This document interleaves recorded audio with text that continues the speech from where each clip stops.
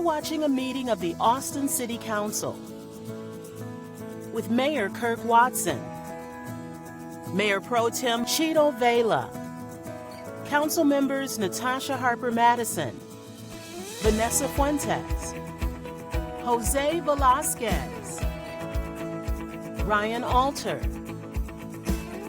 Krista Lane, Mike Siegel, Paige Ellis, Zoe Kadri, Mark Duchin, City Attorney Deborah Thomas, City Clerk Erica Brady, and City Manager T.C. Broadnax.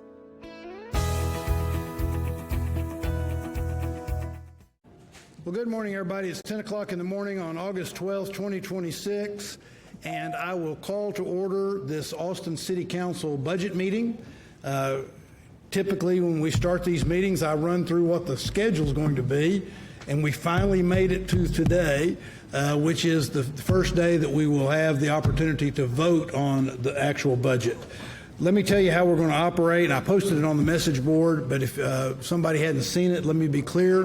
What we're going to do today is the first thing we're going to do is we're going to run through a number of public hearings. Items 1 through 6 on the agenda are public hearings. We will open the public hearings, we will hear from people, and then we will close the public hearings. We will then go to the next set of, we're going to go to the next set of items.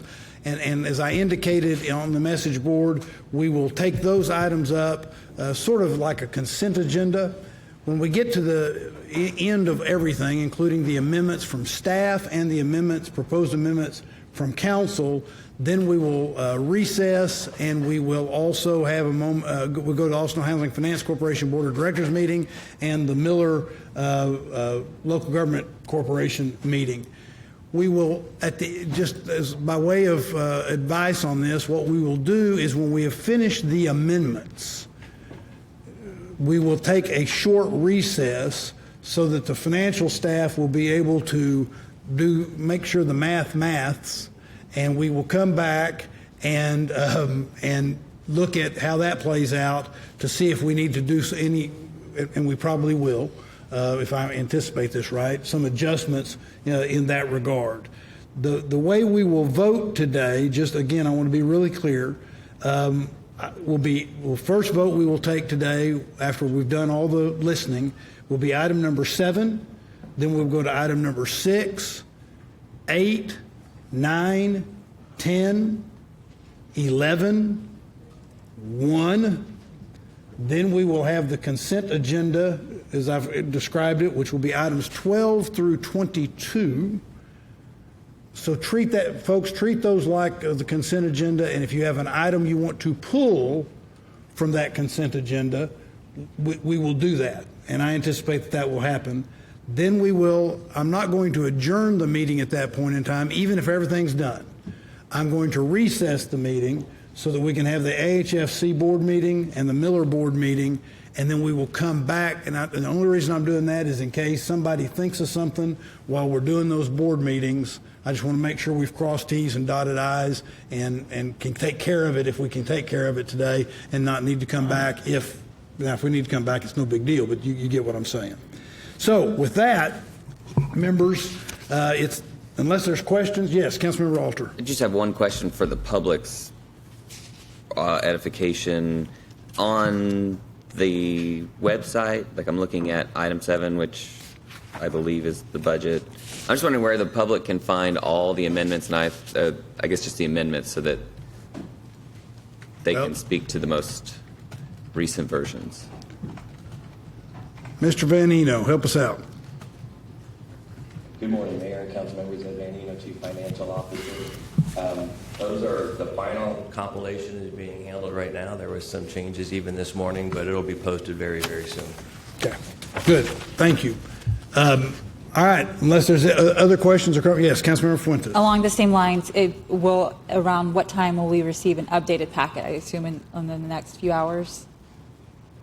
Will Council receive the updated packet with the updated amendments?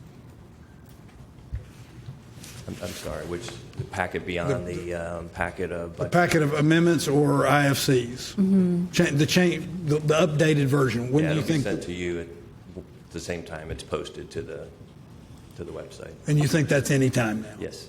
Okay, thank you. Thank you. All right. Well, good morning, everybody. It's a big day. So what I'll do now is we will go to item number one. Item number one is a tax rate hearing. Without objection, we will open the public hearing on agenda item number one, the proposed property, which is the ad valorem tax rate of the city of Austin. There being no objection, the public hearing is now opened, and I will turn to our city clerk to call folks to talk to us. Thank you, Mayor. For item one, Jen Powell, Valerie Menard, Jessica Martinez, Kate Graziani, and Barry Jones. Please come on down and take a seat at an open desk, and remember to state your name when you begin speaking. Please begin whenever you're ready. Just state your name. All right, good morning. My name is Jennifer Palermo. Shout out to Zoe Lane and Misael Ramos as well. I can tell by everything I've seen over the last couple of months as we worked on the budget that you guys are not only listening, but you're actually acting on what the public is saying. So first and foremost, thank you so much. For that reason, today is just a reminder. It's just a reminder to continue funding the Safe Alliance, to continue contracting with them, to support the CIB, to keep the police budget flat for this year. And that includes paying special attention to the items that have been proposed by Ellis, especially item number 17 listed here today, and a further motion to expand that budget. Please continue to listen to the public and say no to those items. Finish moving the call center. I know you all want it. Just a reminder to finish up doing it. And then also Civilian Oversight Committee. The recent case of Antono Williams is going on. We should continue to push for an actual review of that case by Civilian Oversight and to give Civilian Oversight the teeth to do something about it. I know that's new, but it's the next step in the process. When police have done something good, they should have the ability to commend the police, and when they've done something inappropriate, they should have some sort of economic sanctioning power or to force further training, for example, on suicide by cop. And with all of that, I was happy to take a moment before going over to Austin Pets Alive to speak to you guys, to remind you, to thank you, to acknowledge you, and just to let you know once again. And we've got 20 seconds left, so I just want to invite everyone to just take one deep, mindful breath because you deserve it. Thank you. Thank you. Appreciate you being here. Please, just state your name for the record. Jessica Martinez. Great. Good morning, Mayor and council members, and I thank you for allowing me the opportunity to speak with you today. My name is Jessica. I work with the Sickle Cell Association of Texas, Mark Thomas Foundation. Been working there for the past 10 years. I'm here to speak on behalf of individuals and families living with sickle cell disease in Central Texas and to emphasize the importance of continuing and strengthening the social service and support in this community. For the past 29 years, the Mark Thomas Foundation has been a trusted resource for individuals and families affected by sickle cell disease. For nearly 3 decades, the organization has provided more than just services. It has provided education, advocacy, resources, guidance, and most importantly, a sense of community for families who are often navigating an incredibly challenging disease. Sickle cell affects much more than a person's physical health. It can impact a child's education and parents' ability to work, and a family's financial stability, mental, emotional well-being, and the ability to navigate medical and social systems. Families and support need a strong support system beyond the hospital and doctor's office. That is why social services are so important in the community that we're in. When funding is available, organizations like the Mark Thomas Foundation can help families connect to resources, understand their options, advocate for themselves, and feel less alone in managing the challenges that come with sickle cell disease. So today, I respectfully ask the council not to defund the Mark Thomas Foundation program, but instead increase the funding so that the organization can continue meeting the needs of this community and reaching even more families. Investing in these services is an investment in healthier families, stronger communities, and a better quality of life for people living with sickle cell disease. I ask that we show up for these families and individuals, and for the families that we serve here in this community. Thank you. Continue with item 1, Puma Baza, Hannah Daphne Lovett Grissom, Susan Spataro, Nadia Barbo. Please come on down if your name's been called.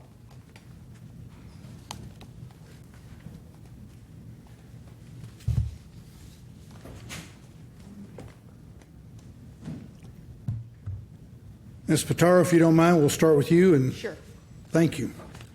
Susan Spataro, District 8, and I have a few very brief comments. First of all, I appreciate Councilmember Duchin's proposal. I like the fact that it's what families do, and that is you look at your budget, you look at the money coming in, decide what you have to have, and those things that maybe you could do without. So I really think that is a fine proposal. Okay, secondly, I am very concerned because the legislature is coming to town. We need to remember that. And remember when, in fact, the legislature and their people felt unsafe in Austin, Texas, DPS came in to maintain safety. Okay, they're coming in a couple of months. So safety should be big for us. The third thing I'm very concerned with at this point with the social service agencies is that Article 3, Section 52 of the Constitution prohibits local governments from giving gifts. If you are not sending out procurements, there's not a deliverable, or if there is, you're ignoring it. They're getting paid before that or anyway. I think that's in violation of the Constitution. I think one of the things that needs to be done is you need to get that money back. If you've paid money for no services, we need the money back. Or stop that contract right away, stop paying till they provide the services. And if they do neither, do not do business with them again. We cannot give gifts, even though it may be something that, we think is not a bad idea as a community. This budget to me looks like another attack on public safety, I'm sorry, and the police. And I don't know why we would do that. Continuing to say our community is safer is a joke. So I hope you will consider that for your constituents. Thank you very much. Thank you. Yes, ma'am. My name is Nadia Barbo. I'm with Moms Demand Action. I want to thank Councilmember Fuentes, as well as my own Councilmember Harper Madison for co-authoring an amendment to the budget to remove the 26% cut to CVI funding in the social services contracts and to allocate that $4.7 million back into those groups that are doing incredible work for community safety. So thank you for the work you've been doing these last few weeks and listening to our feedback. I also want to call on the entire council to fund the full CIB budget, as many organizations and residents have given input there, and that those efforts are that investment will be valuable. Moms Demand Action, in case people don't know, is a national member nonprofit. We have lots of members here in Austin and chapters all over the country, which supports evidence-based strategies to reduce gun violence.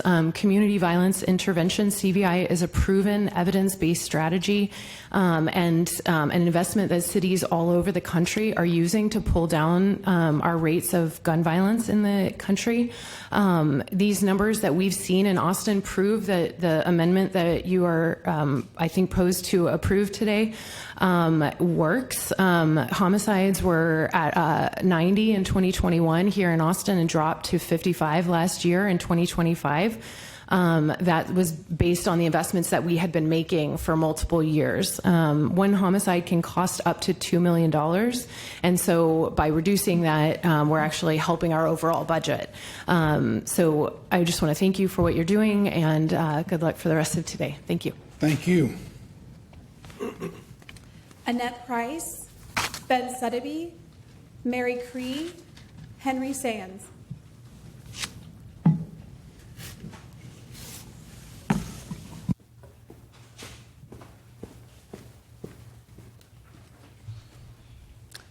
Hello, my name is Ben Suddaby, Mayor and Council. I wanted to speak on this item to add some context to our conversations today. I know this is sometimes gets very in the weeds about Texas property tax code, the rates that they allow, I think it's a good starting point to realize that the state has already artificially tied your hands behind your back. They have imposed austerity on local governments all across this state, and we're seeing the effects. So my first ask is not to further that. Don't tie the other hand behind your back. Use the full extent of your authority to move resources within our city. To my second point, the dollars that we spend on our social services, prevention, help us save money. I heard them earlier mischaracterized as gifts. That is such a short-sighted view that I respectfully disagree with. We know that an ounce of prevention beats a pound of cure, and keeping people housed is a lot cheaper than helping people get off the street and rehouse them. Feeding kids early on and helping them access education leads to workers in our city later on who are grown-ups who are aiding in all the collective work that we do here. And ultimately, I'd like to propose an idea of approaching this with this mindset. Someone could, say somebody who drives a cab could think that they save money by skipping oil changes, and maybe in the short run they might. But they would be damaging the very tool that they use to keep the economic, their economic livelihood alive. And that is our economic engine in our city. When we take care of people, that helps our city thrive. And when we starve people by denying them the resources, by not fully funding our community investment budget, we would damage our economic engine. Thank you, Mr. Sotheby. Mayor, that's all speakers for item 1. Thank you. We appreciate people showing up. Those are all the people that have been signed up for item number 1. So without objection, we will close the public hearing on item number 1. I signed up for item number 1 and I didn't hear my name called. I apologize for interrupting. Well, what is your name? I'm sorry, what is your name? My name is Hannah Daphne Lovett Grissom. Your name was called. I did not hear it, sir. Maybe it was when Well, I did. So if you want to come forward and speak instead of standing in the back of the room and speaking, we'll listen to you. Sure. Is this it? Sure. A feel free to have a for-profit seat. criminal justice system is legalized slavery. Appreciate your being here. That does conclude all the people that signed up to speak on item number 1. So without objection, we will close the public hearing on item number 1. The public hearing is now closed. Goodbye. Thank you. That will take us to item number 2, which is also a public hearing. Without objection, we will open the public hearing on item number 2, which is related to the proposed rate and fee changes for Austin Resource Recovery. Without objection, the public hearing is now open on item number 2, and I'll turn to the city clerk. For item 2, Adrian Macias, Valerie Menard, Susana Almanza. Please come forward if your name's been called.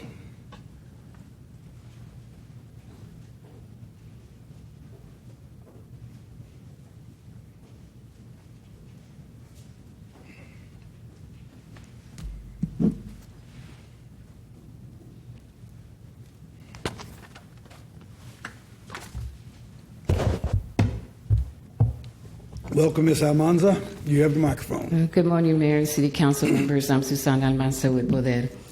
Poder opposes all increases for Austin Recovery, Austin Water, Austin Drainage Charge, and Austin Energy. Why must Austin residents pay increases for our everyday services when the City of Austin will provide $1.6 billion through 80% of the contribution of city tax increments to Endeavor Real Estate and Amazon Billionaire? The $1.6 billion city tax increments mean shifting costs away from landowners to the public. Again, we oppose increases in our services while subsidizing millionaires and billionaires. Thank you. Ms. Almanza, you might want to hang on because you signed up on, Ms. Almanza, you've also signed up on number 3, and we're getting ready to open the public hearing on that. So That's the same for all. Good deal. Thank you very much. That is all speakers for item 2, Mayor. Thank you. Members, that concludes all the speakers on item number 2. So without objection, we will close the public hearing on item number 2, and the public hearing is now closed. We will go to item number 3, Without objection, we will open the public hearing on item number 3, which is the proposed drainage charge rate change for the Watershed Protection Department. The public hearing is now open on agenda item number 3, and I'll turn to the city clerk. For item 3, Adrian Macias, Valerie Menard, Susana Almanza. Ms. Almanza just told us she wasn't speaking on 3 because the comment she made on item 2, she wants us to take into consideration for that as well. All right, I don't see anyone coming forward, so that concludes all of the speakers on item number 3. Members, without objection, we will close the public hearing on item number 3, and the public hearing is now closed on item number 3. We'll go to agenda item number 4.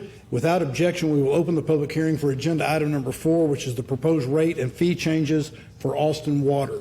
The public hearing is now open, and I'll turn to the city clerk. For item 4, Adrian Macias, Valerie Menard, Susana Almanza. Ms. Almanza has already spoken to us on this, so without there's no one coming forward to speak at the public hearing on item number 4. So without objection, we will close the public hearing on item number 4, and the public hearing is now closed on item number 4. Members, that will take us to item number 5, which is the proposed rate and fee changes for Austin Energy. Without objection, we will open the public hearing. This is also a public hearing. Open the public hearing on item number 5. There being no objection, the public hearing is now opened on item number 5, and I will turn to the city clerk. Thank you, Mayor. I have a remote speaker, Kaiba White.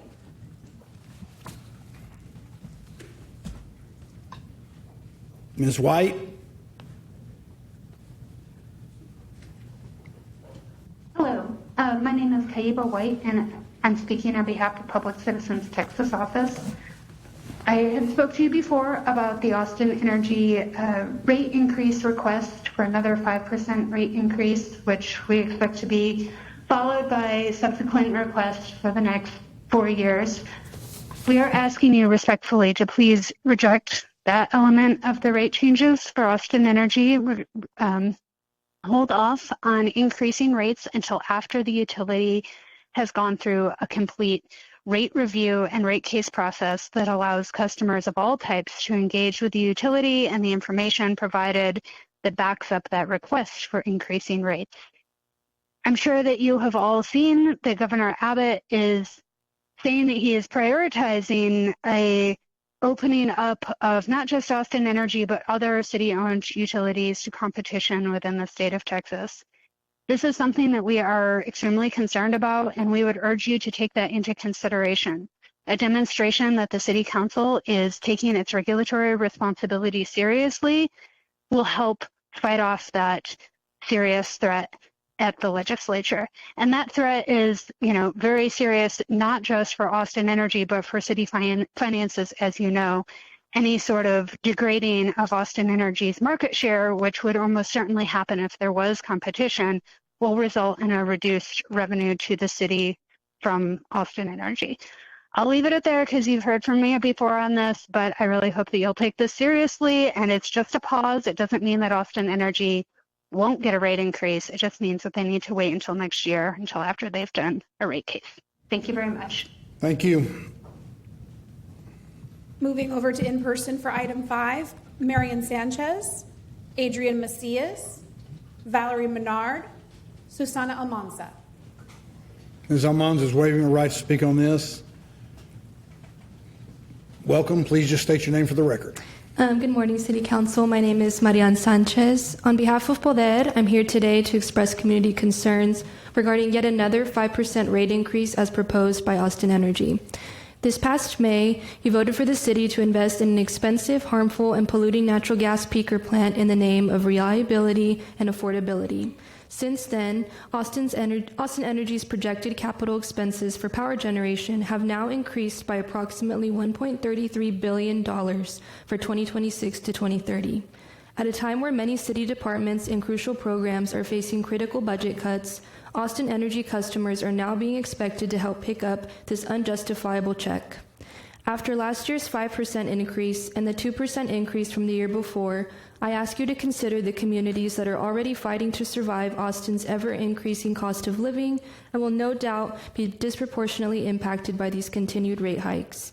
I ask that you reject Austin Energy's proposed rate increase.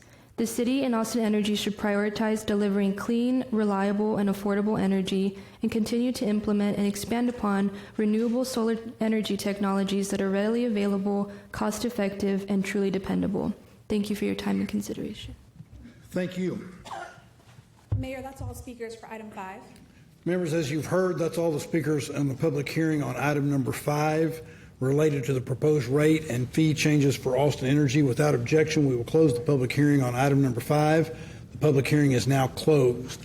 We'll now go to agenda item number 6, which is a public hearing on the proposed fee, fines, and other charges for the city of Austin. Without objection, we will open the public hearing on item number 6, and the public hearing is now open. I will turn to the city clerk. For item 6, Adrian Macias, Valerie Menard, Susana Almanza. Everyone's been called. I don't see anyone coming forward. So without objection, we will close the public hearing on item number 6. Members, the public hearing is now closed on item number 6. As I indicated, we will now take public comments for all other items that are on the council agenda at this time and that were not included as part of a public hearing item. Those items, the remaining items that we have are items 7 through 22. So with that, we will now go, as we do ordinarily at a council meeting, we'll treat this as sort of a consent agenda, and we will go through. The clerk's office will call speakers on each item individually, but we will go through items 7 through 22, and I'll turn to the city clerk. Thank you, Mayor. For item 7, I have a couple speakers requesting Spanish translation. I'll start with them. Valentina Celestino. Adelante, Valentina. Okay. Puede empezar a hablar y me da pausa. Okay. Buenos días, mi nombre es Valentina Celestino. Good morning, Quiero my name is Valentina Celestino. Siga, por favor. Quiero agradecer infinitamente la ayuda que están dando a tantas familias. Porque han ayudado. Hable más alto, por favor. Okay. Quiero agradecer infinitamente a todos los que han hecho posible esta ayuda, porque han ayudado a tantas familias, incluyéndome a solventar gastos que en algún momento no he tenido para lo más básico, que es la renta, pagar luz, que es lo que muchas veces dificulta a muchas familias. Gracias infinitamente por hacer posible todo eso, por ayudar a nuestros hijos a que sigan con su escuela. Una pausa, por favor.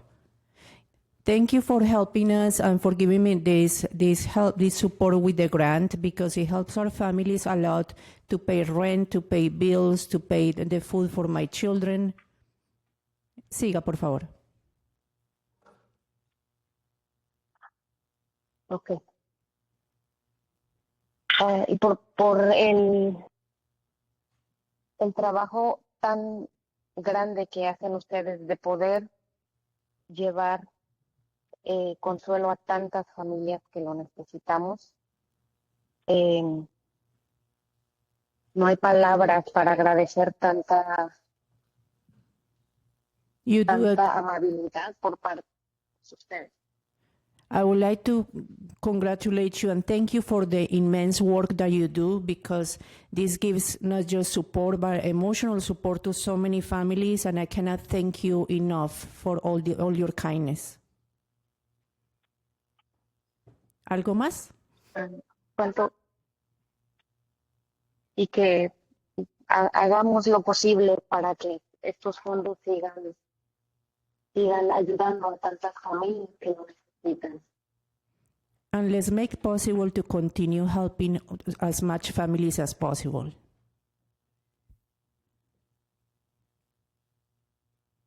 Sería todo. Muchísimas gracias. This is everything. Thank you very much. Gracias. Thank you. Areli Rodas. Areli, adelante.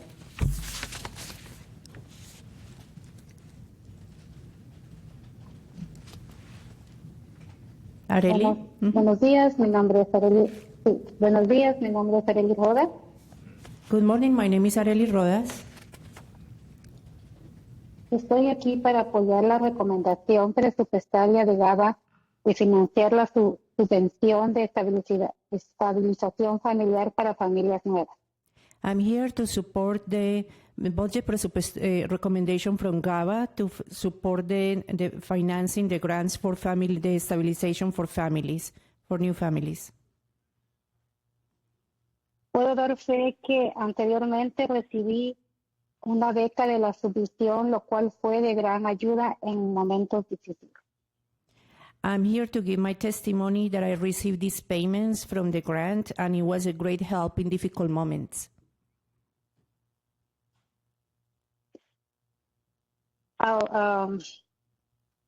Ahora resulta aún más necesario por la incertidumbre que afronta la comunidad trabajadora. Now it's even more important given the uncertainty that the working community is facing. Como saben, los costos de los alimentos y el combustible son extremadamente elevados. As you all know, the cost of food and gas is extremely expensive right now. Tengo 2 empleos de limpieza, pero no he recibido ningún aumento, no existe equidad. I have 2 cleaning jobs, but I have not received any increase, so there's no equity. Soy una madre trabajadora con 4 hijos y mi salario simplemente no es suficiente. I'm a working mom with 4 children, and simply my salary is not enough. Por esa razón quiero que se apruebe una vez más la subvención de estabilización familiar. For this reason, I want you to support again the Family Stabilization Grant para brindar soporte a nuevas familias en tiempos de incertidumbre. so you can support new families in these uncertain times. Les agradezco de todo corazón que consideren este beneficio. Muchas gracias. I help you with all my heart that you consider this benefit. Thank you very much. Gracias, thank you. Gracias, Arelis. We have one person in person that has requested Spanish interpretation, Abdulia Aniceto.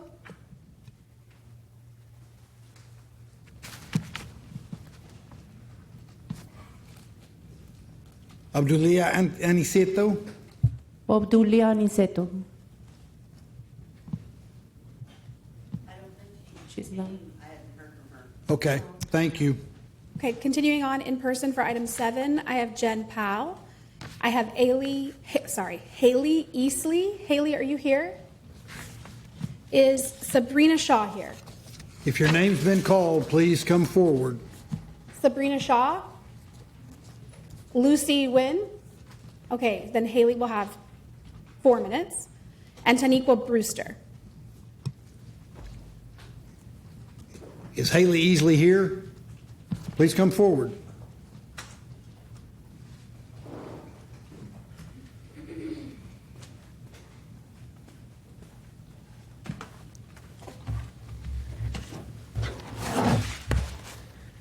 Good morning. I'm the Executive Director of the Austin Asian Community Health Initiative. My name is Haley Easley.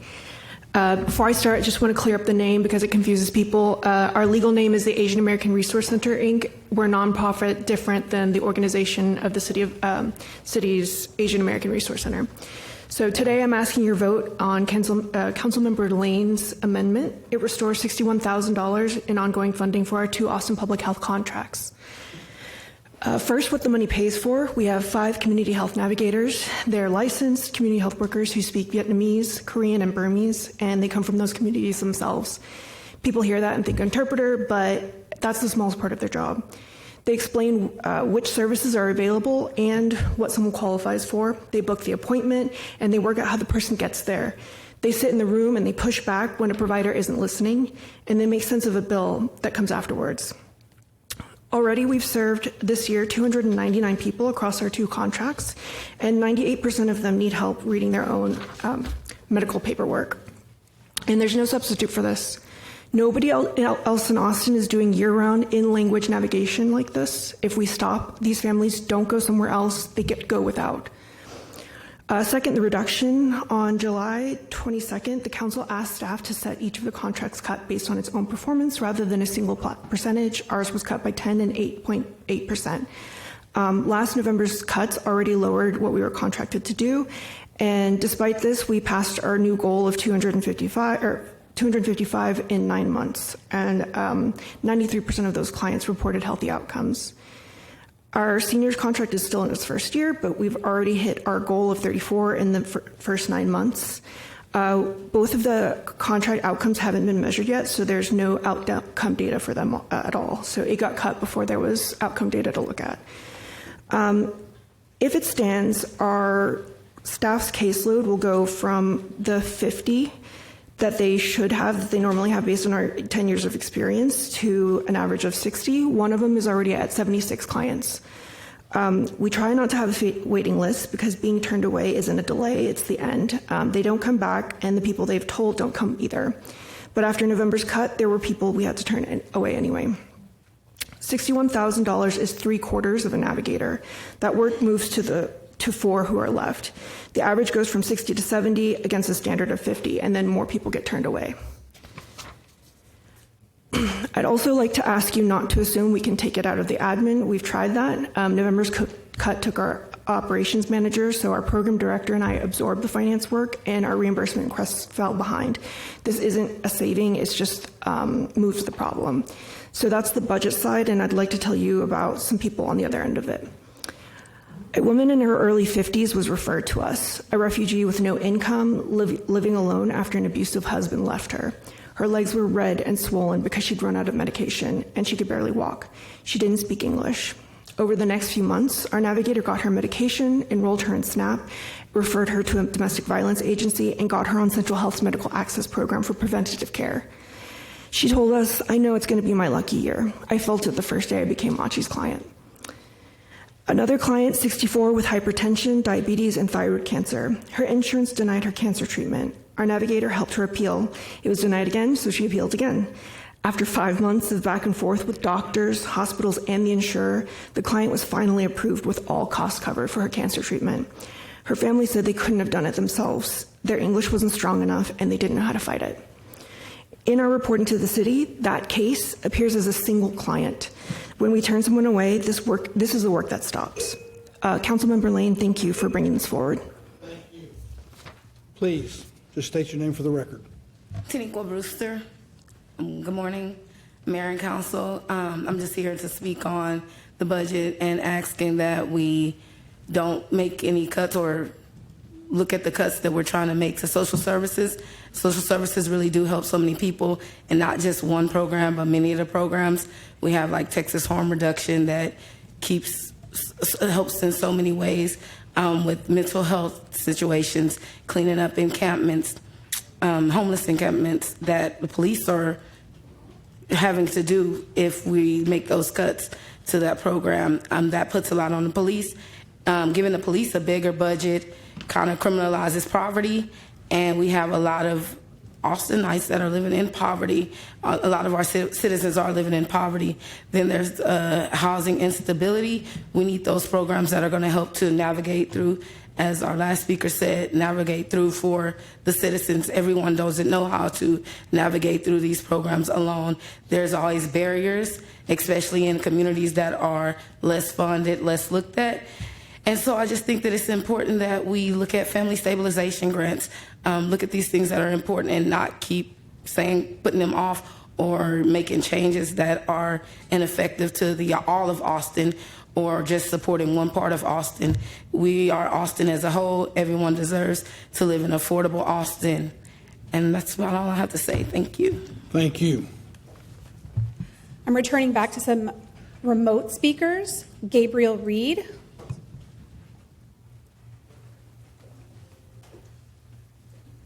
Gabriel, are you there?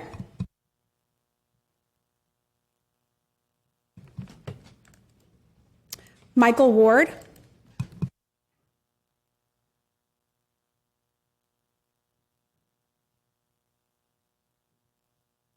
Michael, are you there? Okay, we're going to check our connection on remote. I'll go back to in person.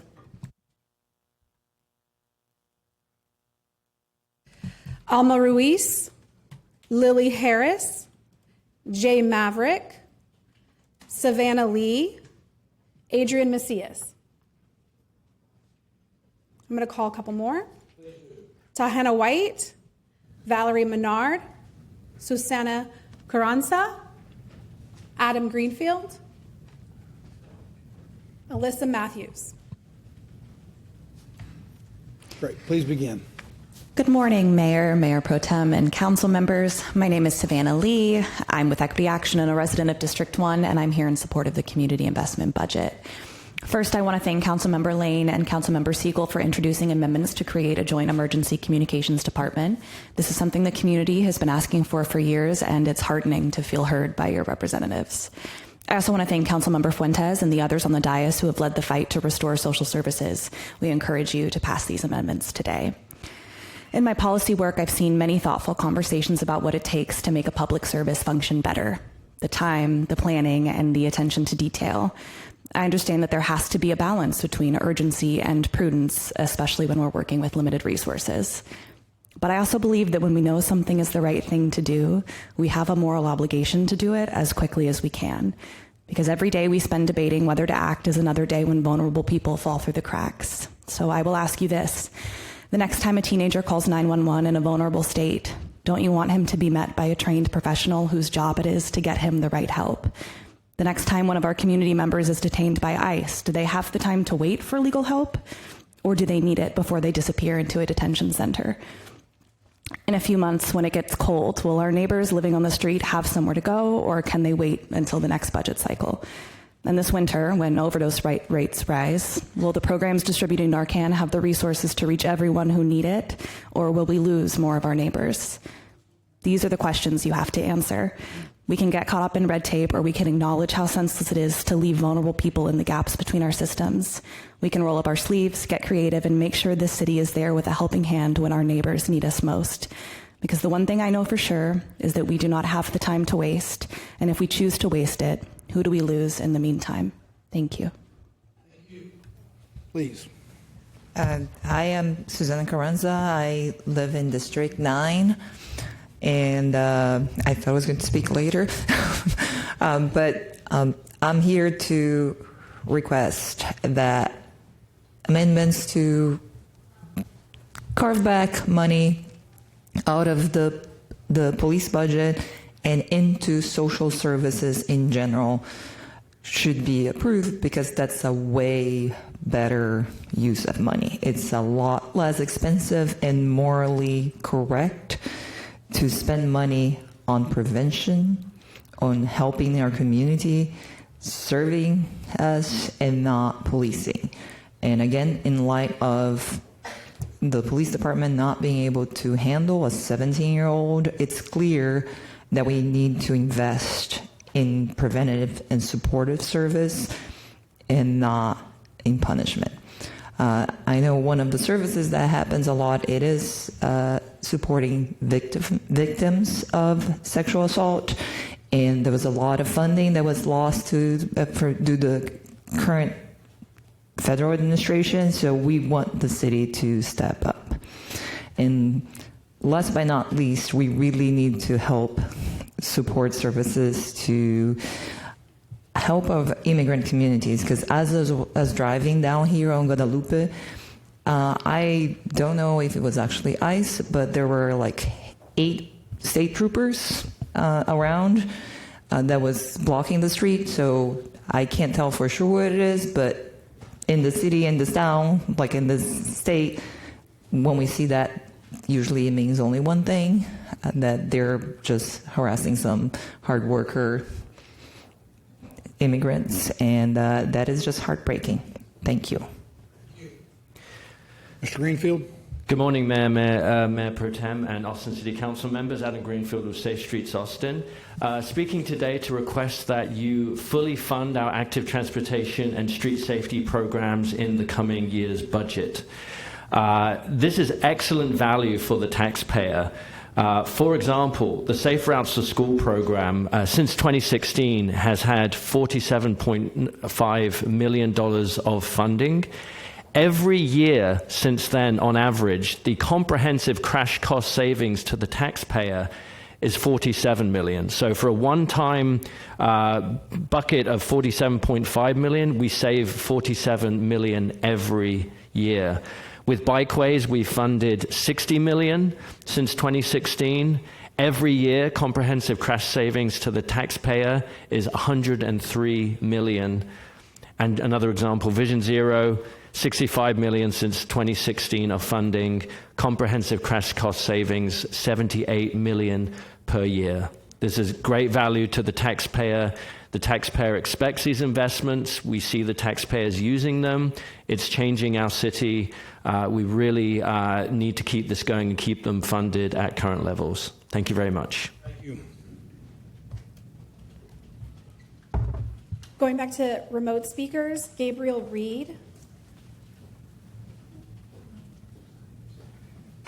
Good morning, ladies and gentlemen, and the great people of the city of Austin. Thank you for this opportunity. My name is Gabriel Reed, representing the Universal Tech Movement. We are a workforce readiness nonprofit here in the city. We help hundreds of clients prepare to enter the workforce, career change, and we are for the city of Austin budget. One of our clients, I'll call her Miriam for this story. She was unemployed for several months. She is an immigrant. She had 2 small kids.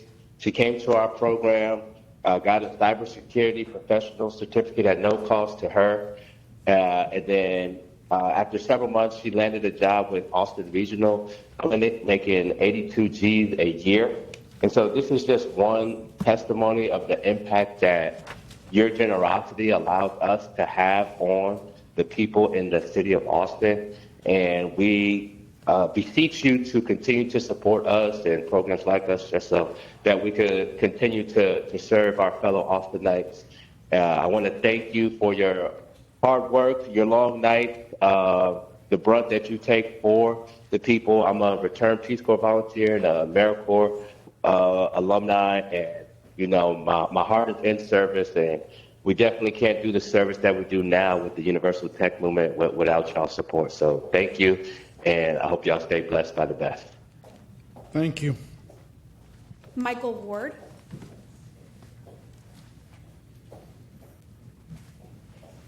Hello, blessed day, Mayor and Council members. It's a pleasure to speak with you all again. My name is Michael Ward Jr. I'm the President and CEO of Universal Tech Movement representing District 1. I'm also a member of Equity Action and proud supporter of the Community Investment Budget. Thank you all for the progress you all made so far in alignment with the Community Investment Budget priority, specifically Councilmember Fuentes' motion to restore the social service grant and Councilmember Siegel's motion to establish an independent office of joint emergency and communication. These proposed amendments provide critical relief, but to build lasting strength, we must also combine these immediate investments with the long-term stability so our communities move forward instead of backwards. It's the difference between giving someone a fish and teach them how to fish. So I really want to emphasize workforce development as a pure prevention model. It stops crises before they start. It increases household earnings, drives mobility, and prevents displacement while reducing reliance and crisis response downstream. Last year alone, the Universal Tech Movement, which is all about getting communities inside the tech industry, we served 379 clients, awarded 189 credentials, and placed over 120 people directly into tech jobs, tech fields, and tech roles, thus allowing them to increase their average salary by $30,000. A stable job is the most durable social service there is, and I would love to continue partnering with the city of Austin to do this for all Austinites. To lay the foundation for a truly innovative Austin, we ask you to commit to 4 structured priorities. Embed social service funding into the baseline budget, keep APD's budget flat and reject expanding police line items to park safety, fully fund the joint communications using smart administrative reallocation as we're seeing in the proposed budget, and fully support the CIP and directly invest $2 million in workforce development funding. Once we fund human infrastructure correctly, thank you very much, Mr. Ward. Ryan Poppy. Good morning, Mayor and Council. My name is Ryan Poppy. I represent CWA, Local 6154, and the United Workers of Integral Care. We support the creation of an independent 911 emergency communications department, and we urge the council to fund and establish it in this budget. When someone calls 911, the first and most important decision is made: who gets sent? Today, 911 call taking operates within APD. That structure can make law enforcement the default response, even when someone is experiencing a medical or behavioral health crisis. We certainly can do better. Austin should have a 911 system that is independent, professionally trained, and designed to identify the nature of an emergency and send the correct response the first time. That means police when police are needed, fire and EMS when medical emergencies require them, and a behavioral health professional when someone is experiencing a mental health crisis. Integral Care already provides Austin with that fourth option. Its behavioral health professionals respond to mental health emergencies through 911 and can help people in crisis without automatically involving law enforcement. But the system is only as effective as the call that initiates it. We need to get the right person answering the phone, asking the right questions, and sending the correct responder. And the changing of that system means investing in the people that make it work. Austin has recognized that competitive compensation is necessary to retain its own workforce. We ask the city to extend that principle to Integral Care employees and the resources necessary for a 4% cost of living adjustment. Create an independent 911 department, train the workforce, and send the correct responder. And invest in the people who make Austin emergency response systems work. Thank you. Edwin Montal.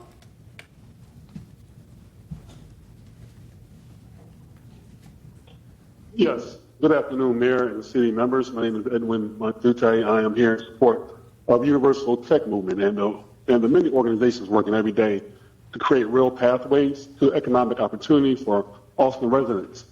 I ask you to protect funding for social services and specifically the workforce development programs that help people build skills, find meaningful employment, and become economically self-sufficient.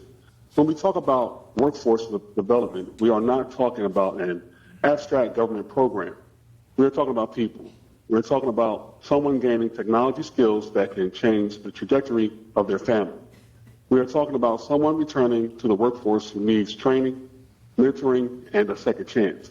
And we are talking about employers who desperately need qualified workers. Universal Tech Movement demonstrates what happens when Austin invests in that work. Last year, UTM served over 370 people and helped place over 120 people into jobs with a median wage of approximately $25 an hour. That is not simply a social service outcome. That's an economics development.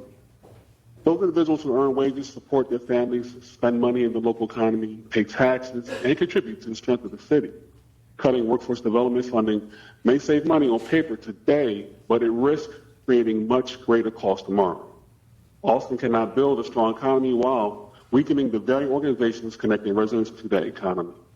Technology continues to transform the workforce. The question is whether all Austin residents will have an opportunity to participate in that future. Organizations like UTM help make sure the answer is yes. I respectfully ask Council to protect social service funding, preserve workforce development investments, and continue investing in organizations with measurable results. Investing in people is not an expense, it is an investment in Austin's workforce, Austin's economy, and the future of Austin. Thank you, and God bless. Lucy Frost.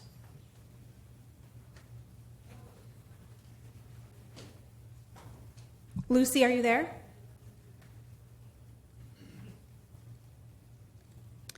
Sundanita Allen Connor.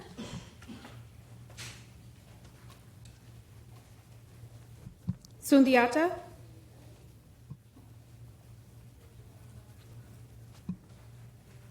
Frank Netzer.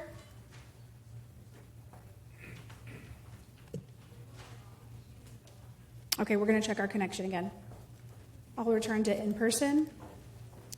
Alicia Castillo, Doris Adams, Clarice Cross, Peter Hunt, Rai Vaz, Susana Almanza.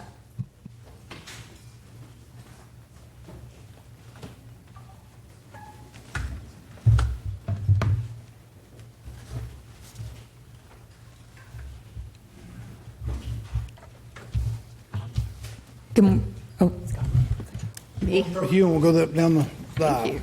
Okay. Thank you. My name is Doris Adams, and I live in District 5. I'm an organizer with Undoing White Supremacy Austin that is a part of the Community Investment Budget Coalition. Today, I'm here to advocate for an amendment to the proposed budget for $3 million for the Family Stabilization Program. Austin and other municipalities have demonstrated proven success with a guaranteed income program in reducing housing, food, and other insecurities of economically disadvantaged residents. And you've heard from many of those from Austin that are recipients of that program today. This prevention strategy is a way to impact our unhoused city crisis and other negative outcomes that come from struggling to provide for basic needs. Prevention is a shift in thinking. Too often we are faced with huge social issues created by our inattention to prevention. This is facing you today. The Family Stabilization Program begins to afford a way to invest in solving the problem. I request that the Council choose to fund the amendments that restore social services, a restorative strategy, that you will think deeply about why the police budget is so huge as a punitive versus restorative or preventive strategy, and that you will choose to add an amendment to the proposed budget to include $3 million, or at the very least, the previously funded $1.3 million, and reinstate the Family Stabilization Program, because this is a preventive strategy. Thank you. Thank you. Please. Good morning. My name is Alicia Castillo. I'm here representing the Texas Civil Rights Project, and I am a resident of District 3. I want to just name that I registered against the proposed budget today because of the proposed increases to the police budget, but I'm here being supportive of all of the asks of the community investment budget, of which TCRP are proud members of that coalition. But one of the reasons I feel so strongly about this is, in addition to the recent death of Anthony Williams, we just learned about a 19-year-old mother who was a resident of District 4 who called the police in June for help when she was being abused by her partner. The police report says that the police officers believed she was being deceptive about the abuse she experienced, and so they arrested her, and she is now sitting in ICE detention. She is 19 years old. She has a 7-month-old baby. She's a nursing mother. She's been denied access to a breast pump while in Pearsall Detention Center.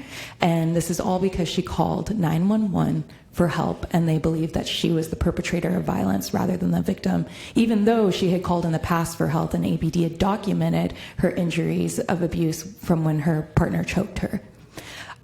This is absurd, and this is not the first time this has happened, and this is unjust, and we need to do everything in our power to prevent this from happening to another young mother in this community.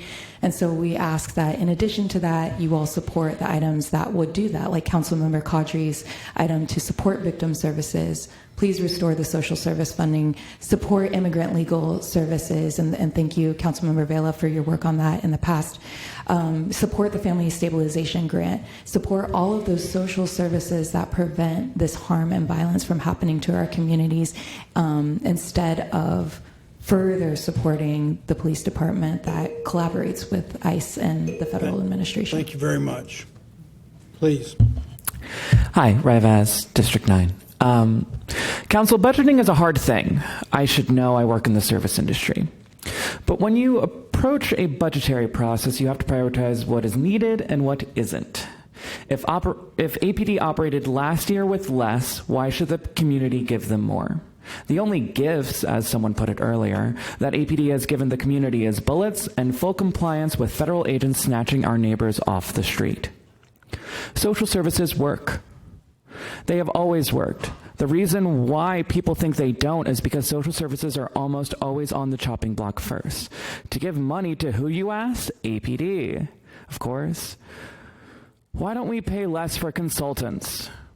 Why don't we stop crosstalk while testimony is happening? Why don't we stop the sweetheart deals for large corporations that waive taxes for decades plus? There are other avenues to a thinner waste versus an outright starvation of our social services, despite the crumbs we've brushed back onto the plate. Please heed your fellow counselors with these amendments. Please make 911 independent and restore public services and give APD a flat budget. I have been here throughout this whole process, and I have to say that while I feel heard, I don't see the full action that needs to happen. We are saying as a community that more action needs to be taken, and I am still registered as against this, and I will continue to be against it from the standpoint of even why these amendments are giving approximately $4.7 million back to our social services. You're still slating to cut $20 million from them. That is not a return on investment when it comes to APD, which is not going to spend their money wisely. We know it. We've seen it on our streets, and they will continue to abuse marginalized communities here in Austin and only serve the corporations that aren't paying their fucking taxes here in the city of Austin. Thank you all.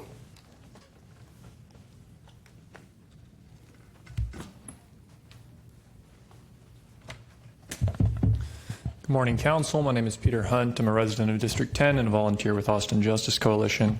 I'm here in support of the Community Investment Budget Coalition, and I also want to thank Council members Lane and Siegel for their work proposing and then funding an independent Joint Communications Department. I want to speak a little bit about some of the research that's been done regarding Joint Communications Department, or Emergency Communication Centers as they're generally called, and the good that that brings to a city. And I want to connect that to what Austin has been working on for plenty of time and with some success, which is alternative emergency response and alternative 911 response. I want to connect that to some research that's been done by the University of Chicago Health Lab and the Marshall Project, looking at alternative 911 response and looking at how that then relates to ECCs. I think I'll just give you the headline quote from the Health Lab's Transform 911 project, which was a several-year program involving dozens of experts. Emergency communication centers need autonomy to address issues that affect the greater public safety mission of a jurisdiction. This has proven practically difficult when ECCs are housed within law enforcement or fire agencies. There's a dominant mindset that often prevails in 911 response, which is when in doubt, send cops out. This is a particularly difficult mindset to overcome when those 911 call takers have sworn officers as their ultimate supervisors. Now, the ACLU of DC has also said that this response is not just a matter of use of force errors. Police response may be harmful not because of excessive force, but because they aren't able to provide effective treatment. If you called for EMTs to help with a broken leg and they sent someone who doesn't know how to set a bone, you're not providing effective care. So this is something that Austin has been working on for several years, and you've heard speakers talk about it before. We need good alternative 911 response that more efficiently uses city resources, and we need a governance structure for 911 that ensures that the right people are set out, that they have training and intuitions that enable them to send that proper response, and we need it this year. Thank you. Thank you. Please.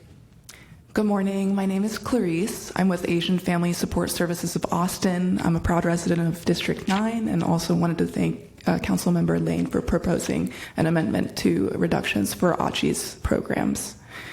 So for the past 10 years, ACHI has been a trusted resource for AFSA and Asian communities in Austin, helping people navigate healthcare and connect to the services they need.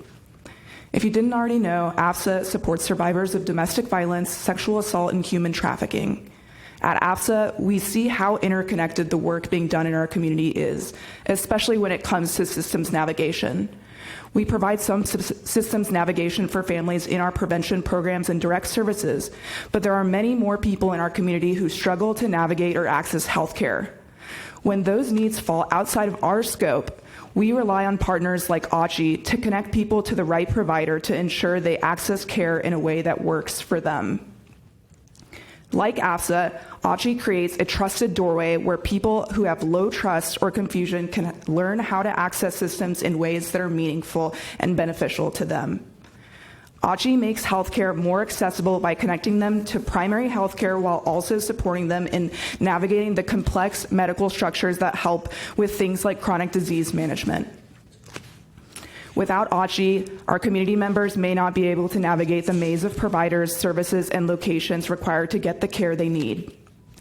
We rely on one another to make sure people do not fall through the cracks simply because their needs cross organizational boundaries. Health navigators help connect people to doctors, hospitals, benefits, transportation, community services, and strengthen the entire network of care in Austin. I hope you consider the amendment to the budget for ACHI's programs so that AFSA and community members can continue to refer people to access the critical services that will get them back on their feet. Thank you. Okay, I'm going to return to remote speakers with Shelby Evans.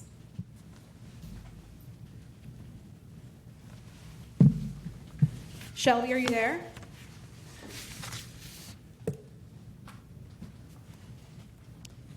Lucy Frost, are you there? Hi, can you hear me? Yes. Hello, can you hear me? Yes, great, thanks. Good morning, I'm Lucy Frost. I'm a board member of Hands Off Central Texas. I'm here, not here, but on the phone, asking the council to consider 2 budget items on behalf of our most vulnerable. This will sound familiar. We ask that you fully fund Safe Alliance and critical social services and create a 911 dispatch service outside of APD that directs the right kind of help to each emergency. You know, I've lived in Austin since '81, and I remember when survivors of domestic violence and child abuse and sexual crimes had to try to navigate a patchwork of disconnected services. It was frustrating to try to help friends who experienced those kinds of things. Fortunately, in 2017, the Austin Children's Shelter and the former Safe Place were merged to create Safe Alliance. And since then, Safe Alliance has been a lifeline for people experiencing their darkest moments. Now, during that same time period, we've had lives that were sadly and needlessly lost to police action.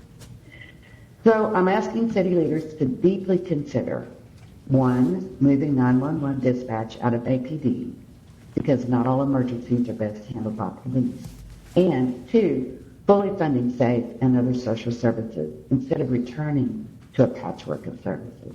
I appreciate your attention. Thank you. Thank you. Frank Netster. Hi, can you hear me? Yes. Hi, my name's Frank Netcher. I'm a District 1 resident, loud and proud, and also Texas State Employees Union. I'm calling, forgive me, I don't know if all the amendments have been added already, but I'm calling in support of the community investment budget. That includes the Joint Communications Department, the $1 million for victim services, and $1 million in displacement and prevention, and of course, keeping the APD budget flat. As we know, Governor has demanded that APD wait what is called a reasonable amount of time for ICE to come meet them when they suspect that they have detained an undocumented immigrant. That leads to massive overtime spending by APD, as well as things like just a couple weeks ago, one of my neighbors had a wellness check on them. That involved fire, EMS, and police all showing up. Fire left pretty much as soon as the door was open. EMS stuck around to make sure everybody was okay. APD stuck around for over 12 hours. That's a lot of overtime. It's a lot of spending and waste on their part. I also had to stick around outside my house and worry about whether or not my neighbor was going to get attacked by APD, because as we know, these wellness checks don't go very well. We've seen it happen in the past. And that is because when we call 911, we should not be sending people who are completely unrelated to the issue, the event. I cannot imagine a more inappropriate response for someone having perhaps a mental health issue than for sending armed goons and to knock their door down. That seems like a bad idea. So Joint Communications Department seems like a fantastic idea. And make sure that Austin has our. Sundiata Allen Connor. Good morning, Mayor and Council. My name is Sundiata Allen Connor, and I'm here in support of the community investment budget. I want to begin by thanking you for the work you're doing to restore funding for social services. The families we serve feel the difference when Austin chooses to invest in them. I currently lead marketing and operations at Universal Tech Movement, where we connect underrepresented Austinites to careers in technology. And I came to this work after spending more than 13 years walking alongside people who were trying to rebuild their lives, where I saw again and again that what stood between someone and a good job was so rarely a lack of ability. It was a lack of access and someone willing to help bridge that gap. That's the work that we do at UTM. Last year alone, we served 379 people and helped place over 120 of them into jobs. So I'm asking you to protect and fully fund workforce development, and because that is how we take care of the work of this budget and turn into lasting change for the people of Austin. Thank you so much for your time. Thank you. Shelby Evans. Hi, can you all hear me? Yes, we can. Thank you so much. Good morning, Council. My name is Shelby Evans. I'm from District 1, and I'm with Hands Off Central Texas. I wanted to thank the council members for the amendments seeking to restore social services, move 911 out of APD, and support our housing and secure neighbors. I want to personally thank Councilmember Kadri for proposing $1 million for survivor resources. These services aren't just life-saving, they are life-shaping. If I had access to programs like the forensic exams at Safe's Eloise house 17 years ago after my first assault, it would have changed my life. It took me 7 years, 7 years of shame, 7 years of silence, 7 years of self-blame. Trauma like that shows up in insidious ways when it's ignored. I didn't see a lifeline on my own, especially not at a young age. Finding a voice and path to healing took help from others. 7 years to speak up about one instance, and I promise you, everyone in the room at City Hall is or knows someone impacted by sexual assault. We have the tools to support these survivors. We need the resources to use them. Fund social services, keep APD's budget flat, support survivors. Thank you. Thank you. Okay, that's all the remote speakers for item 7, so I'm going to return to in-person. Excuse me. Daniela Silva, Carlos Leon, Liz Schoenfield, Phyllis Everett, Rosa Maria Murillo. Dr. Murillo, are you here? Is Lisa Barden here? Okay, then you'll have 4 minutes. And then Shelby Evans. Mr. Leon, why don't we begin with you and we'll work down the road. You got it, Mayor. Soy Carlos Leon. First and foremost, gracias a Dios for letting me expose proposed APL budget expenditures that don't make sense.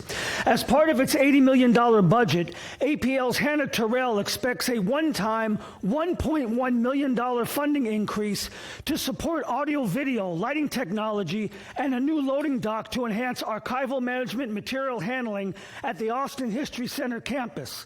For some security cameras and lights which should already be there? And if the existing loading dock is bad, why wasn't it upgraded or replaced when the Austin History Center was just renovated? With 2018 bond money, APL has yet to finish spending. This morning, I saw a city employee with a city truck use that loading dock with no problem. Therefore, reject that request. Redirect that money to all these social programs you're about to defund. She also wants $1 million more for this year's transfers, debt service, and other requirements than last year for citywide information technology and administrative support, plus citywide contributions to shared employee benefits. But 16 APL IT positions supporting Austin Technology Services were transferred out as part of Broadnax's citywide information technology centralization to save money.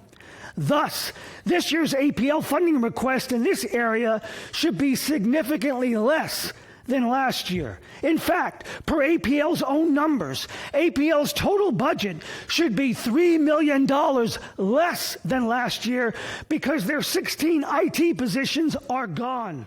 Yet, you're about to give Terrell the same $80 million as last year, while starving out all these social programs, wrecking public trust.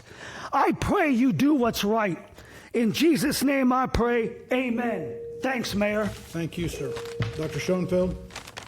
Good morning, Mayor, council members. Thank you for the opportunity to speak today. My name is Liz Schoenfeld, and I serve as the CEO of LifeWorks, a nonprofit here in Austin dedicated to solving youth homelessness.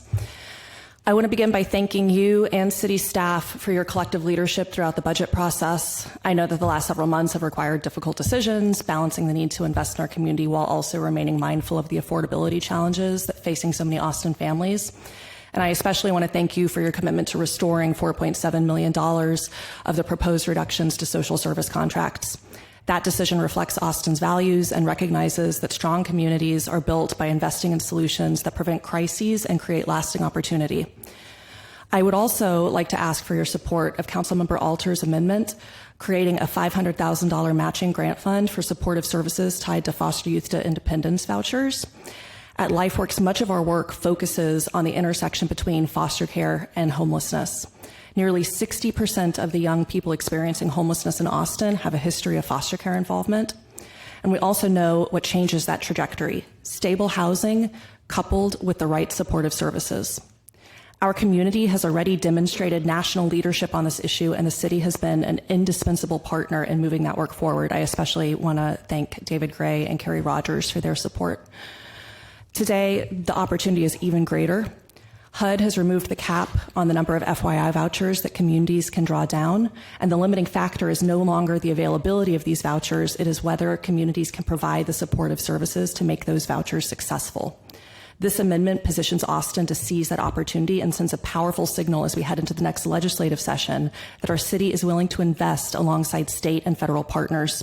It allows us to leverage substantially more federal housing dollars, serve more young people exiting foster care, and continue establishing Austin as a statewide and national model.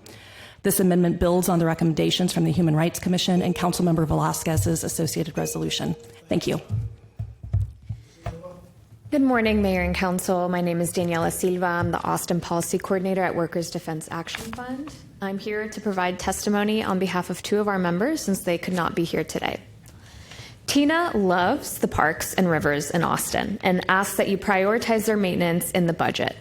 She also asked for staff to patrol the parking lots and public spaces to prevent car break-ins.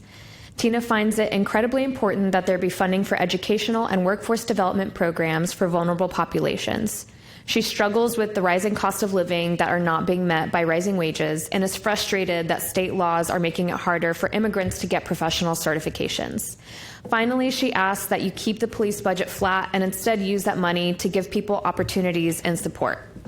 Mugby's would like for you all to prioritize the budget to support kids in schools and fund gun violence prevention programs to keep our kids safe from school shootings. What he appreciates about living in Austin are all the businesses that are nearby where he can find whatever he needs, and would hope that the budget would be used to support more local businesses. What he doesn't like about living in Austin is all of the traffic and the ways the roads are set up. Like on 35 and Palmer, it's incredibly difficult to change directions. He asks that you not give more money to police who are hunting our community. Whenever someone calls 911 for help, the police don't show up, but when it comes to hunting immigrants, they're there. Mugby's wishes that you don't get manipulated by the real minority population in Austin, which are the rich, who want to take advantage of our community. Finally, he asks that if you as council members are asking the community to make financial sacrifices by cutting our programs, you should also make a sacrifice by cutting your salaries. Thank you for the amendment seeking to restore social services. Workers Defense supports the community investment budget and hopes that you pass a budget that reflects the real values of Austinites and shapes a city where all people can thrive. Murillo. Good morning, Mayor, council members. I'm Rosa Maria Murillo. I'm the chair of the One Voice Central Texas. I am also the chief executive officer for El Buen Samaritano. One Voice appreciates the Council's movement to restore a significant portion of the proposed fiscal year 27 social services reductions. This shows that you are listening to the community concerns and are moving to preserve those services, those essential services. We ask you to build on that progress by restoring the full $5.4 million. These funds support housing stability, food security, healthcare access, workforce participation, behavioral health, aging services, family stability, and other essential needs. Full restoration will help prevent service disruption and provide greater certainty for residents and providers. One Voice supports accountability and responsible stewardship as requested by items 14 and 22. Effective accountability depends on transparency, reliable evidence, consistently applied standards, and meaningful participation by stakeholders. One-time funding may address the immediate challenge, but Austin needs a sustainable path forward. Council should make preservation of the total fiscal year 27 social services funding level, inclusive of the full $5.4 million restoration, a policy priority during development of the fiscal year 28 budget. We also ask Council to direct the City Manager to present recurring revenue scenarios, fiscal implications, and implementation timeline, and the service and community impacts of funding below that level. This request does not prescribe a particular funding source or pre-appropriate fiscal year 28 funds. It gives Council and the public the information needed to make future budget decisions based on community need, fiscal responsibility, and long-term outcomes. Please complete the full fiscal year 27 restoration and establish a sustainable path for fiscal year 28 and beyond. Thank you. Continuing with item 7, Christina Delgado, Ben Sotheby, Annette Price, Monica Guzman, Chris Harris.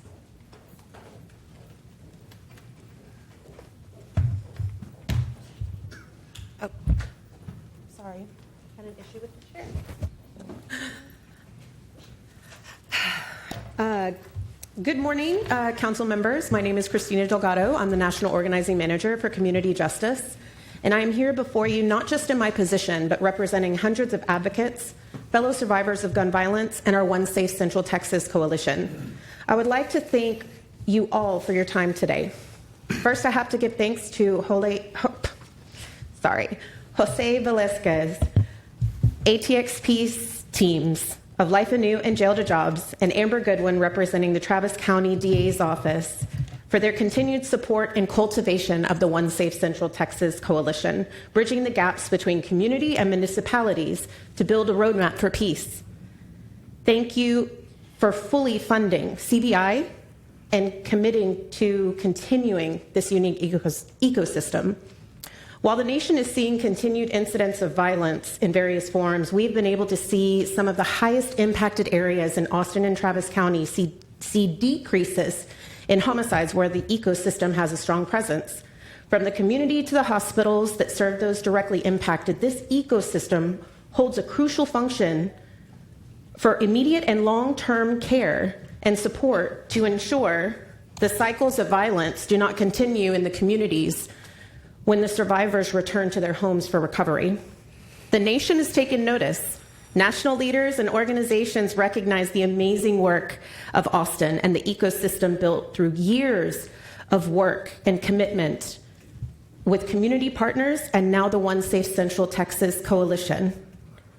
We are grateful to know we have the commitment by this council to continue being a model for peace for the nation and for the state of Texas. Thank you all. Thank you very much. Ms. Guzman, you want to go next? Good morning. I'm Monica Guzman, Policy Director at GAVA. I'm reading a resident statement. My name is Grace Dar. I live in District 3. I arrived in Austin in 2016 as a refugee. I was not working until 2024, taking care of 4 children, a full-time at-home responsibility. One of my children has asthma and is under medical care, and I treat them at home. My family was facing financial hardship, difficulties of readjusting to life in a new location. It wasn't easy to get a job because of language barriers, no experience, and no transportation. My family was struggling to pay for rent, food, bills, and health care, transportation, and school supplies. I was very blessed after receiving Family Stabilization Grant support. It helped my household secure basic needs like rent, food, bills, and health care. It also helped with career training and ESL classes.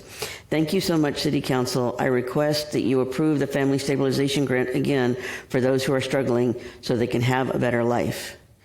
Yesterday, it was brought to GAVA's attention that there hasn't been a Family Stabilization Grant FSG amendment since it's considered new. It's not new. You approved it for fiscal 26, including adding it to the base budget, then tied it to Prop Q instead of voting to fund outright. It wasn't funded due to voters voting against an increased tax rate they could not afford. The fact that voters couldn't afford an increased tax rate and today still struggle to pay rent, utilities, groceries, and other needs makes it clear that the FSG needs to be added to the fiscal 27 budget. We urge you to amend the proposed budget by at least $1.3 million for the Family Stabilization Grant. And in the few seconds I have left, thank you, Mayor Pro Tem, for the update regarding the immigrant support legal representative funding.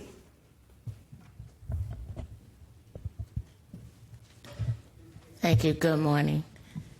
I am Annette Price, and I'm a resident of District 1. I'm also the Executive Director of Grassroots Leadership. City Council has a choice to make about who we are as a city, a choice about how we respond to human struggle and a crisis in our community. I know firsthand what happens when we respond to human struggle with handcuffs instead of with help. Like so many in our city, I am vulnerable to the systems that's built on racial profiling on racial profiling that criminalize us and not protect us. We do not need to ask the police to do better. Instead, we need to ask ourselves, should the police be doing this at all?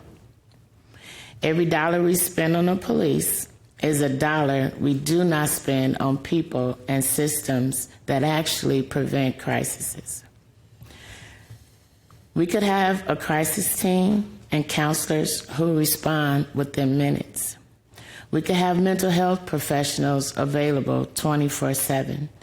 We could have peer support specialists trained to talk people down, to listen, and to help. But instead, we have armed officers with guns showing up to situations where de-escalation and care is what was actually needed. Austin budget reflects our priorities. Right now, our priority is policing, and policing has always been targeting Black communities. We are asking the city to move toward a different vision of safety, one where 911 calls for mental health crises do not go to armed officers, one where we invest in responders and services that actually keep people safe in our community. Thank you very much. We appreciate you being here. Mr. Harris. Thank you, Mayor, Council. My name is Chris Harris. I'm here today representing Equity Action. I'm a resident in District 9. I just want to firstly say that this is a really disappointing time and process, coupled with the cuts made in the wake of the failure of Prop Q. The cuts that continue through this budget. This city is weaker and less resilient than it was before you got here, Mayor. You got here, City Manager Broadzax. People in our community are struggling more. And many of the choices much of the austerity that we face has come from other places, and we understand that. It also, of course, has come on the strength of choices made by this body, particularly those of you here in 2024 that voted for the police contract, that now robs us of many of the funds we need to just see the social services that many rely on kept whole, much less the vast increases in those services that are actually needed by the people in this community, needed by people like Anthony Williams. With that said, I do want to say that you have some opportunities to salvage this budget process today and to improve things. One, I want to firstly thank City Council Member Lane for leadership in establishing an independent joint communication center and 911 call center. I want to thank Councilmember Siegel for your efforts to fund that and to make that move quicker. And I hope you all will support both of those measures. I want to thank Councilmember Vela, Mayor Pro Tem Vela, for your efforts on additional transparency around policing, also around your efforts to look more closely at that police budget as well as in serving foster youth. Councilmember Fuentes, in your efforts to reclaim and ensure and support social service funding, as well as your ongoing leadership around the family stabilization grants. Thank y'all.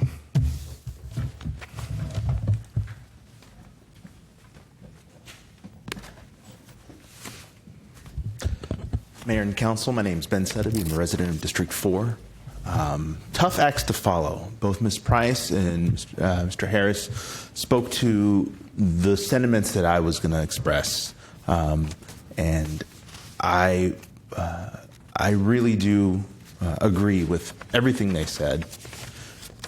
The perspective that I have as someone who pays property taxes is that everything they described are things that help us reduce costs in our city.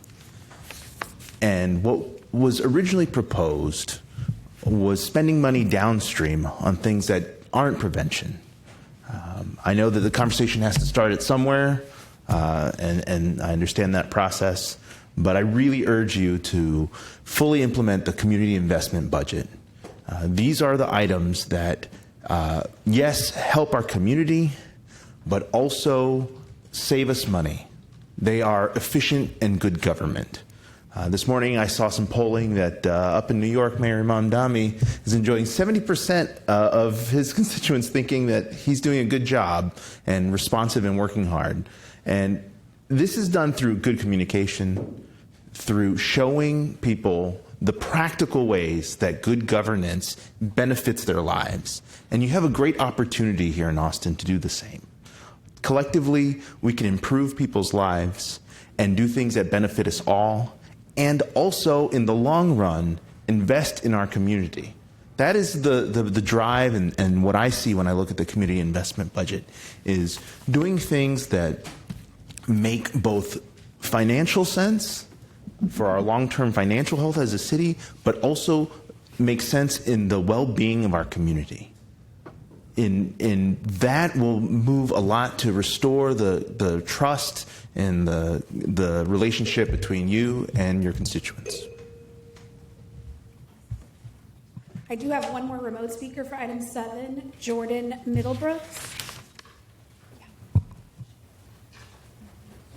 Hi, council members. I'm calling to support the community investment budget and to express my thanks for the amendments that have been added so far.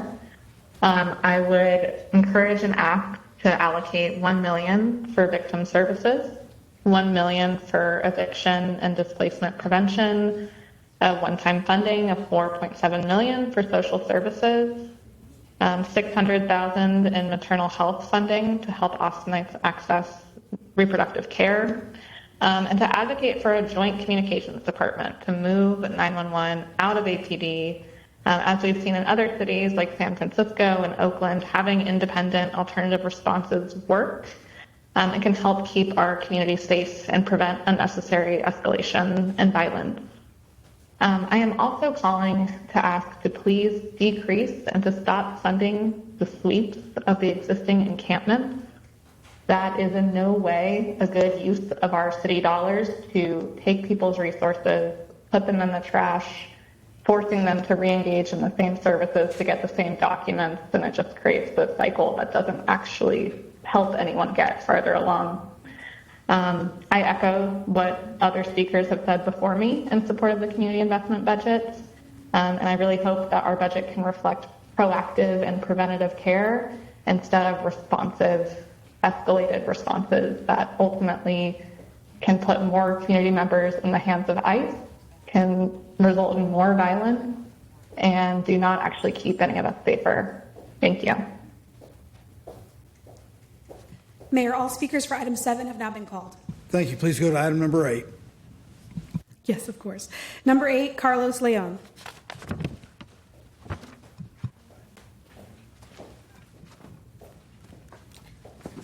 Tom Clemens is on deck, and Scott Johnson also. Mr. Leon, you have the floor. Thank you, Mayor Watson. Soy Carlos Leon. First and foremost, gracias a Dios for letting me speak to this item's connection to overarching classification problems to address ASAP. MCS Rule 1.25 defines a city employee as an individual selected or directly appointed to a position in the classified municipal civil service. Yet, per City Charter, Article 9, Section 1B, department directors, assistant city managers, city manager, and city attorney are not employees with an MCS. Neither are you. Therefore, like you, they are not governed by city's MCS rules or personnel policies.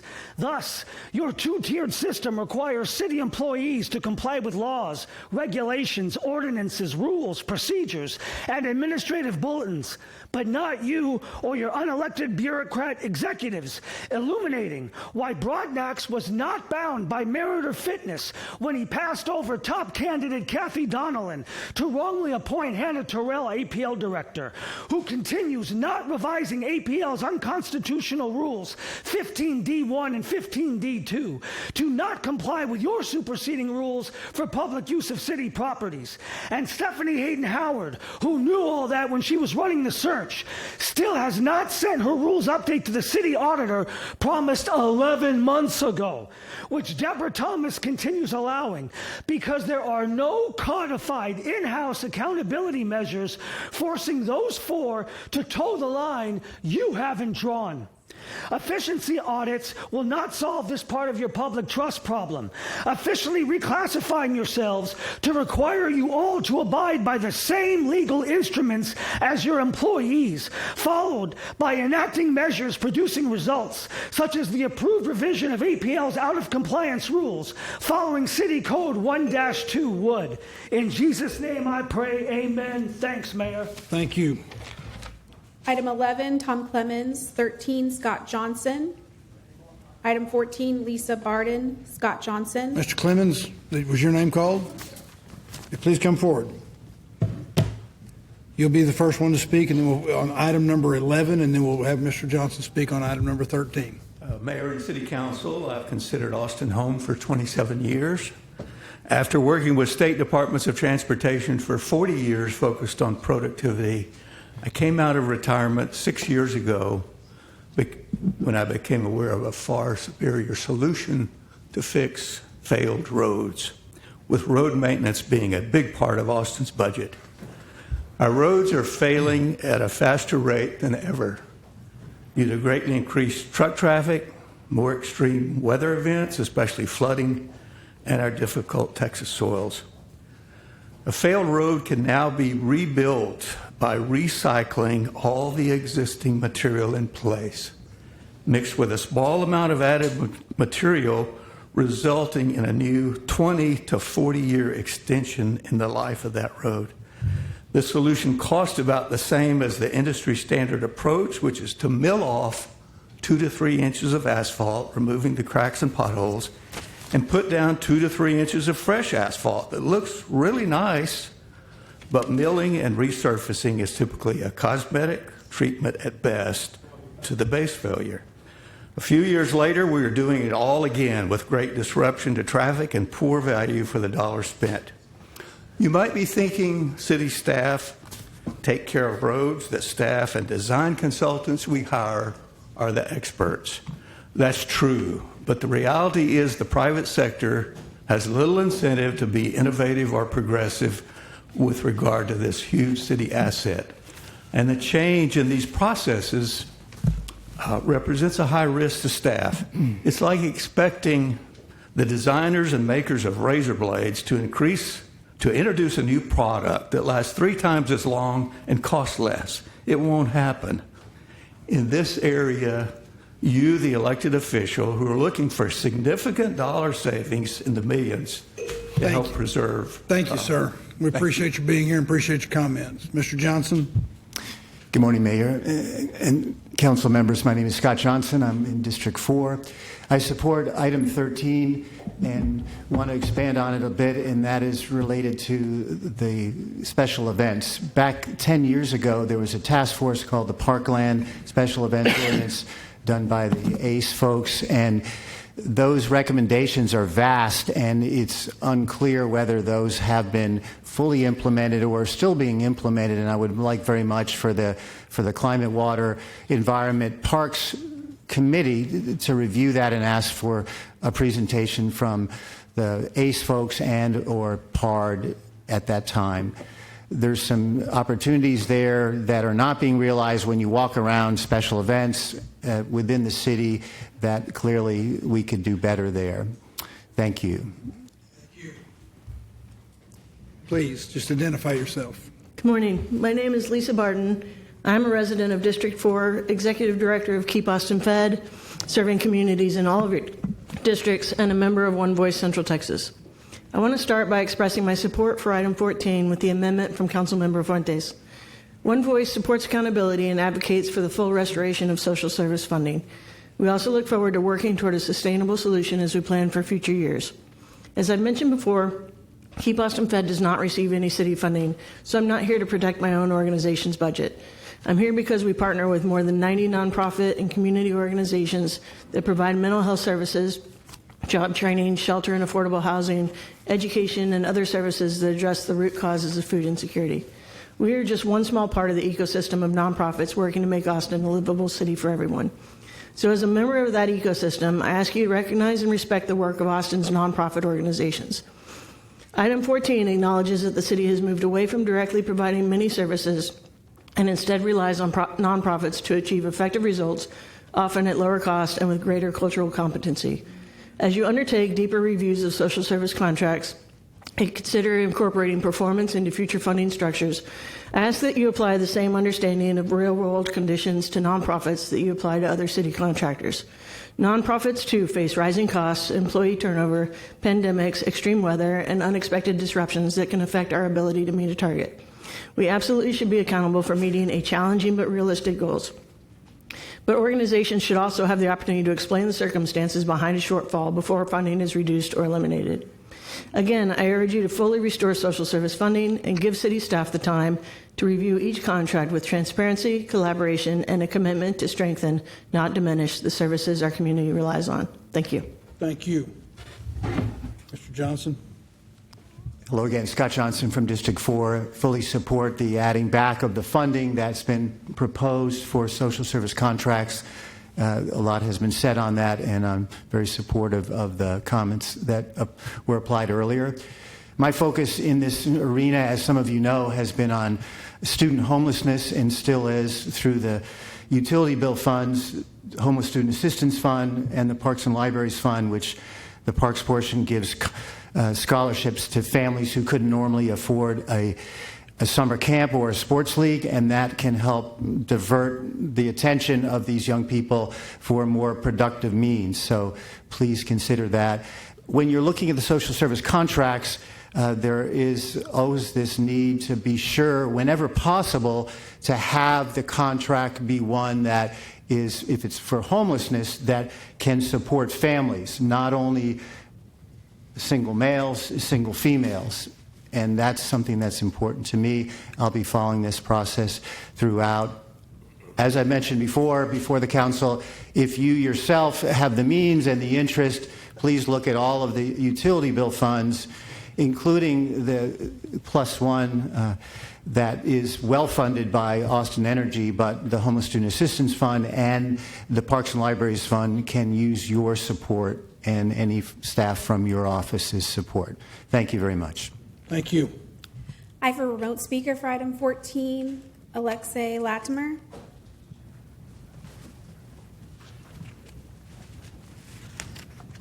Alexei, are you there?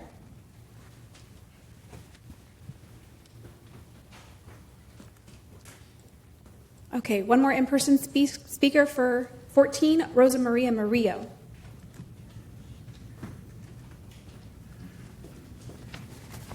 On deck for 15 is Philip Fitzgerald and Susan Spataro. If your name's been called, please come forward. Dr. Murillo, you have the floor. Thank you. Mayor, Council, I'm Dr. Murillo, Chair of One Voice Central Texas and CEO of El Buen Samaritano. Councilmember Ryan, Alter, and co-sponsors, thank you for bringing forward item number 14. One Voice supports items 14, comprehensive review of community need, regional coordination, performance, and accountability before the fiscal year 28 budget and any resolicitation.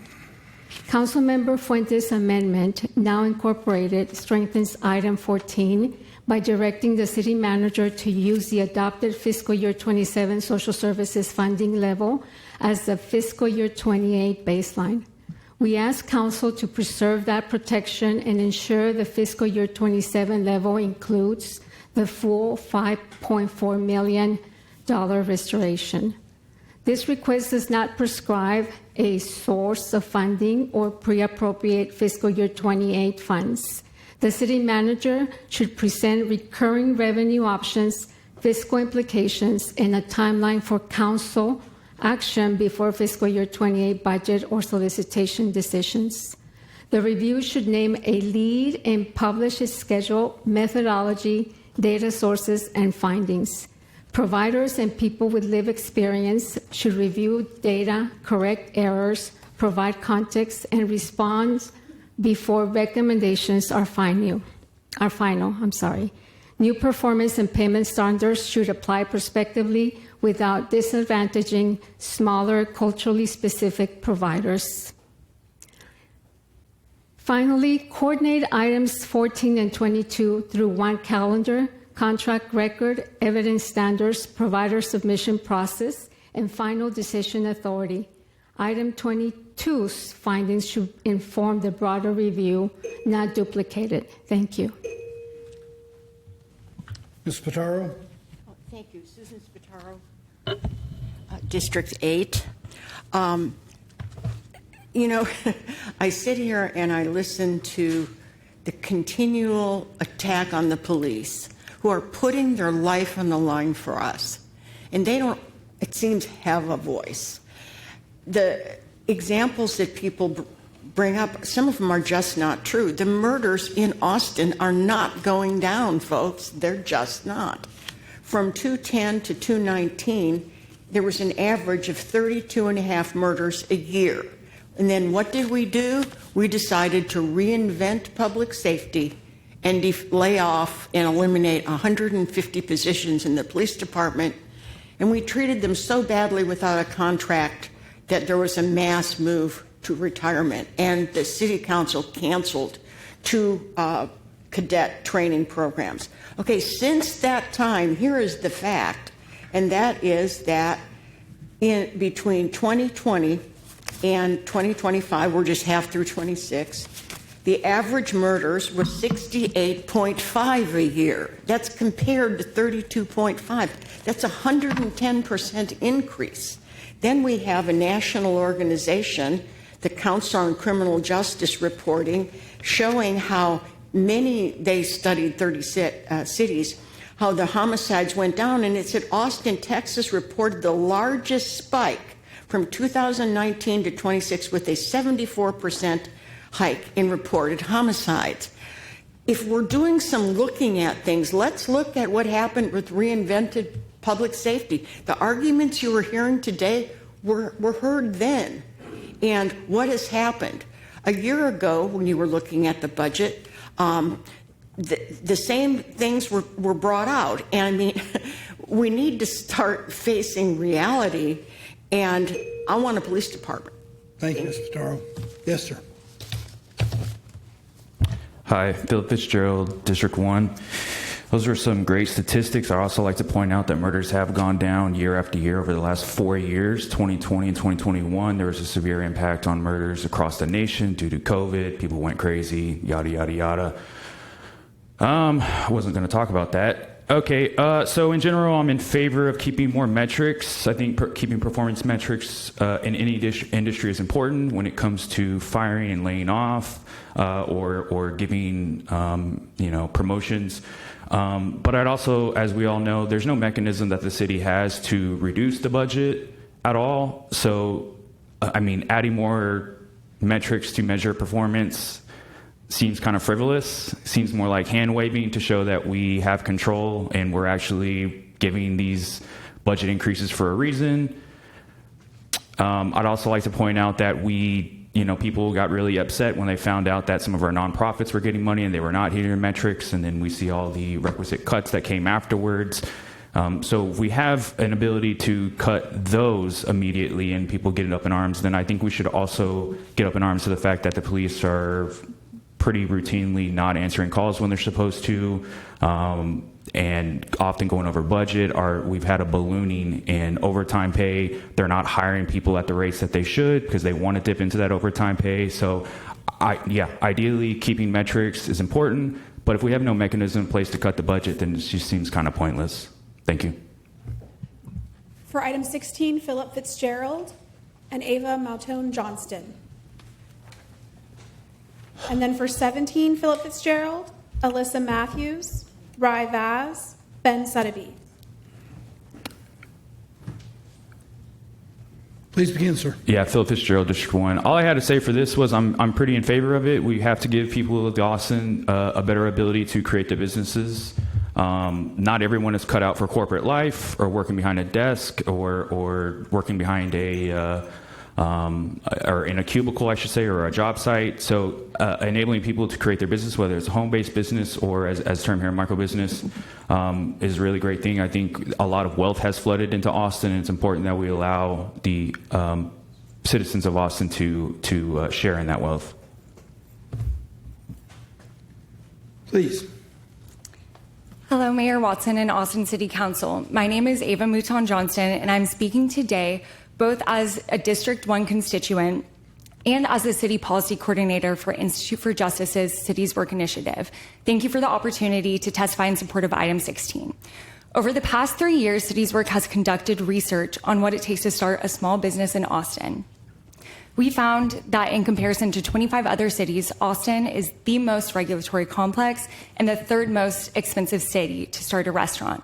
And this reality falls hardest on the smallest entrepreneurs, our micro businesses. These businesses don't have the same money and resources that chains and larger businesses have to hire attorneys to navigate the permitting process for them. And for many Austinites, this means the difference between starting a business and staying on the sidelines. Agenda item 16 takes the first step in reducing these barriers. This resolution begins with a simple but overdue step, formally recognizing microbusiness as a distinct classification in city policy so the city can target its programs, policies, and regulatory relief where they're needed the most. It helps align Austin's policies with the kind of city it wants to be and ensure its growth remains inclusive and accessible for all entrepreneurs and not just those with money. These local and creative micro businesses are what makes Austin the beloved city it is today and the one I've called my home for my entire life. We're grateful to Councilmember Fuentes for sponsoring this item and Council Members Velasquez, Caudry, and Lane for co-sponsoring this resolution that recognizes micro businesses for the value they bring to our community. Thank you. Thank you very much.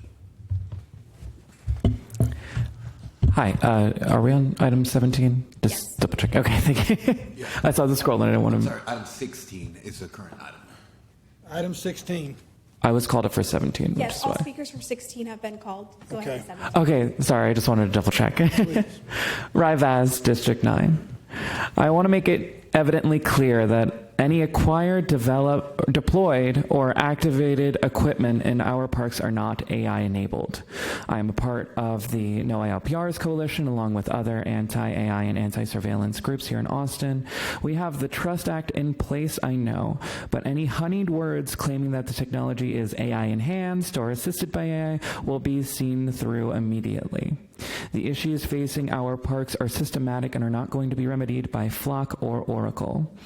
If certain privileged Austinites can have an issue with our unhoused in our parks, let us turn our eyes to support services such as the ones that were being cut for those impacted.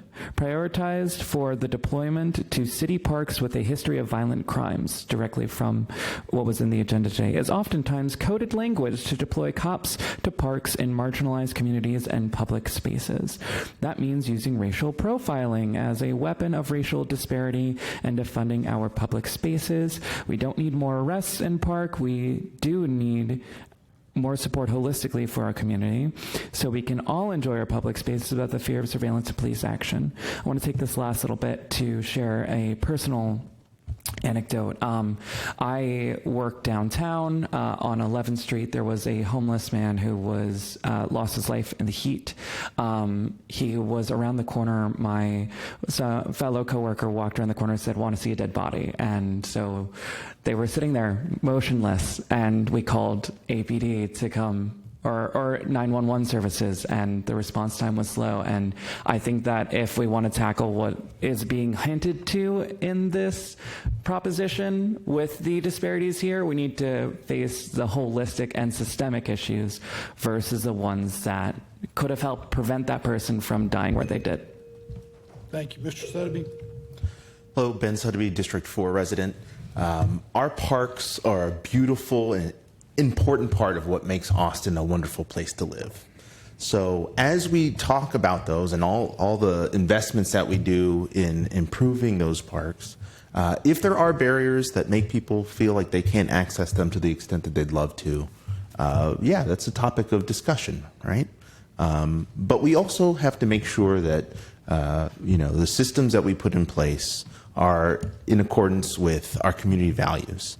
And our community has been very clear that they don't want anything that's AI tied, anything that's, in these mass surveillance systems. So please make that explicit in this. I'm glad to see there's an amendment to make it very clear that this will not only, conform to the Trust Act, but that put it into the language of this so that it's clear to everyone. For Fourth Amendment mass surveillance reasons, for, the state of Texas using these dragnet surveillance states in cooperation with the federal government to abuse our neighbors, and, seek people who have sought health care outside of the state, all kinds of reasons. But going back to helping people access our beautiful parks, something that I love to do, we can look at things that can take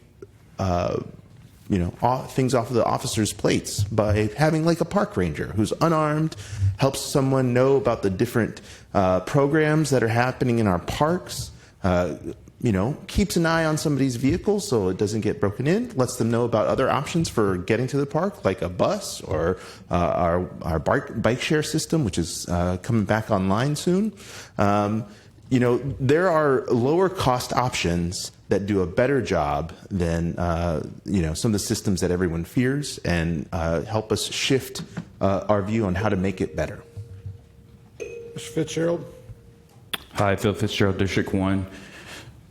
So if you rode on Mopac I-35 or South Lamar to get into this meeting, you are currently under investigation. And whether you committed a crime or not, you pass by flock cameras that were set up by the state. So if a crime occurs anywhere along that path, you're immediately a potential suspect. And that's the reality of what these cameras are and what you're trying to bring to Austin.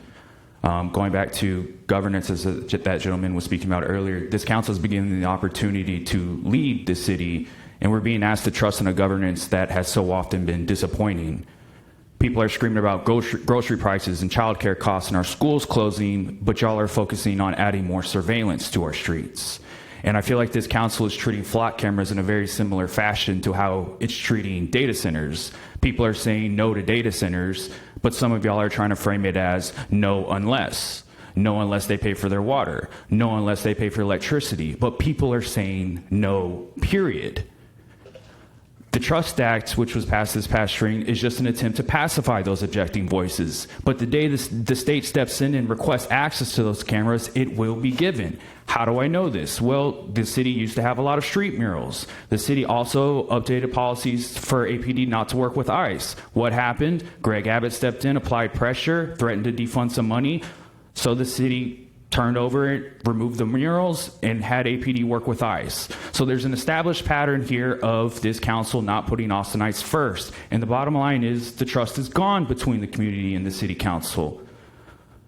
Installing these cameras invites fear and paranoia into our community. Austinites will always wonder how APD is using our data and who else is watching. So please, do not put these damn cameras up. Mr. Fitzgerald, do you want to speak on item 18? I feel like I'm yapping today. So just briefly, I'm speaking in favor of this. We have to create more connection in our city, whether it's through roads, sidewalks, walking paths, bike paths, bus paths, everything. I wanted to point out that on July 5th, an Austinite was involved in a hit and run. He was riding his bike 12 miles to work on West 35th Street. His name, forgive me if I say his name wrong, his name was Cao Long Shi. He was 65 years old. He immigrated from Taiwan. He was a UT student and he was an Austinite. And I find it really disheartening that so many people from the biker community feel unsafe on our streets. When we talk about public safety, I think a lot of people have the knee-jerk reaction of thinking we need more police, when in fact, we can increase public safety by doing something like putting up barriers to protect our bike riders. If we're wanting to be a more mobile city, it's not just about creating the illusion of option. We also have to make sure that those options are safe and accessible to people. I did not know this man, but it pains me to see that he was essentially guilty of just trying to get to work. So I think more emphasis everywhere. And as Ms. Zenobia pointed out last week, there's a lot of places in our city that were promised infrastructure increases, and as we've seen, there's a lot of sidewalks, a lot of streets that look like shit. So please, we have to pick up the pace on this. Thank you. Did you want to speak on item 19 as well? Yeah, 19, my general thoughts were last week when Member Siegel brought up that what I believe was an amendment for spinning this off, he also laid out a timeline and financing for this, and I found that very encouraging. What I did not find encouraging was that the gentleman that was speaking to this was not bullish on our ability to meet that timeline. And I find that attitude to be very disappointing. You know, we live in the same country that was able to put man on the moon, but we can't stand up in office and get people certified and working in 6 months. And if that's the personality that this city has, I mean, we can only point to its leaders, right? When people are stressing the needs that we need and we're telling you how to use our tax money, and there just seems to be slow movement, slow movement, slow movement. But when Dog's Head comes around, we annex the land and get the tax zone approved in a matter of months. So I really would encourage you all, if possible, to have some urgency with your movements about delivering services to people, saving some of our money, and just aspiring to be more ambitious in our goals. Yeah, because I think that mentality kind of, you know, trickles down to the rank and file. And my belief is if they say that we can't do that in 6 months, well, maybe we should find people that can get it done in 6 months. I have a remote speaker for item 19, Mike Casimano. Mike, are you there? Please unmute.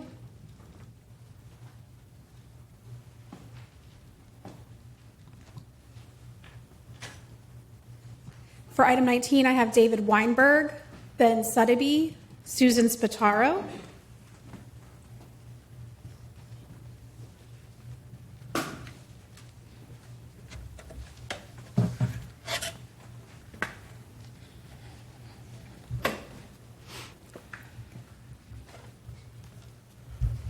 Go ahead.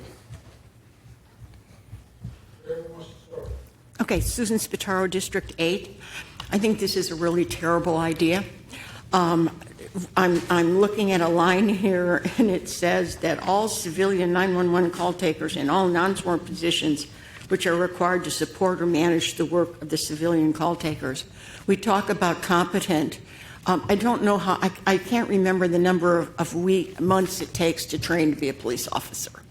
It's something like 6 or 9 months. I don't remember how long. So we're going to put civilians in there that have none of that training whatsoever. They don't know anything about police work. And they're going to decide who goes out. The other question I think that needs to be asked and is not being asked is, will social workers and mental health professionals be willing to go to these sites without police? Because the idea is there's some savings there. Where is the savings? And if in fact you do implement this, I hope that you will have an official recording that is open to the public showing who sends who to these different calls. It is easy to again criticize the police in this horrible incident where this young man was killed. Everyone has to be horrified for that. But the call was, there's a young man in the park with a gun in his waistband. That's what the media, I'm assuming that's correct. I don't know what you misinterpret about that or where the police screwed up on that. It's an unfair situation. We need to keep the call center here. Ms. Lane, you have an absolute need to have more communication out in your district. I agree with that. That can be done with the present system. If you're going to hire 2 more people, put them in there and technology that's needed. We don't need to change it, maybe just improve it. Thank you very much. Thank you. Mr. Sotheby. Hi, Ben Sotheby, District 4. The reality is we have civilians currently taking our 911 calls, and they do an excellent job. But having that housed in a department that has so much on its plate makes that sometimes a budgetary afterthought. There's too much happening, right? So it is a good idea to move this to its own independent,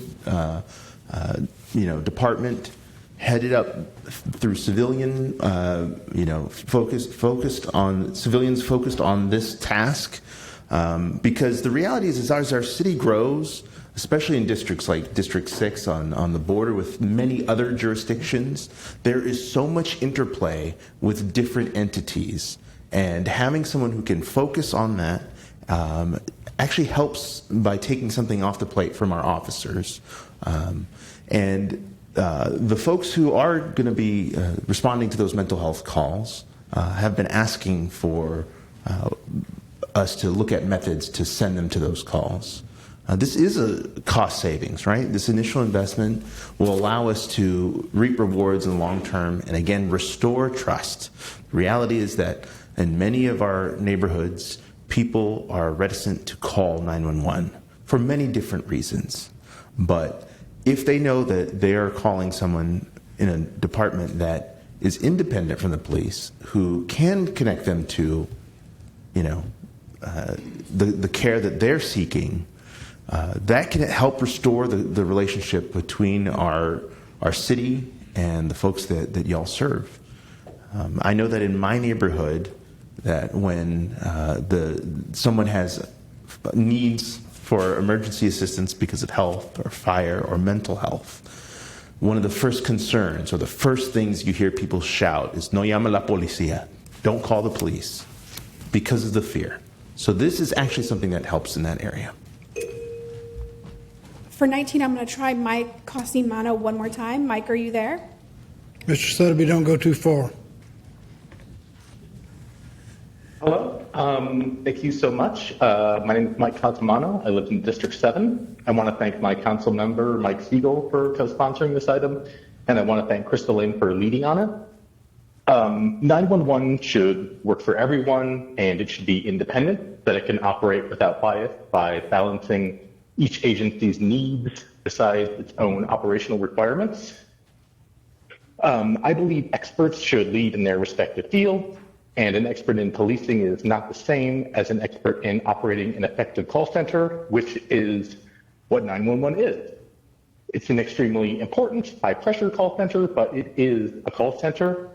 Call takers and dispatchers are specialized employees with specific skills, and they should be managed by someone who knows their technological and managerial needs inside and out. This resolution offers us an opportunity to future-proof our emergency communications. There have been great stride in staffing and response times in recent years, which is amazing. But now that the vacancies are filled and our calls get picked up right away, we need an independent director with civilian expertise to make sure we continue this forward progress through technology and process improvements. So please vote in favor of the Joint Emergency Communications Resolution. Thank you very much. For item 20, Ben Suddaby. And then for 21, I have Susan Spataro and Ben Suddaby.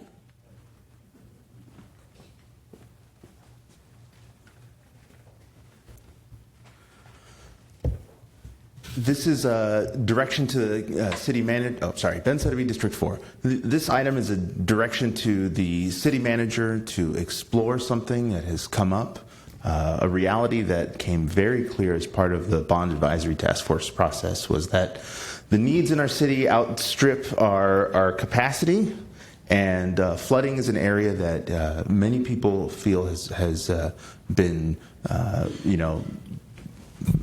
kind of left behind in our, in addressing it. So we need to explore different options for how to fund that. This is not something that's deciding it. It is looking for more information, and I think it's a good practice. So I encourage this. And I also don't believe that we will find one silver bullet. It is going to be many different approaches that are going to find the funding to address some of these needs. And because the DUF is tied to impervious cover, this is actually something that I think will yield a lot because, those who are, preventing the most water from filtering in will have to bear more of the cost that they're generating in their neighbors. And I think that makes sense. It encourages also future building to tread even more lightly when we build out stuff. Thank you. I'm on 21. Yes. Yeah. Susan Spataro, District 8. This is my last time. I promise you that. First thing, I think it's important to define what a G file is, and that is the Texas Local Government Code does define it. And it's a separate internal and confidential file that law enforcement agencies may maintain on police officers and firefighters. Here's the most important thing. It typically contains unsubstantiated complaints, internal memos, or allegations of misconduct that did not result in a formal disciplinary action. That law doesn't allow that information to be public, but when you all signed a contract with the police, it was included. So here, there is more of an invasion into the police officers or firefighters, even though there have been the claim is unsubstantiated. The other thing that's important is people shouldn't think there isn't oversight. In the police department, you've got the chief, you've got internal affairs, then you've got the Office of Police Oversight, which has 18 employees and a $3.7 million budget. And then there's the Citizens Oversight Committee. And when the law passed, and I know people that voted for it but didn't realize this, that on the Citizens Committee, you couldn't have anyone that had any experience with law enforcement. Honestly, I just don't understand that. People want to be safe. I want us to be able to recruit really good police. And I want people to feel free in Austin. I want people to be able to live here, go to the park, go to restaurants. And that's not happened since we decided defunding the police was the way to go. And I encourage you again, if you're looking at performance, look at agencies that are not performing and look at reinventing public safety, because it has been an abysmal failure. Promises for everything, deliver next to nothing. And thank you very much for your time. Hello, Ben Suddaby, District 4. This item is actually about government transparency and making the data that we already have accessible. As included in the draft language, a local media outlet received an estimate of $27,000 or more to respond with information that the city has. That's onerous. That's that's difficult for our fourth estate to do the important component that they have in our democracy, informing us and keeping the public up to speed. So what we're talking about here is actually just creating a system that allows a searchable database This is something that reduces, man hours, personnel hours at the city in responding to repeated, requests and stuff. Puts the work on the person requesting information, really, to be able to search a database. This is no different than many of the other databases that the city of Austin makes available for the public to look at what's happening. I love looking at the permits and things in my area to see what's coming. That's how I get the heads up on the new sidewalk that's coming in. But if someone had a concern about an officer, maybe having a pattern of behavior that's not conforming to the standards, they can look into it and not have to make a costly request. And again, this is information that's already housed within the city. As mentioned in the contract, this is already available. We're just making it easier for people to access. This is a reasonable and a cost savings measure. For item 22, Alyssa Matthews, Ry Vaz, Andy Miller, Rosa Maria Murillo, and Linda Wade. Please come forward if your name's been called. Please begin. Hi, Council. Ry Vaz, District 9. I have been up here a lot over the past few weeks. I have talked ad nauseum about what social services are to this community. You've heard it, hopefully, from everybody here. Social services to me really does look like community care. I don't see that with the Austin Police Department. Safety, maybe, but then again, we need to see what they're protecting. Private property, high-rises that are empty, things that are over budget and just are all incentivized not to give back to our community. When data centers are built, 75 jobs go up and they ship people in and they don't live in the community, and then it's set up and running, and everyone around said data centers suffers. I believe in city government, and I believe in your ability to do good. I just need you to do it. I see a lot of these proposals, and I want you to pass every single amendment to the budget. Do not get me wrong. I am in full favor of that. However, what I do stand against is that when the community is asking for something and we get those crumbs, a lot of the times we look at that as a community and say, wait, hold on, we said we need this. We said we need that. We want Dog's Head to have taxes on it because who else is paying the taxes around here other than the governments or the corporations we're just letting slide?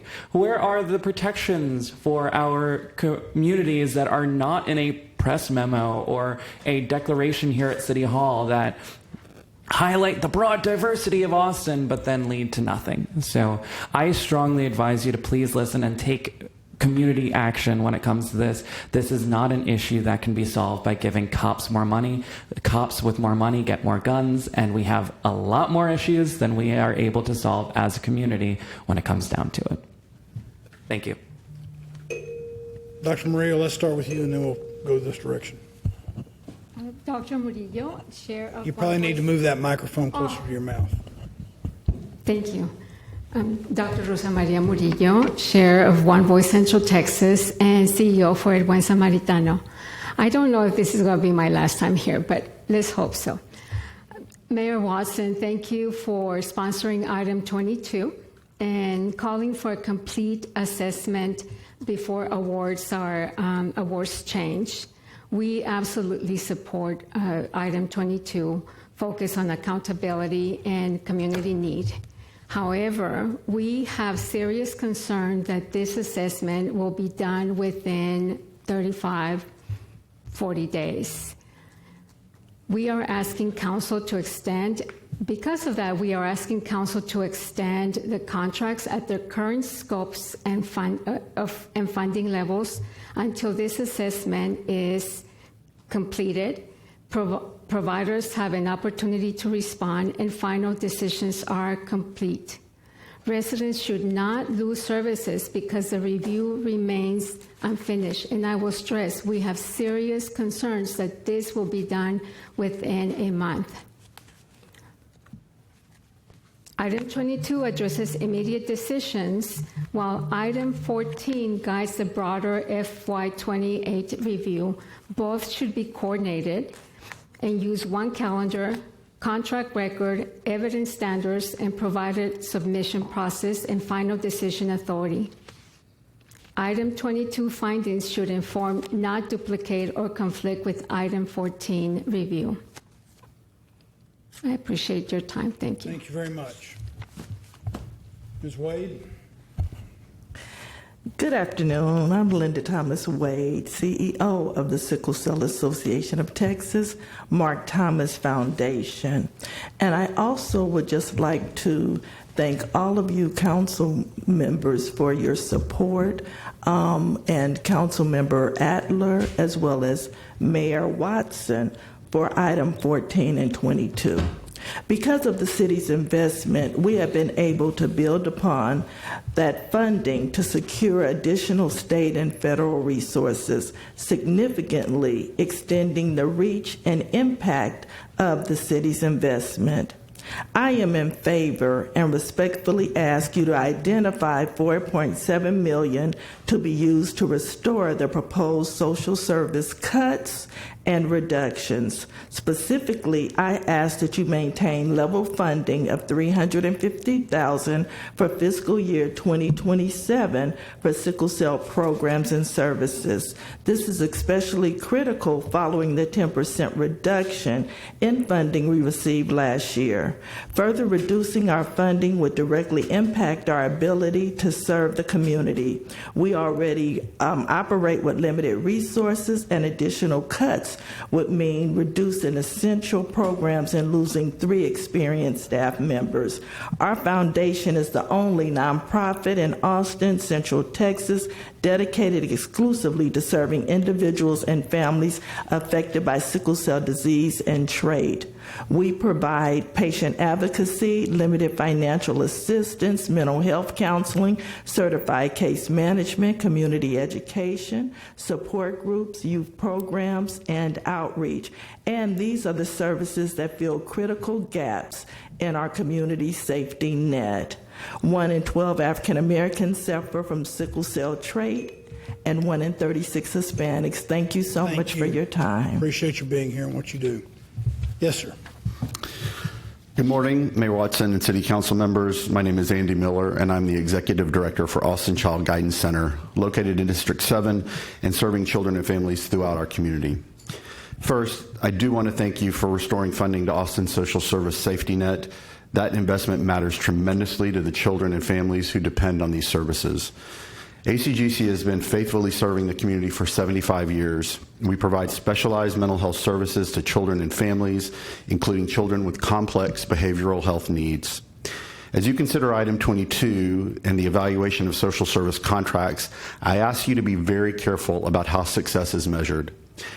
The study must reflect the complexity of serving children's mental health needs beyond simply counting unduplicated clients.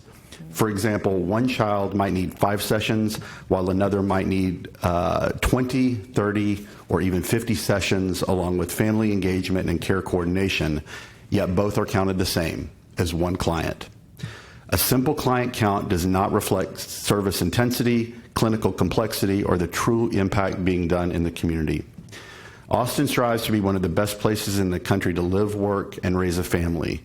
If we want that vision to include children, we must invest in services that actually help them thrive. Please consider severity of need, intensity of service, outcomes, family engagement, prevention of higher cost interventions, and the expertise required to serve children effectively. ACGC is proud to be part of Austin's social service safety net, and I respectfully ask that the evaluation process recognize the value and complexity of that work, not just the number of people served. Thank you for your service to our community and your support of Austin's children and families. Thank you, sir. Mayor, all speakers for all items have now been called. Thank you very much. Members, as you have heard, we've concluded all of the public hearings that were on the agenda, and we've heard from all of the speakers on council meeting items. And I want to say thanks to everybody for participating in that process. Speakers for the Austin Housing Finance Corporation and the Miller LGC meetings will be heard when we come back, when we recess the council meeting and we come back for those 2 meetings and convene those meetings. Members, staff is still putting together the amendments, and I'm not sure we're actually going to end up with all the amendments. It's my understanding that one office has dropped 15 amendments while we've been meeting here today. So I guess welcome to Budget Day, everybody. Merry Christmas. But anyway, so what I'm going to recommend that we do is that we recess for approximately 45 minutes to allow staff to get us where we need to get on that. And we have a little bit of time to look at those things and maybe talk to whoever is playing Santa Claus for us and see where that goes. That being said, unless there's an objection, Austin City Council will be in recess until 1:10 p.m. It is 12:23. Well, good afternoon, everybody. I'm going to call the Austin City Council back to order. It's 1:27 p.m. on August 12, 2026. Members, what we're going to do is next we will go to item number 7. Item number 7 is an ordinance adopting the city's budget for fiscal year 2026-2027.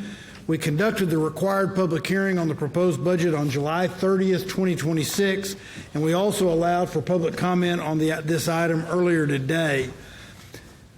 The way we're going to proceed is I will take a base motion or a main motion or primary motion, whatever I may end up calling it as we go along through the day, but we will take a primary, base, or main motion and what I'm going to ask for is a motion to adopt the city manager's proposed budget for fiscal year 2026-2027 that was filed on July 10th, 2026.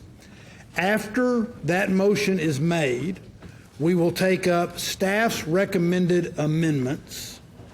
Then we will take, and we'll vote on those. So we will then, I anticipate, have the main motion as amended. Then we will take up the council amendments that don't change the total budget dollar amount as moved and amended, in other words, that are revenue neutral. And I will be clear, I'm not sure we have any of those, but we're going to verify that before I say we don't have any of those. Then we will take up council amendments that do change the total budget dollar amount, and we'll get motions and we'll discuss those and amendments, and then we will come back and vote on the main motion as amended. With that being said, is there a motion and a second to adopt the city's fiscal year 2026-2027 budget filed on July 10th, 2026? Councilmember Harper Madison moves approval. It is seconded by Councilmember Ellis. With that, let me turn to our professional financial staff and ask for you to talk about our status and any proposed recommended amendments from staff.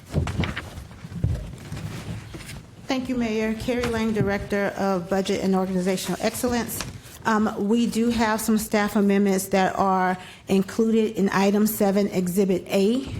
Members, you have an Item 7, Exhibit A, that is 5 pages, and these are staff amendments. Think of them as cleanup items, although they also include things such as the agreement we all had with regard to the protection of the investment of the $4.7 million in social services, that sort of thing. So please, go ahead.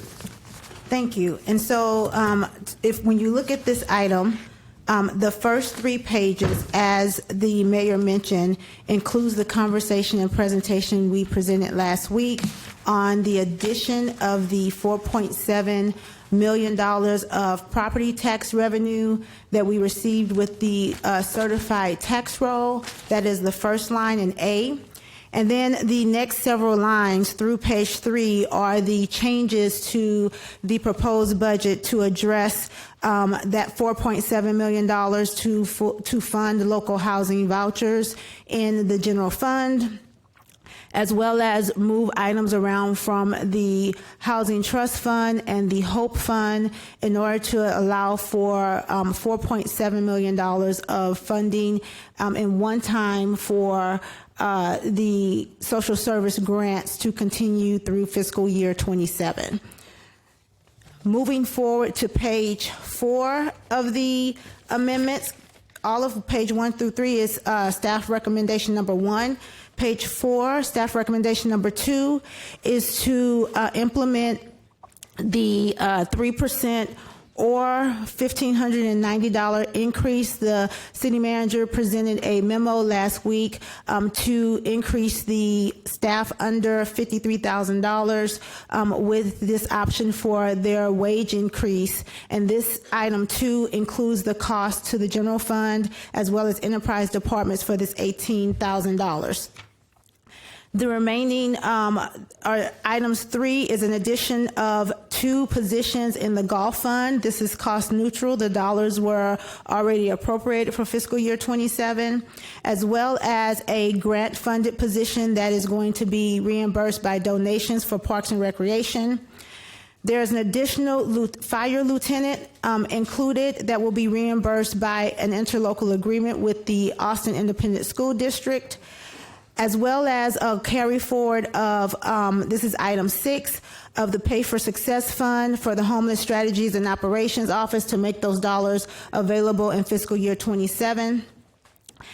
Item 8 is the carry forward for mayor and council for their unexpended dollars in fiscal year 26. And then finally, there are 40 cadet positions in the fire department to support their modified academy. These 40 positions are cost neutral. That is the total of staff recommended amendments. Members, you have any questions or comments for staff before I seek a motion? All right. The motion would be a motion and a second to approve the staff recommended amendments to the main motion, which is the budget. Is there such a motion? Motion is made by Councilmember Siegel. It is seconded by Councilmember Fuentes. Is there discussion on the motion? Hearing none, without objection, the motion to approve the staff recommended amendments to the budget is adopted.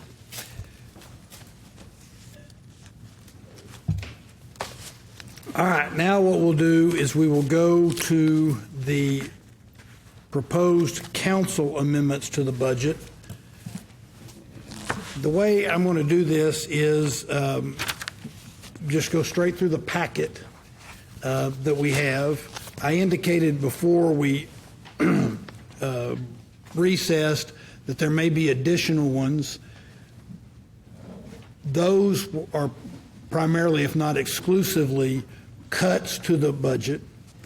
The way we will address that, assuming our director doesn't disagree with me on this, the way we will address that is we will go through all of the amendments that are neutral, then we'll go through all of the amendments that cost the budget. We will recess briefly so that, as I indicated earlier, we make sure the maths.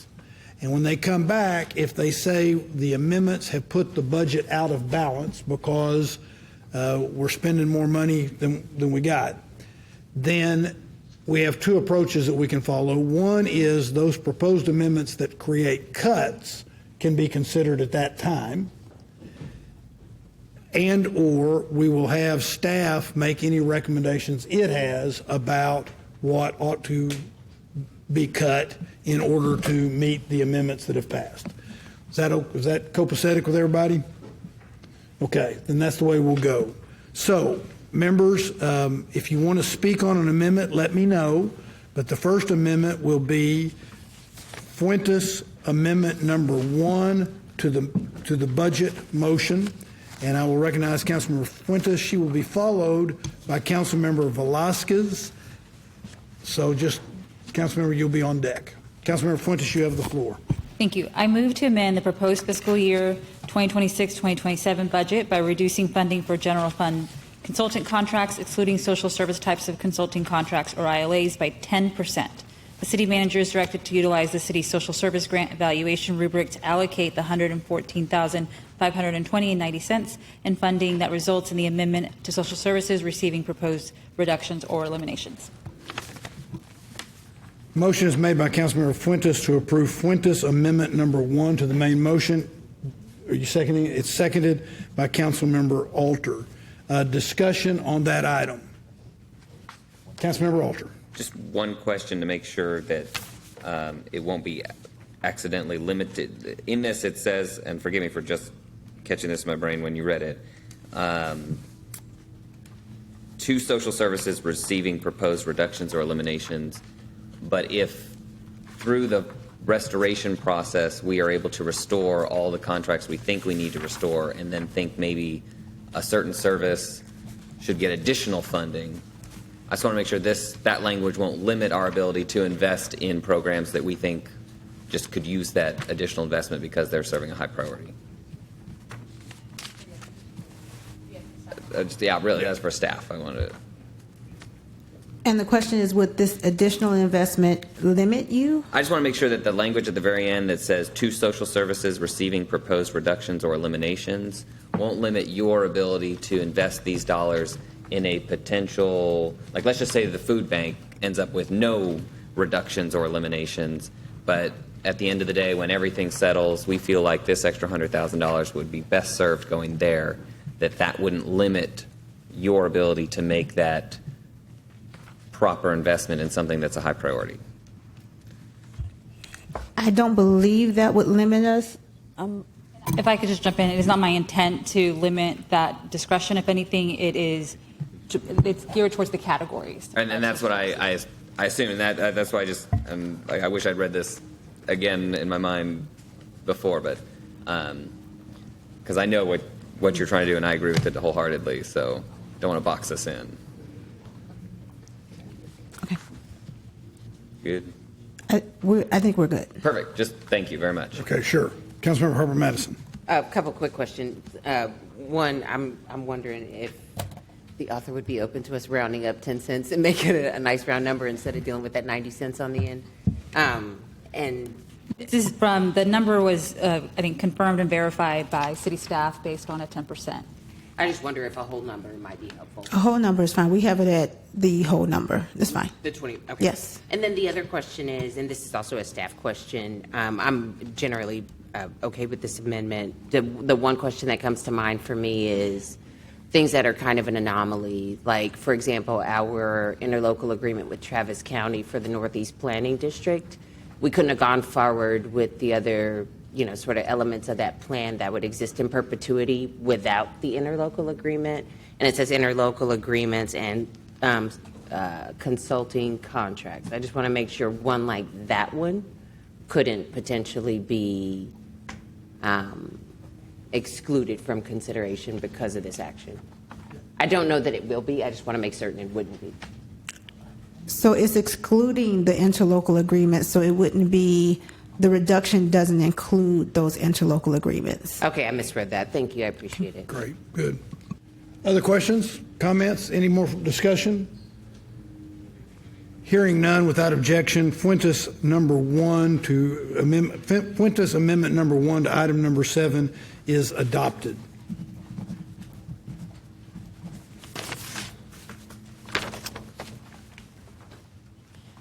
That will take us to Velasquez amendment number 1 to item number 7. Councilmember Velasquez has 2 proposed amendments. He'll be followed by the Mayor Pro Tem. Councilmember Velasquez, you're recognized on Velasquez motion to amend item number 7 with Velasquez number 1.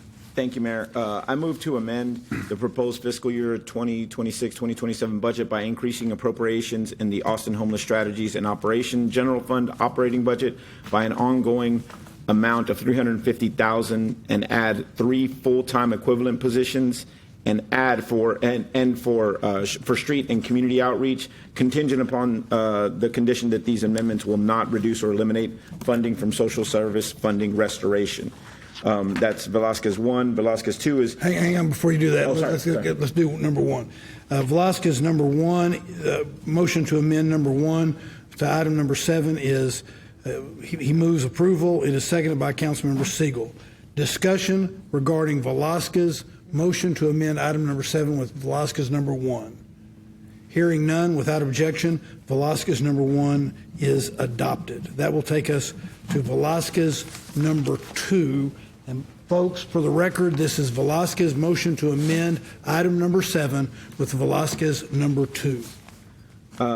Thank you, Mayor. I move to amend the proposed fiscal year budget of 2026-2027 by increasing appropriations in the Austin Parks and Recreation General Fund operating budget by an ongoing amount of $500,000 to maintain funding for operations and maintenance costs. Again, contingent upon the condition that this amendment will not reduce or eliminate funding for social service funding restoration. Members, you've heard Velasquez motion to amend item 7 with motion Velasquez number 2. Is there a second? Is there a second? Seconded by Councilmember Alter. Is there discussion? Without objection, Velasquez number 2 is adopted. I would like to be shown voting no on Velasquez number 2. That will take us to Mayor Pro Tem Vela. He has 2 proposed motions to amend. We will go to Vela proposal number 1 to amend item number 7. Mayor Pro Tem, you're recognized. Thank you, Mayor. I move to amend the budget by authorizing $32 million for the Austin Transportation Public Works capital budget to be used for safety and active mobility projects.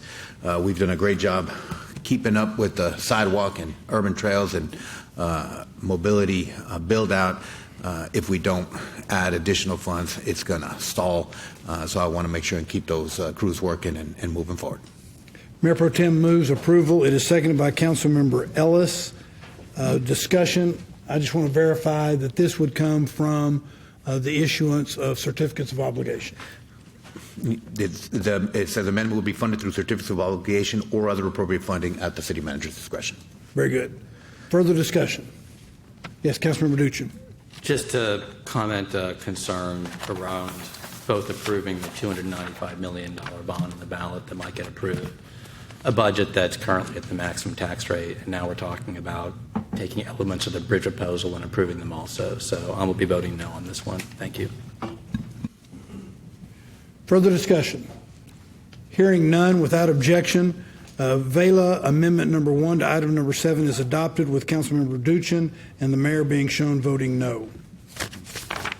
Thank you, Mayor. You're recognized on number 2. Thank you, Mayor. This would be a very similar amendment, but this one is for the Austin Animal Services capital budget for a one-time amount of $3 million for construction, renovation, and expansion improvements to the facilities. Again, this would be funded through certificates of obligation or other appropriate funding at the city manager's discretion. Thank you, Mayor Pro Tem. Mayor Pro Tem Vela moves Vela amendment number 2 to item number 7 as he's described it. Is there a second? Seconded by Councilmember Siegel.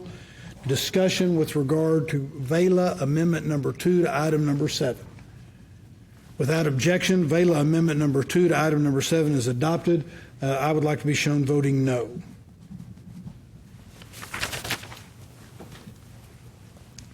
Members, that will now take us to Councilmember Alter.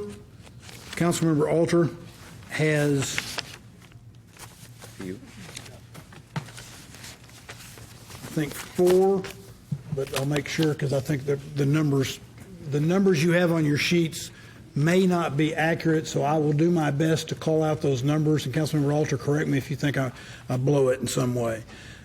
Alter motion to amend item number 7, number 1. You're recognized on that. Thank you very much. And this is tied to motion 6, which is the last of that series of 4, ironically.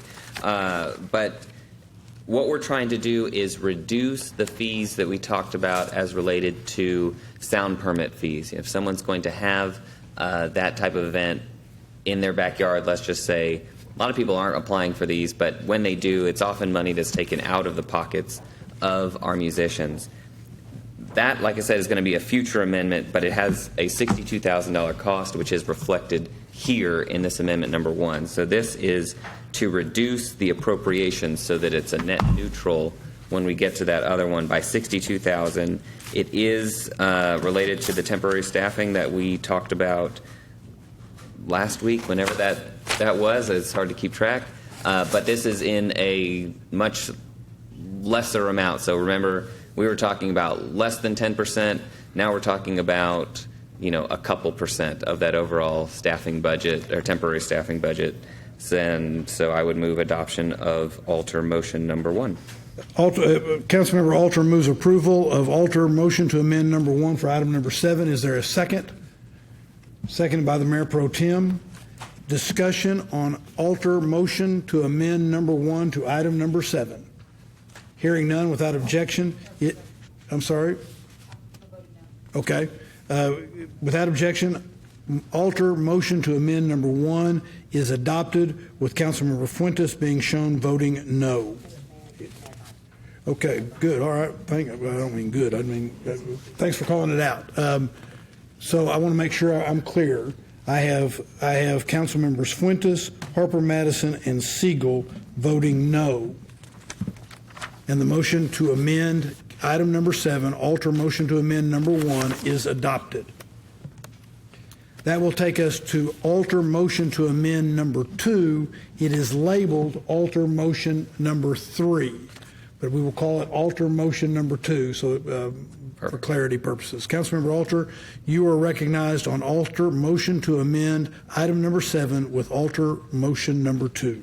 Thank you very much. I move to amend the FY27 budget by adding $1 million in appropriations to the Transportation Public Works Department capital budget for the enhancement of speed bumps and other traffic calming programs using either one-time funding for certificates obligation or other appropriate funding source. Thank you, Councilmember. It's seconded by Councilmember Qadri.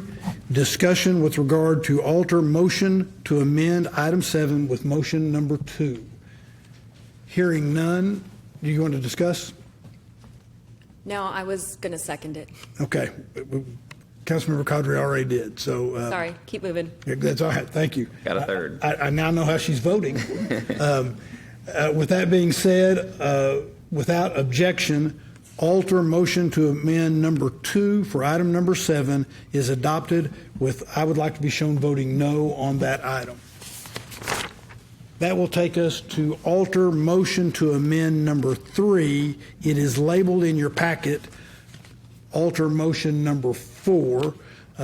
This is amending item number 7 again, but Councilmember, you're recognized. Thank you very much. I move to amend the fiscal year 26-27 budget by increasing appropriations in the Austin Homeless Strategies and Operations Department by a one-time funding amount of $500,000 from the HOPE Fund to provide a matching grant fund for supportive services tied to the Foster Youth and Independent Voucher Program, something that will allow for us to leverage these dollars almost 7 to 1 and serve some kids who really use it. Mayor Pro Tem seconds the motion made by Councilmember Alter for alter motion to amend number 3. Is there discussion? Without objection, alter motion to amend item number 7 with alter number 3 is adopted. That will take us to alter motion to amend item number 7 with motion number 4, although it is labeled motion number 6. You're recognized. Perfect. Got us there. So this is the last one, like I mentioned. It relates to the first one. So the first amendment was to decrease the budget. This is decreasing the revenue, so everything is level. And we will have a fee amendment when we get to the fee item, item number 6. But this is to reduce, it reflects the reduction in the sound permit application fee. Thank you. Councilmember Alter moves approval of alter motion to amend number 4 for item number 7. Is there a second? Seconded by Councilmember Harper Madison. Is there discussion? Hearing none, without objection. Yes, Councilmember Harper Madison. So one of the things that I like about how some of our colleagues lay out their amendments is they offer the rationale. Can you sort of get to that with this for me very quickly, please? Yes, so this is the dollar amount attached to the fee, and that one has the rationale on it. But we have, when someone wants to have amplified sound, let's say in their backyard or at any kind of event, they have to get a sound permit fee. That fee is really high, and so most people either don't get it, or when they're figuring out how much they can they afford to have a musician, or how much they're going to pay that musician, that fee really eats out of their ability to support our musical scene. And so the idea here is if we can limit those fees, make them much more approachable, that will allow for more people to invest in our musicians. And this is just the fiscal cost of taking that permit cost down. Thank you, both. Further discussion? We are voting on the motion, alter motion to amend item number 7 with alter number 4. There being no further discussion, without objection, alter motion to amend number 4 for item number 7 is adopted. We're going to go to Councilmember Lane, but first, Councilmember Velasquez would like to be shown voting no on alter motion to amend number 1. If you recall, alter motion to amend number 1 had 3 no votes. Councilmember Velasquez would like to be shown voting no. It will not change the outcome of the vote. So I'll move that he be shown voting no on that item. You're number 1. It's seconded by the Mayor Pro Tem. Is there any discussion? Without objection, Councilmember Velasquez will be shown voting no on alter motion to amend number 1 to item number 7. It does not change the outcome of the vote. Item number 1, alter motion number 1 to item number 7 is still adopted. All right, that will take us to Councilmember Lane. Thank you, Mayor. My first motion is I move to amend the fiscal year 2026 through 27 proposed budget with the following allocation: adding $61,000 in ongoing funding to the Austin Public Health Support Service Grants General Fund operating budget to fully restore funding for Community Health Navigator services. And I'll go ahead and offer a little bit of rationale. Please. So this amendment intends to restore ongoing funding for this program. If you were here in the morning, I would like to thank those speakers who came forward to describe the outcomes of this service, which were not available at the point in time when the proposed reduction was made. And I certainly concur with the importance of supporting these programs when there is no other viable alternative. And just to restate a few of the successes of this program, out of 400 clients served, 10% of those clients were from the new Senior Navigator program. 92% of clients had reported positive outcomes for their healthcare services after receiving navigation assistance. These successful results for a targeted population is exactly the type of programmatic outcome that I believe aligns with our city's priorities. And simply to state as well that some of these navigation services are beneficial to the Asian community, and while we tend to think of the Asian community as a whole, and they are a whole, the API community, they're extremely diverse in linguistically, culturally, and in many ways that it's difficult to replicate this type of service. So that's the rationale for this one. Thank you. Councilmember Lane moves adoption of Lane motion to amend item number 7 with Lane number 1. Is there a second? Seconded by Councilmember Velasquez. Is there discussion? Hearing none, without objection, Lane number 1, motion to amend number 1 for item number 7 is adopted. I would like to be shown voting no. All right, it's adopted. That will take us to Lane motion to amend item number 7 with Lane number 2. Councilmember Lane, you are recognized. Thank you. I move to amend the fiscal year 2026 through 27 proposed budget with the following allocation: adding $250,000 in one-time funding to Homeless Strategy and Operations General Fund operating budget to establish operational gap funding for family shelters. And again, I'll give a rationale. One of the challenges we hear consistently from our homelessness service providers is that physical space is often not the primary barrier to, currently not the primary barrier to expanding shelter capacity. We have heard from providers who have buildings or available space that could serve families, but they lack the operational funding needed to staff, maintain, and open these facilities. Recent reductions in federal grant funding have only widened that gap. There's currently very, very limited family shelter availability across all of North Austin, which makes it challenging for these families to connect with their informal and formal support networks and their schools. Last year, I sponsored an IFC directing Homeless Strategy and Operations to identify opportunities to expand family shelter bed capacity. While we are still working towards those goals, this amendment provides the resources needed to help translate those opportunities into additional shelter beds. I believe this amendment is how we meet the moment when family homelessness is increasing and access to basic needs is declining from federal cuts, and I hope that you can support this amendment. Thank you. Thank you, Councilmember. Councilmember Lane moves adoption of Lane motion to amend item number 7 with Lane number 2. Is there a second? Seconded by Councilmember Harper Madison. Councilmember, do you wish to speak? I do. I have a real quick question. I thought I saw David Gray in the room earlier, but I don't see him anymore. There he is. Oh, there we go. I don't have on my glasses. Hi there. Just curious to know, functionally, so there was an amendment earlier. Councilmember Alter had an amendment that was explicitly designated for youth aging out of the foster care system and their relationship to being unhoused. I'm curious to know, because I don't know the practical application of the resource. I don't know. I think when I hear youth, I'm making the assumption that our homeless youth are, to some degree, taking up family shelter bed space. But is that not the case? Is it a completely separate consideration? Sure. Thank you, Councilmember. David Gray, Director, Austin Homeless Strategies and Operations. So there's different types of shelter for these subpopulations. There are specific community shelters for youth and young adults who are unaccompanied. And oftentimes those youth will stay in those shelters specifically for youth. You could think of like a LifeWorks shelter that specifically serves unaccompanied youth and minors. On the family side, those do tend to be for households with youth under the age of 18. So you could think of like the Salvation Army and the Rathgaber Center. So we do have different community partners that are able to serve those different subpopulations. You don't find unaccompanied minors in family shelters. You'll find those individuals in the youth shelters.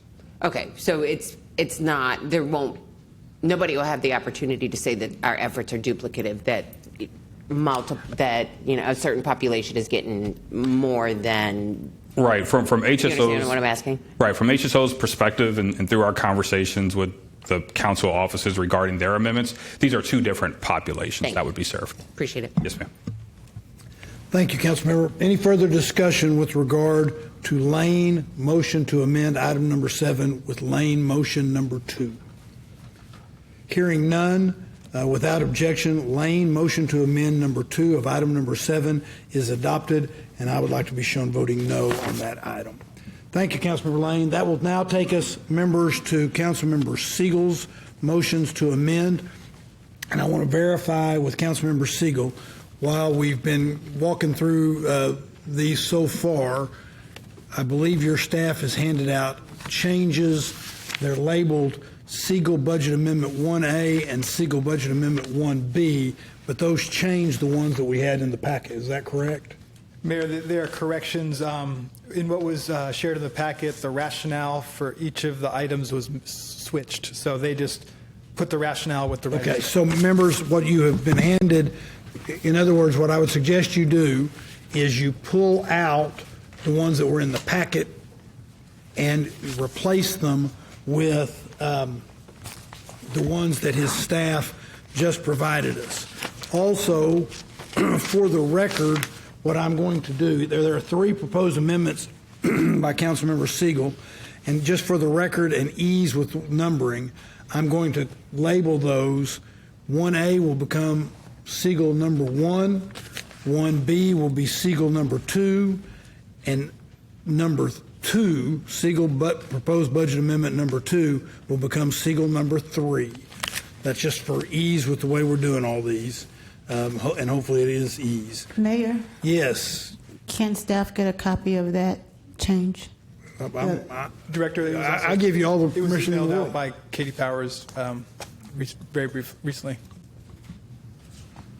Good.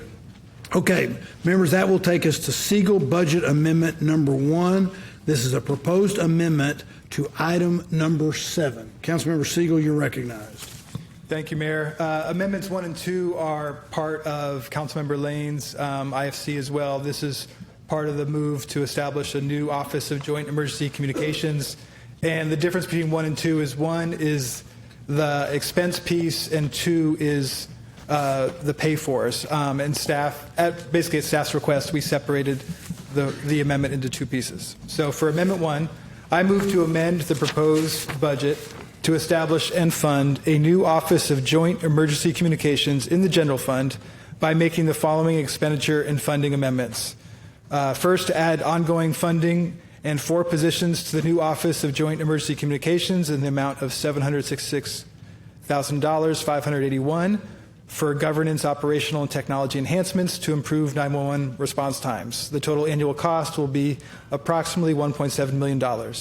And second, to add funding to the new Office of Joint Emergency Communications in the amount of $599,306 for 1 executive level position, 1 assistant director position, and 3 support positions.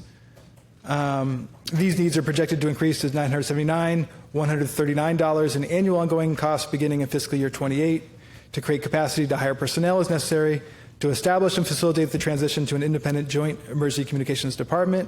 And then finally, to add funding to the new Office of Joint Emergency Communications in the amount of $37,500 in FY27 for one-time startup costs for the new office. I would move Siegel Amendment 1. Proposed amendment number 1 to item number 7. It is seconded by Councilmember Qadri. Discussion on the item. Councilmember Duchin. My understanding is we're going to have, I think, a more substantive, or at least ask some questions to staff during the IFC portion of this. Well, the only suggestion, sure, you can do it that way, but we will have passed item number 7 before we get to the IFC. Sure. So if you have questions that relate to whether or not you would want to vote for this funding, you probably ought to ask that now. I'm going to go ahead and see if I can get staff to help me with a few questions. That's fair enough. As part of this. And part of my reluctance here, my hesitation is, as we talked about last week, we have a presentation from our consultants on this that's supposed to be issued in mid to late September, and we haven't had that. And they identified certain rationales and concerns and legal issues that I think would be helpful for me to better understand before I can get behind this kind of change. So in the meantime, I'd like to see if I can get public safety up here, police, fire, EMS, or maybe ACM Batista, if he's here also.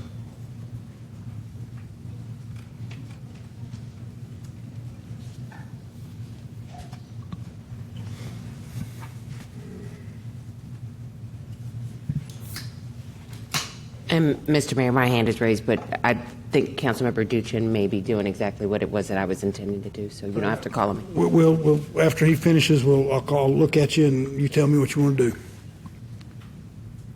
Councilmember Duchin, you have the floor. Thank you. So I'll offer this to all the chiefs, really. I'm trying to figure out what the impact of the JEC may have or will have on, say, AFD or EMSs or APDs response times and the ability to manage your particular workflow in the call center. If you want to start, Chief Davis. Thank you, Council. Mayor. I guess I'm really not sure what it's going to do when it comes to that. And certainly looking at the Barry Dunn report and the work that we've done. And I believe you have a PowerPoint of just since my time here, the improvement that has been gained in the response times. I've been here for 2 years, and everything I've done is to align these areas with the vision and the mission that we've set, and we're getting there. The people that were here, and I know you talked about the Missions Critical report, they stated to me that this 911 center, this communication center, is in the top 0.5% of call centers and communication centers in the country. So when you talk about where the need is, that's what problems are we trying to fix. And if we see gaps, let's go fix those gaps. And I feel confident that we can do that. So as far as these response times, they have improved greatly. Where they'll go if they're not under police, I cannot say that. Thank you. Chief Oker? Yeah, similar to Chief Davis, there is some unknowns here. I think in the current proposal, it would focus primarily on the civilian call takers. However, if moving forward this becomes a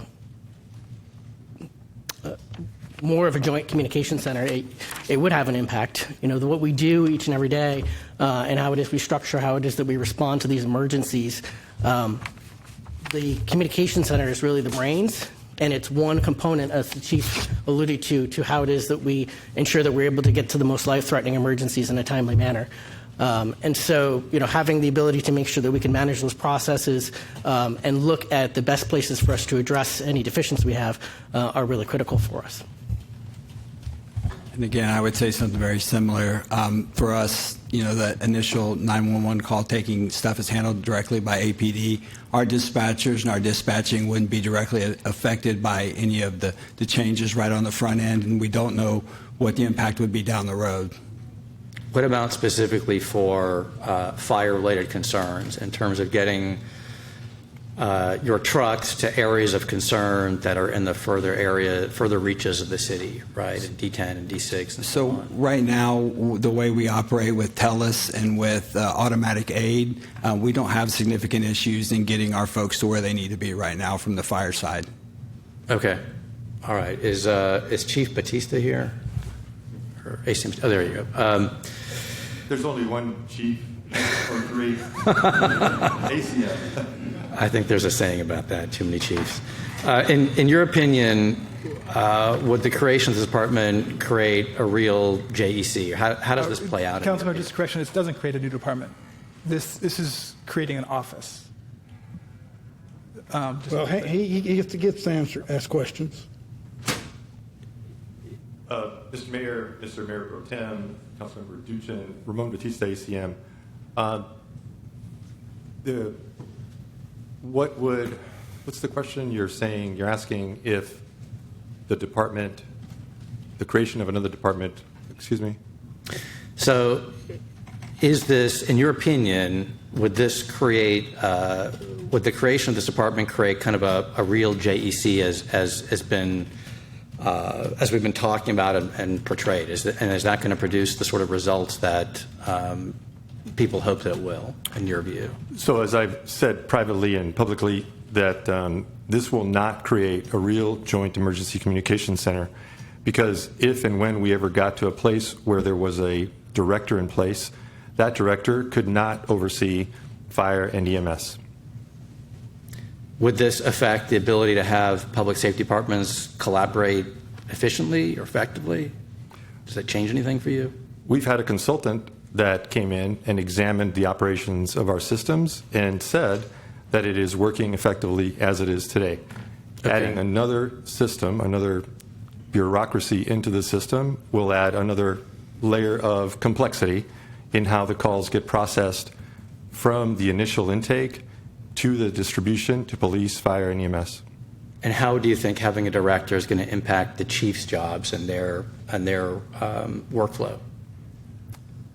It would be incumbent on whoever is hired to have a very collegial relationship with fire and EMS, as well as police. And moreover, police would never leave the 911 communication center, because there's, I imagine, no way that the police chief is going to be okay with not having someone that represents her interests and public safety's interests in making sure that calls are properly classified and dispatched in that center to work alongside that director. Do you foresee this creating any jurisdictional challenges then, based on what you just said, between not just police but the other public safety departments or chiefs? I don't believe any jurisdictional issues. Okay. And then overall, what's your sort of current recommendation here regarding the creation of this? It still remains the same, that I believe option A, as presented to us by the consultant, is the best option. Okay, thank you. And the last question I've got is for the city manager, since I know that he just sent a memo this morning, I believe. And I'm curious what prompted that, or did something change for you? Can you shed some light on the 11th hour memo on this topic? Yes, Councilman. And so I think understanding that the discussion, whether on Councilmember Siegel's amendment and or the later IFC, one of the requirements to establish a new department is that the city manager offers a recommendation. And so I felt it was appropriate to memorialize via memorandum what my thoughts and our recommendations were to clear the way for any decision that council could make, particularly since we're adopting and codifying through ordinance today the budget and any departments or offices. Wanted to make sure that that was taken care of. Thank you. And last question then for everybody is going to be, what of the concerns you laid out, for those that haven't read that memo, what is the chief concern that you've got? I think similar to whether it's the memorandums that have been shared by myself or my team and or the verbal testimony and or statements today by the three chiefs as well as Assistant City Manager Batista, that we have received, not in writing at this point in final draft, recommendations from a consultant that speak to, I think, the issues and challenges that could come about should we remove and or create a separate office to facilitate a current process amongst the three public safety entities that we believe is working effectively, that would add a level of complexity, and have cautioned us about what best practice is and the approaches to doing that. I think at this point in juncture, until one, that's done and council has the fullness of that report, that we should not be, one, prematurely establishing an office and or a department. I think allocating resources that in the final end may or may not be moved back because some decision might change later, that I think is premature. And I think if there was any type of action like this, one, it would need to obviously have some time for an understanding of the implementation process and allow us to work through any challenges or issues. And I think, at least as worded, whether in this amendment and what I've seen in the IFC, it is already a foregone assumption as written that we would be transitioning to a joint emergency communications center. But then in the same document, speak as if we may not do it. So it seems as if it's conflicting, at least how I read it, but it would not be my recommendation, honestly, that council approve this budget amendment and or get in front of a study that we have paid for and not received the final results of before we make a decision of that magnitude. And so that's at least what I shared in my recommendation. I think I've shared that publicly, and if not, today is the first time it's been shared, but I know I've shared it individually as I've met with council members. Thank you, Mr. Broadnax. I'm just going to say one or two things quickly, which is I agree with the concerns about the process, that there have been issues as we've started this a year and a half ago, whenever it was, to form the Joint Emergency Communications Department. And I'm concerned about that process, and I think we have failed to meet deadlines, and those things need to be addressed. But at the same time, I don't think we can allow that failure to allow us to make a decision that we're lacking information currently for specifically consultants that are experts in the space that have not yet shared that with us. And despite the amount of concern that we've heard from the community and other people, I hope that the presentation in September could be moved up so that we could try and have that information by today. I understand that's not possible. But instead, I feel like we're potentially moving forward without seeing that information, hearing why our consultants made the recommendations they did.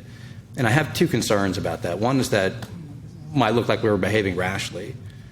The other is that we're in the middle of important discussions about how we're even approaching consulting agreements.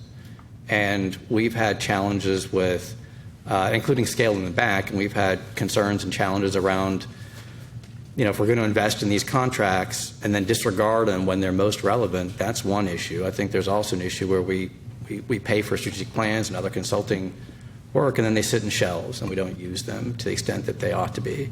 So I'd rather see us being intentional about this MCP work and Barry Dunn and the other reports that we've got that speak to this. I know that, as the manager mentioned, he weighed in this morning, and I think staff sounds like they've got concerns around this. I think in his memo they outlined some concerns that are, that involve our city charter. And so I understand that he'd be supportive of it if council overrode every professional decision that we're considering here. That does give me concern as well. And I'm hearing the main concern is how we're operating, but our experts are saying that we're at the top of our game and that our response time information, at least the stuff that I just requested, suggests that things are trending in the right direction. So it's not clear to me how operationally this is going to make the difference that we hope it will, but it's also going to have challenges that I don't think we fully understand or can foresee at this point. So at this point, I understand Councilmember Harper-Madison has some questions too. I'm going to yield the rest of my time. And just to say, I supported the resolution to go investigate this, but without having that full rationale understanding, I'm not supportive of the change this time. Thank you.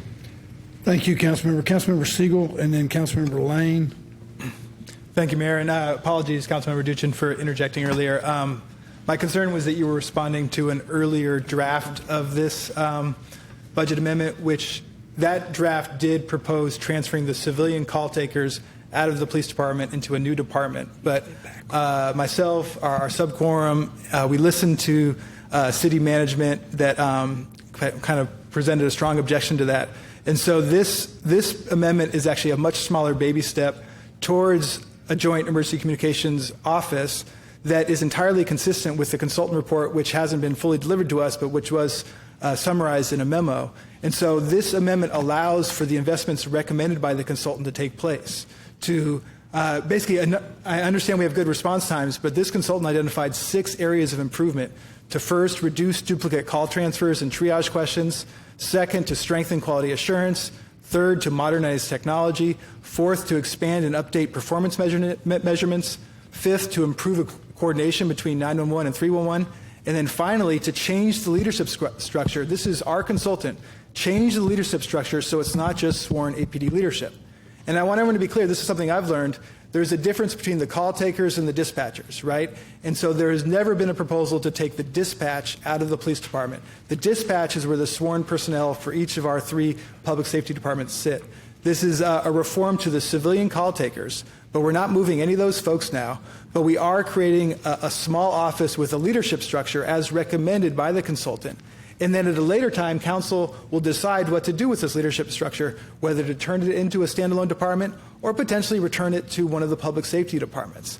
And so I just want to clarify that this is not the move that was originally objected to by the city manager. And it allows for all of the operational efficiencies to be achieved, and it allows council to decide after we receive the final strategic plan from the consultant on what to do next. And so I just wanted to clarify that. Thank you, Mayor. Followed by Councilmember Harper-Madison. Thank you, Mayor. I want to start out by thanking everyone who has brought their input from the public, from our staff, from the dais. It's much appreciated. I would have hoped that their order of this meeting would have allowed discussion, and I'm fine with how it is, but I just would have hoped that we could have discussed the IFC, the merits of the IFC, before moving on to a specific amendment. Because, as you noted, Mayor, the challenge with this order is that comments are made, questions are asked. And so I will go ahead and bring forward some of the questions that I have now and some of the comments that I have now. And so, but before the reason we did it that way is because there's a regiment to passing a budget, and IFCs are separate from the passage of the dollars and cents in the budget, and so we're following the typical way we do that, and it's not meant to slight in any way. I'm sorry if that seemed. I didn't take it as a slight. Okay. I was simply saying that I'm saying more now than I would later. Fair enough. So, so I want to speak to my motivation in bringing this, and I want to ask a few questions. And so, I want to start as it relates to APD. With the structure that we now have, I agree. We all agree. There have been amazing improvements in 911 response time. I appreciate having a report that shows that these improvements continue. Improvements have been made in my district, as well as the rest. But because we've improved doesn't mean that we've gotten where we need to be. And this IFC and the budget amendments as well are intended to refocus us on improving where people, our people in this city, have been left behind, where families have been traumatized, where response time has cost lives.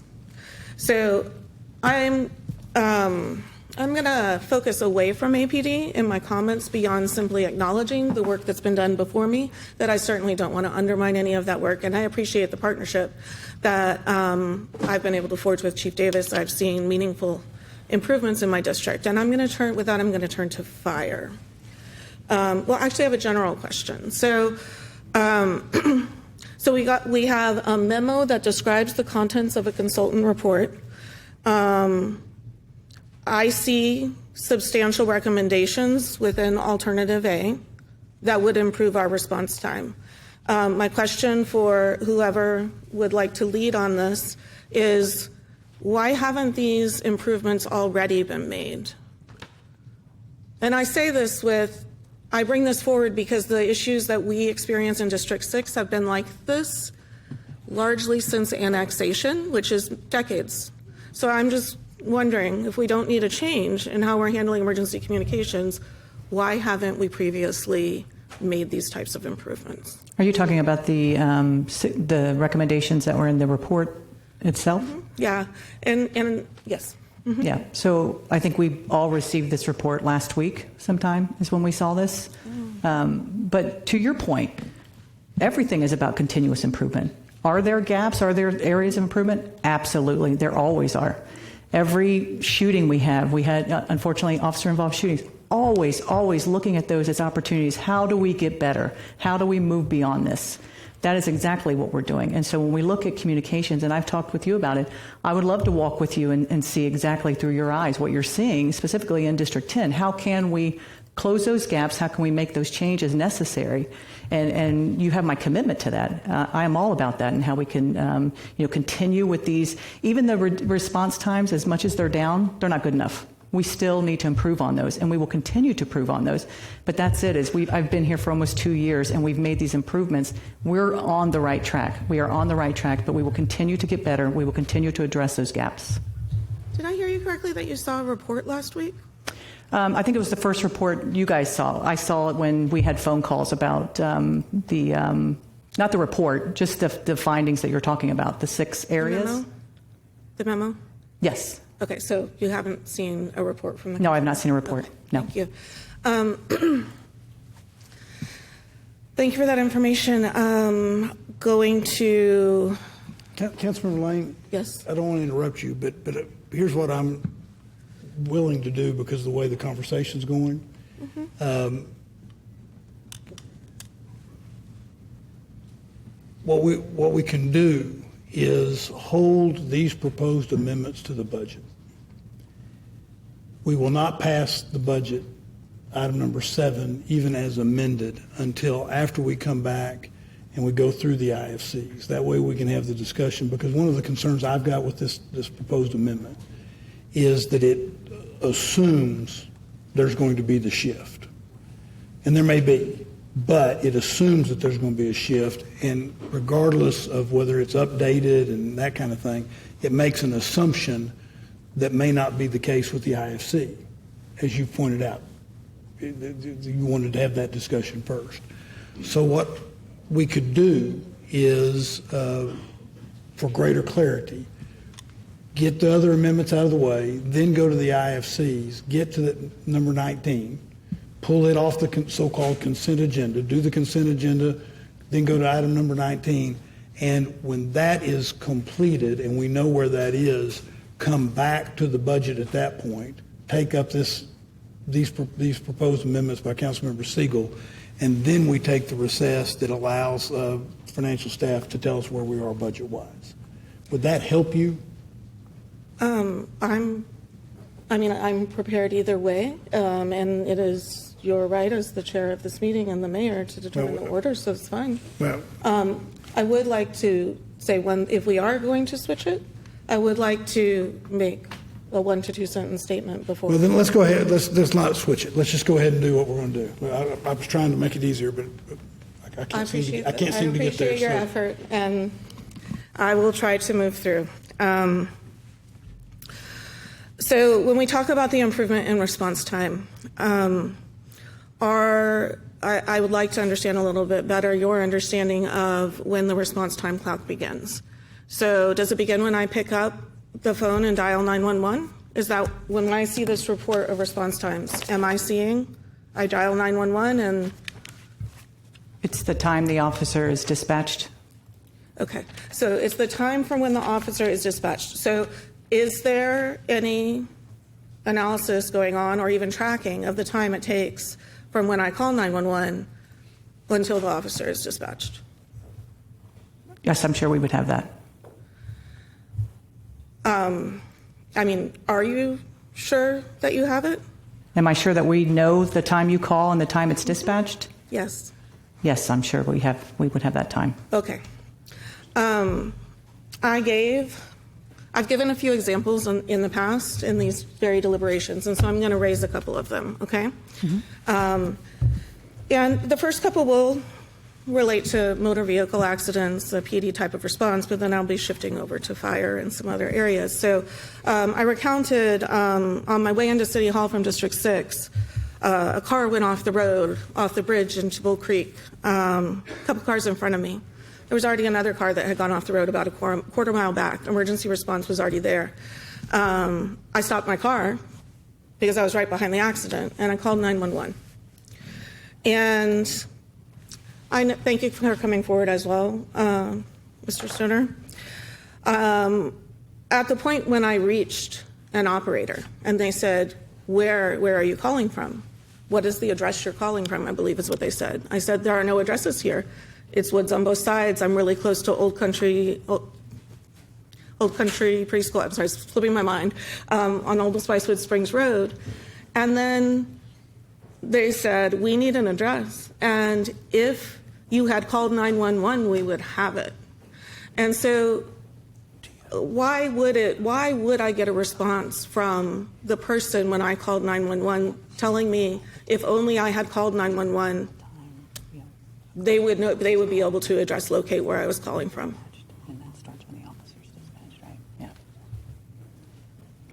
So are you talking about a cell tower has gone down?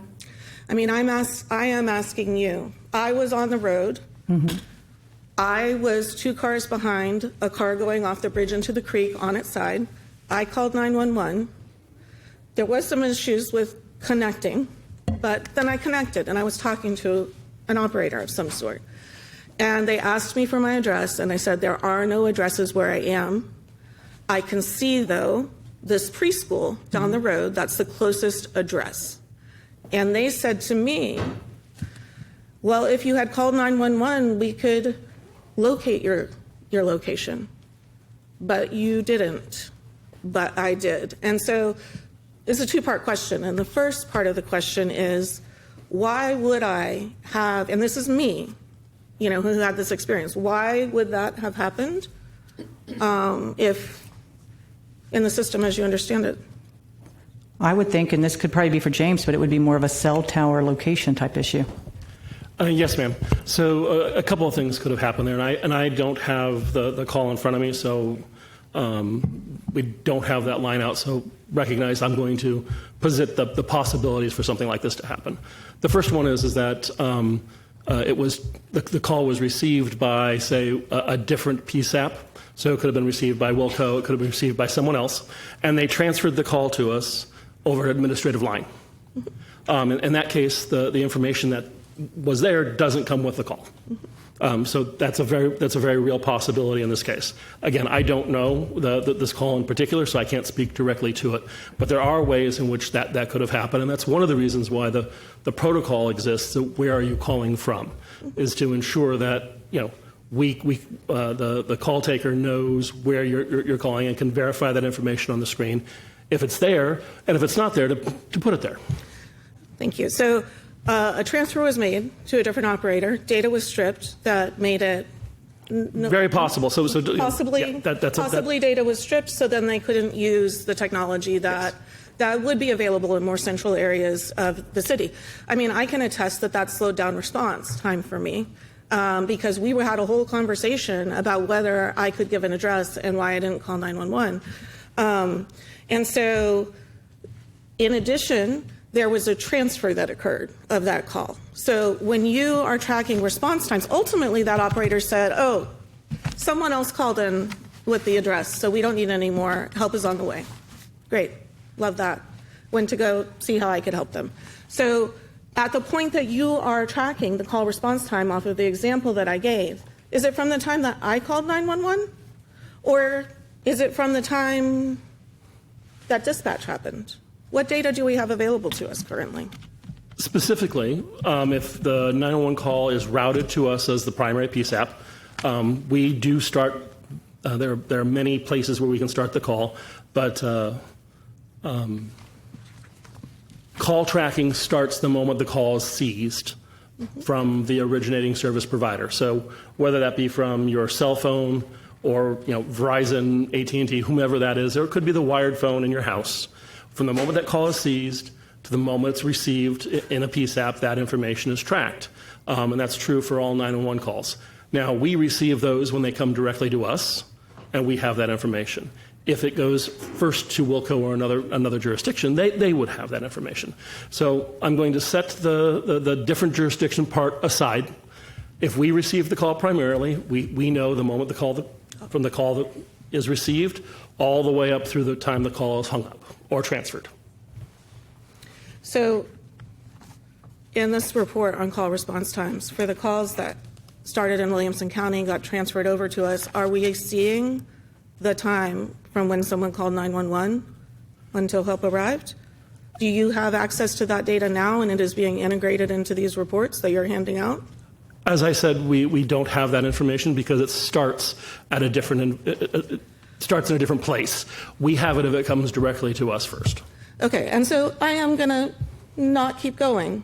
I trust that y'all are aware that I've run a lot of examples down through private meetings that lead to the conclusion that I don't find this data reliable without some focused looking at what's happening. Service first, place a call, what happens on the ground? However, I have examples of fire trucks waiting 45 minutes, okay, a mile and a half from the station. Provided those examples to Chief Baker. We've got someone different here, rotating responsibility. We need consistency, we need focus. We have a consultant report that, yes, we haven't been able to read, but our city manager staff has been able to read, and it came up with quite a number of recommendations that they track with the meetings that I've had, and I think we all agree that they need to be made. I hope we do. I hope that we are ready to make forward progress, but the thing is that making progress on these issues that are costing lives, it isn't free, and talk is cheap. It costs money, and so we need a budget amendment if we're going to move forward. Yes, that consultant report will be in our hands. Yes, there will be an initial hire if the money is allocated as an amendment. And we have a choice before us of whether we allocate enough money to move forward at the pace that makes sense, taking into account ultimately being able to read that consultant report and a new hire and their consultations with all of you and us. And so I am frustrated. I am not frustrated at you, Mayor, whatsoever, but I am frustrated at the amount of time that has gone in to then, and conversations and tracking the data down and all of the things. I am concerned because these private meetings haven't moved us towards change, which is why I brought it into the public. We need change. We need to make a commitment as a council to continue on the path to excellence in emergency communications. Have we started? Yes. Is it good enough? No, it is not. And I thank every co-sponsor who sat in meetings hearing me talk like this. You are very valued. And I am wrapping up right now, but I will tell you something. It does not help me stay calm and focused and project what I think people would like me to project, nor does it help me have trust myself in the path that we're walking down when there is resistance to making it possible to move forward. And that is how I perceive this. And so I thank Councilmember Siegel. I thank every co-sponsor who's done their best. My staff is having panic attacks themselves, I'm sure, because I feel urgency on this. I don't feel urgency to do it wrong. I feel urgency to have money to put behind our words. And I think that as a city, we are more than capable to do better with emergency communications for everyone who lives here, not just a select few. And so I will share, without giving any more examples of why, that I fully support these amendments. Because I don't want to be back here talking about money again until the next budget cycle, and I'd like to be able to make the progress that is appropriate to the need, and it is there. Thank you. Manager, did you want to say something? I do. Thank you, Councilwoman. Thank you, Mayor. And so, Councilwoman Lane, I share your sense of, I think, urgency on ensuring that our communications and handoffs and response times are improved. I think as you asked all three chiefs about what is functioning, even I think the detailed, I guess, example that you were sharing with Mr. Stoner, and he walked you through the scenarios. I think all of those things and your concerns about them, and I think their responses are accurate. I think the information that was requested, I think, by Councilmember Duchin that we ultimately then shared with the full council. I'm not quite sure why there's a jaundiced eye on the validity or the accuracy of the information. While everything is specific, as Mr. Stoner said, any incident you can look at and track back and understand what happened. But to broadly suggest that because the overall data does not comport with a specific instance or other instances, I think is really dismissing, I think, the value and I think the specificity that data is tracked in any call center, not just in Austin, but in the country. But notwithstanding that, to your point about the budget amendment and not wasting or spending more time waiting another year, the sense of urgency to do something different, we all share that. But the budget amendment and then the items within the budget amendment, which, again, the biggest one is creating an office and or a department to solve for the things that you have discussed, that is not going to change anything by moving, even creating a civilian administrator within or outside of this area is not going to improve anything that they just told you happens in the center. So that's one, and that's my one concern. Secondly, the budget amendment and the things offered in the preliminary report spoke to the improvements that you suggested and you would like to move the resources to, but it did not say create a separate office or remove it from the police department. So I want to clarify that because that was stated, I thought, earlier. And that's why I went to the side to make sure I don't remember that being the case. So to make the improvements, to move the resources, to create the additional position, fundamentally, scenario A recommended that. What I said all along was if you or this council would like to do that and invest those resources, we're 100% on board because we believe that might change and change some things to improve the center from communications within, from the external stakeholders' perspectives on how that center runs. No objection from us on that. I think where we have had some concerns is getting to the end, and that is already assuming that we were going to create an office, for which, again, the consultant said is not recommended, and we've said that it is not recommended. And I think the minute that the professional staffs, the three chiefs, notwithstanding anybody's perspective as it relates to the respect for what I have to say about it, that decisions are made when they are the ones responsible for the life, health, and safety of the community, that overrides that for a budget amendment or a desire or a community concern from people who are not sitting in those seats, who have the responsibility when it's done, I would just say that is one of the reasons I'm supporting the chiefs, and I'm against, at this point, moving forward with moving anything beyond the resources to address the issues that you've raised, that you've talked about over the last several months. It has nothing to do with it being created and put in a separate office, in my opinion, as well as what you've heard from the professional staff that sit in front of you today. So again, I respect council's choices and opportunities, but to do something that I think the three chiefs say will not enhance service, other than making the improvements that are recommended, again, I'd have to stand with my three chiefs when I say I think that's where we need to be until you see the report and it justifies and documents why they feel the way they do. Thank you, Manager.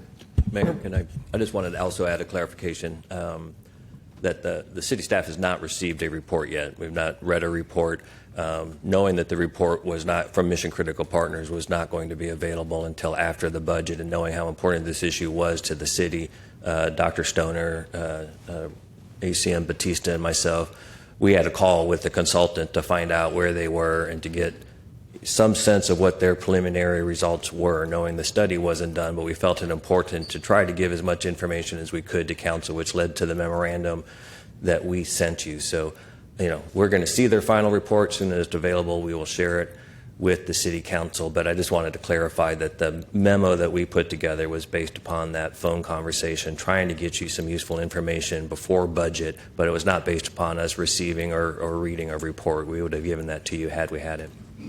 And I want to call on the people that have signed up, but I want to ask a question about the budget. If what we wanted to do, if we pass this budget today and it doesn't have the Siegel Amendments 1 and 2 related to this item, and if we don't pass the IFC that's related to this item today, and we wait to get the report back, what would be the mechanism at that time to come forward with an IFC based upon that report and a motion to amend the budget? How would we do that so that if there's a discomfort about voting on something before we have that report, how would we go about doing that? And can it be done? Sure. I mean, that would be done through a mid-year budget amendment, essentially. The budget Would we have to wait to mid-year? No, we wouldn't have to wait until mid-year. We would want to be cautious around, and I don't think we would have an issue with this, but we'd want to be cautious around the new state legislation around being tagged a defunding agency. But that would be the only thing that I would caution in regards to when you start talking about amending the police budget mid-year, particularly if it were to remove some cost, as some of these variations have discussed doing. If it was just about whether or not we're going to be able to add money to a new office or within APD add money to address some of the things that the consultants identified and finding other places to cut the budget, then there would be no worry. But if we're going to try to do a mid-year action that would actually remove call takers and significant expenses from the police department's budget, again, as some of the flavors of these discussions have included, we just want to be cautious with that. Thank you. Mayor Pro Tem, you want to say something? Mayor, there's been a lot of changes to both the amendment and to the item, and I would really like to debate them kind of in tandem and honestly debate the IFC before we discuss the amendments. And so I would move to table until after we discuss the Joint Emergency Communication Center IFC. Okay, so a motion to table is a subsidiary motion that would set aside the motion to amend that's on the table. Are you suggesting you would move to table Siegel Budget Amendment number 1 and what we know is Siegel Budget Amendment number 2 until after that discussion? Until after. First, let's discuss and vote on the IFC. Then once we've done that, I think we'll be in a better position to understand what we need to fund, what we don't need to fund, what's going to happen. All right, so there's a motion to table to the time certain of following the Councilmember Harper Madison seconds that motion. discussion on that motion? Yes, Councilmember Fuentes. Thank you. I would like to know, or like to hear from the amendment author, Councilmember Siegel. I was going to let him close. Yeah. Councilmember Yeah, my Codry? only question was I had some questions around the doc that was sent to us around response time. I could ask those questions if But let's get to the IFC, Okay. and I'll handle how we pass the budget appropriately based upon what we're doing here. Councilmember Ellis? Could I request that those of us that have already raised our hands have a chance to Yes, ask questions before we go through like six more people Yeah, reiterating and their thoughts? you'll be the first one that we call on. Thank you. I'll make a note of that before we wipe that out. Thanks. Fair enough. Councilmember Harbor-Madison, you have something else you want to? Well, I was in the queue to speak, but Yeah. I don't want to belabor what it was that I had to say. I think we've already gotten to the point where it's been established that we need to have more discussion and deliberation. But as a part of that, one of the things that is my motivation for needing more clarity, I've made reference to it again, but in my observation anecdotally, having had conversations with friends and loved ones who function as emergency services personnel, what the feedback that I've received is the flaw in the system, the kink, so to speak, where we need to make adjustments is dispatch, the deployment of the appropriate resource. And I just want to know, ultimately, it doesn't feel like the discussion around the centralized call center and the discussion around deployment of resources via dispatch, the considerations, the prompts, et cetera. And one of our speakers today made reference to it. He said, something happened, EMS, fire, and police all showed up. So what we're talking about is the deployment of all the resources unnecessarily. Something that happened along the way. It used to be, if there was an accident, fire couldn't deploy a tow truck. They had to wait for PD to arrive to deploy the tow truck. So things like that within the system that need repair. I just wonder if that's an adjacent discussion or a completely separate discussion, dispatch and call center operations. I'd like more clarity there, but my hope is that it'll come organically throughout the course of this continued discussion. Great. Thank you, Councilmember. Thank you. Councilmember Siegel, I'm going to allow you, even though you're not the maker of the specific motion, you're the maker of the main motion, the motion to amend, so I'm going to recognize you to close. Well, thank you, Mayor. Well, I am against the motion to table this. I think we should just finish this conversation that we started. But I want to say that, in response to our initial motion, my team met with the chief financial officer of the city, assistant city manager over public safety. I met with the manager directly. And I was told pretty clearly that the option that's now on the table was much more acceptable. And so I feel like I'm being told one thing in private and a different thing in public. And so I'm very disappointed that that there's this effort to portray this very reasonable step forward as something that's irresponsible or dangerous. The consultant did not recommend against an independent office or department. The manager was actually very careful in his language. He said he did not recommend one way or another. So we could go back and talk to this consultant about that. But again, as a council member who supported the original demand for a strategic plan over 12 months ago, the idea that I'm having to argue with a document that hasn't been shared with me, and I haven't been able to speak with this consultant. And so I'm just disappointed about the way staff is kind of advocating. It's like there's a 12th council member advocating against this item that there's a lot of community support for. And so I think I would like my peers to ask their questions now and finish the discussion. I don't think we're going to save time by postponing the discussion a couple hours. So I'm against the motion to table. All right, the motion that we will vote on is the motion to table by the Mayor Pro Tem and second by Councilmember Harper-Madison. Those are in favor of the motion to table, and it would be to table Siegel proposed amendments to item number 7, number 1, and number 2. Siegel amendments, proposed amendments number 1 and number 2 to item number 7. Those in favor of tabling that motion until we get to the IFC or after the determination is made with regard to the IFC, which is item number 19, please raise your hand.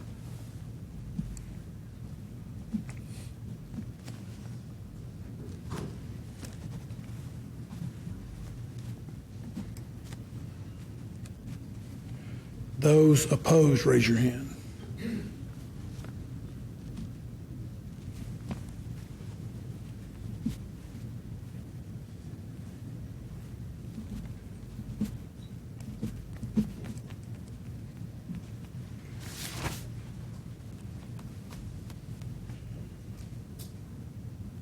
right? I've got 12 people, so I'm worried about. And Councilmember Siegel, I didn't count the manager, so I apologize. I don't know how I did that, but there were 1, 2, 3, 4, 5, 6. But there are clearly 7 no votes on the motion to table, so the motion to table fails. So we're now back to Siegel motion to, and by the way, the 7 are Lane, Siegel, Harper, Madison. That's where I got to 12. I can't. There's 6, so there's only 6. I counted you twice. Yeah, there you go. So here's the no votes: Lane, Siegel, Fuentes, Kadri, Velasquez, and Ellis. So that's 6 no's. So the motion to table fails, which will now take us back to the motion we were discussing, which is Siegel motion to amend number 1. And with that being the case, I am going to recognize Councilmember Ellis, Councilmember Harper Madison, Councilmember Alter, Mayor Pro Tem, and then Councilmember Kadri. Thank you for the recognition, Mayor. And I think we're close, so I was excited that maybe we can keep moving forward with this conversation. I've been fortunate to be involved in a lot of different conversations around how we improve first responder dispatch, how we improve response times. Right now, we are facing an amendment that says it's going to increase response times, and a memo that was previously distributed that says that's not going to improve response times. And so whichever one we want to agree with, that's just a fact of the day that we're all needing to sort through on this dais. This particular presentation that was handed out today shows that District 8 has the slowest response times out of any council district in the city. It's something I've spoken to for a number of years, that people want to know when they call 911 that they have the appropriate first responder to show up in a timely manner. I know the officers want to show up in a timely manner. I know that fire, EMS, mental health services all have a dedication to show up as fast as humanly possible to help folks in need. I was here when we added mental health as the 4th option when you call 911, police, fire, EMS, mental health. I've been able to visit the call take center twice now and actually listen in on a couple of calls. So I think that we're all sharing a very similar need here. I wholeheartedly agree with what Councilmember Lane is laying out, that there's confusion around when you're calling, where's the information going, are you getting the appropriate department even to show up. I'm now hearing that there's folks in the southern end of my district that get dispatched to Hayes County and then it gets pushed through to APD. So I think there's obviously something that needs to be worked through there. But I'm also fortunate to have been through a lot of conversations on this dais where we, who are not dispatchers and not first responders, come in and we say this is how it should work. I've seen some of those conversations turn into really fruitful new developments in how we respond to public safety, but I've also seen some that haven't gone as well. I have an item on later today about park security, because the Parks Police hasn't been functioning in the way that it used to for 5 years now. And Chief Davis is doing everything in her power to make sure that we have the appropriate personnel to be able to respond to that. They've offered to send mounted patrol. They have offered everything they can to help make sure that the needs of the community are being addressed and that people are getting the response that they need. But I am worried this might be one of those situations where we as council members can unpack it and try to put it back together in the way that we see fit, but in reality, without knowing, having your hands on it, having your ears on it, having your eyeballs on it to make sure that you know how this works, and without having the first responders who do this work every day be able to walk us through it step by step, I worry that this could be something that inadvertently slows down response time and creates confusion and chaos at the worst possible moment. And so I would prefer for us to wait for this report. I know I was able to talk to Mission Critical and provide my input over the years that I've been able to have these conversations, and I don't know what that report says yet. I don't know what part of my feedback was incorporated or what part of all the other council members' feedback will be incorporated. And so I'm just worried that allocating dollars and standing up a new office in a time where we're not sure what the best recommendation will be is getting a little bit over our skis, and would certainly be open to this conversation moving forward to help work through some of these issues. I don't know that I have many questions other than, you know, if the aim is to increase response times, what is already happening through dispatch to help do that? And do you think having a separate office would make response times faster or slower? If anyone wants to take that question. Everyone's looking at each other. Ma'am, I'll take it. Okay, Ramon thanks, Batista, ACM. ACM. The recommendations from the consultant, who is a very professional group, recommended A, and it's the slew of recommendations that Councilmember Lane has enumerated that would help call processing times. It would help with the implementation of new technologies. It would rebrand the 911 call center as the City of Austin's call center.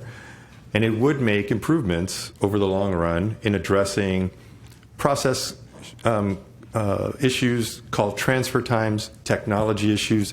If there's a cell tower that's not functioning or malfunctioning, or we're not getting the information we need, then a professional administrator that was recommended, not a director, but an administrator, to work under the police department would be able to bring a level of consistency and professionalism to addressing these issues that were identified in option A. And I've said publicly and privately that those are good recommendations. And I still stand by that. I think that those improvements could lead to shorter response times. But shorter response times are not just call processing times. It is the availability of officers in the field. And the consultant mentioned that in the verbal briefing that they gave us. They said a lot of this is also dependent on the availability of your personnel to be able to be in the moment within that district to respond to calls for service. I would say that in a nutshell, that to me is the best alternative, because it does put us on a better path to achieving some of the things that have been brought forward in the short time that I've been here. I appreciate that. And then structurally, how would creating a new office work? Would people be moving their desks and their computers, or would it just be a conceptual, there is a new office with a new org chart, but they would still be officed in the exact same location because that's where all the equipment is? Yes, they'd still be officed in the same area. Structurally, they'd report to a different person under option C, which is the last not recommended option, and it would be under a different director, reporting probably to me. Okay. Okay. That's helpful information. Thank you. And then Councilmember Harper Madison. Thank you, Mr. Mayor. I honestly don't know that I have anything substantive to contribute to the discussion thus far. Some of my concerns are the process doesn't feel complete. It doesn't feel comprehensive. It doesn't feel like we have enough information for consideration, in which case I don't want to get out in front of. I have been a part of the council where we had regrets about things that we did, and it's not a great feeling, especially when you knew there was an opportunity to get it right on the front end. So I don't know that we're in a position to get something this important right on the front end yet, so I'm hesitant to be supportive of the move forward. And I think most of my questions have been answered, with the exception of, I will say, from a response time perspective, and I understand why. So year to date for response times, District 1 is the winner by far, honestly. And that said, I think response times are being mentioned, but there's enough being mentioned that's not about response times, and I don't know that we're having that comprehensive conversation, and it makes me uncomfortable. It feels like we're having a veiled discussion, which feels really uncomfortable. I want folks to just lay it plain. What are we actually talking about? In which case I'm hesitant to cast a vote that would be contrary to what our emergency services professional personnel recommend. And I'm going to say that I'm going to lean my vote in the direction of what our emergency services professional personnel, the folks who have been doing this work for cumulatively decades, recommend as the safest, best practice for our city. And I'll leave it there. Thank you. Councilmember. Councilmember Alter, followed by Councilmember Kadri. I think Councilmember Harper Madison said it very well, because that's exactly where I want to pick up in terms of what exactly are we talking about and I think it's so convoluted, this system, because it's not, as the ACM Batista talked about, we don't have a unified system where everyone is operating under the exact same rules, right? Fire has a little different rules than EMS, a little different rules than police.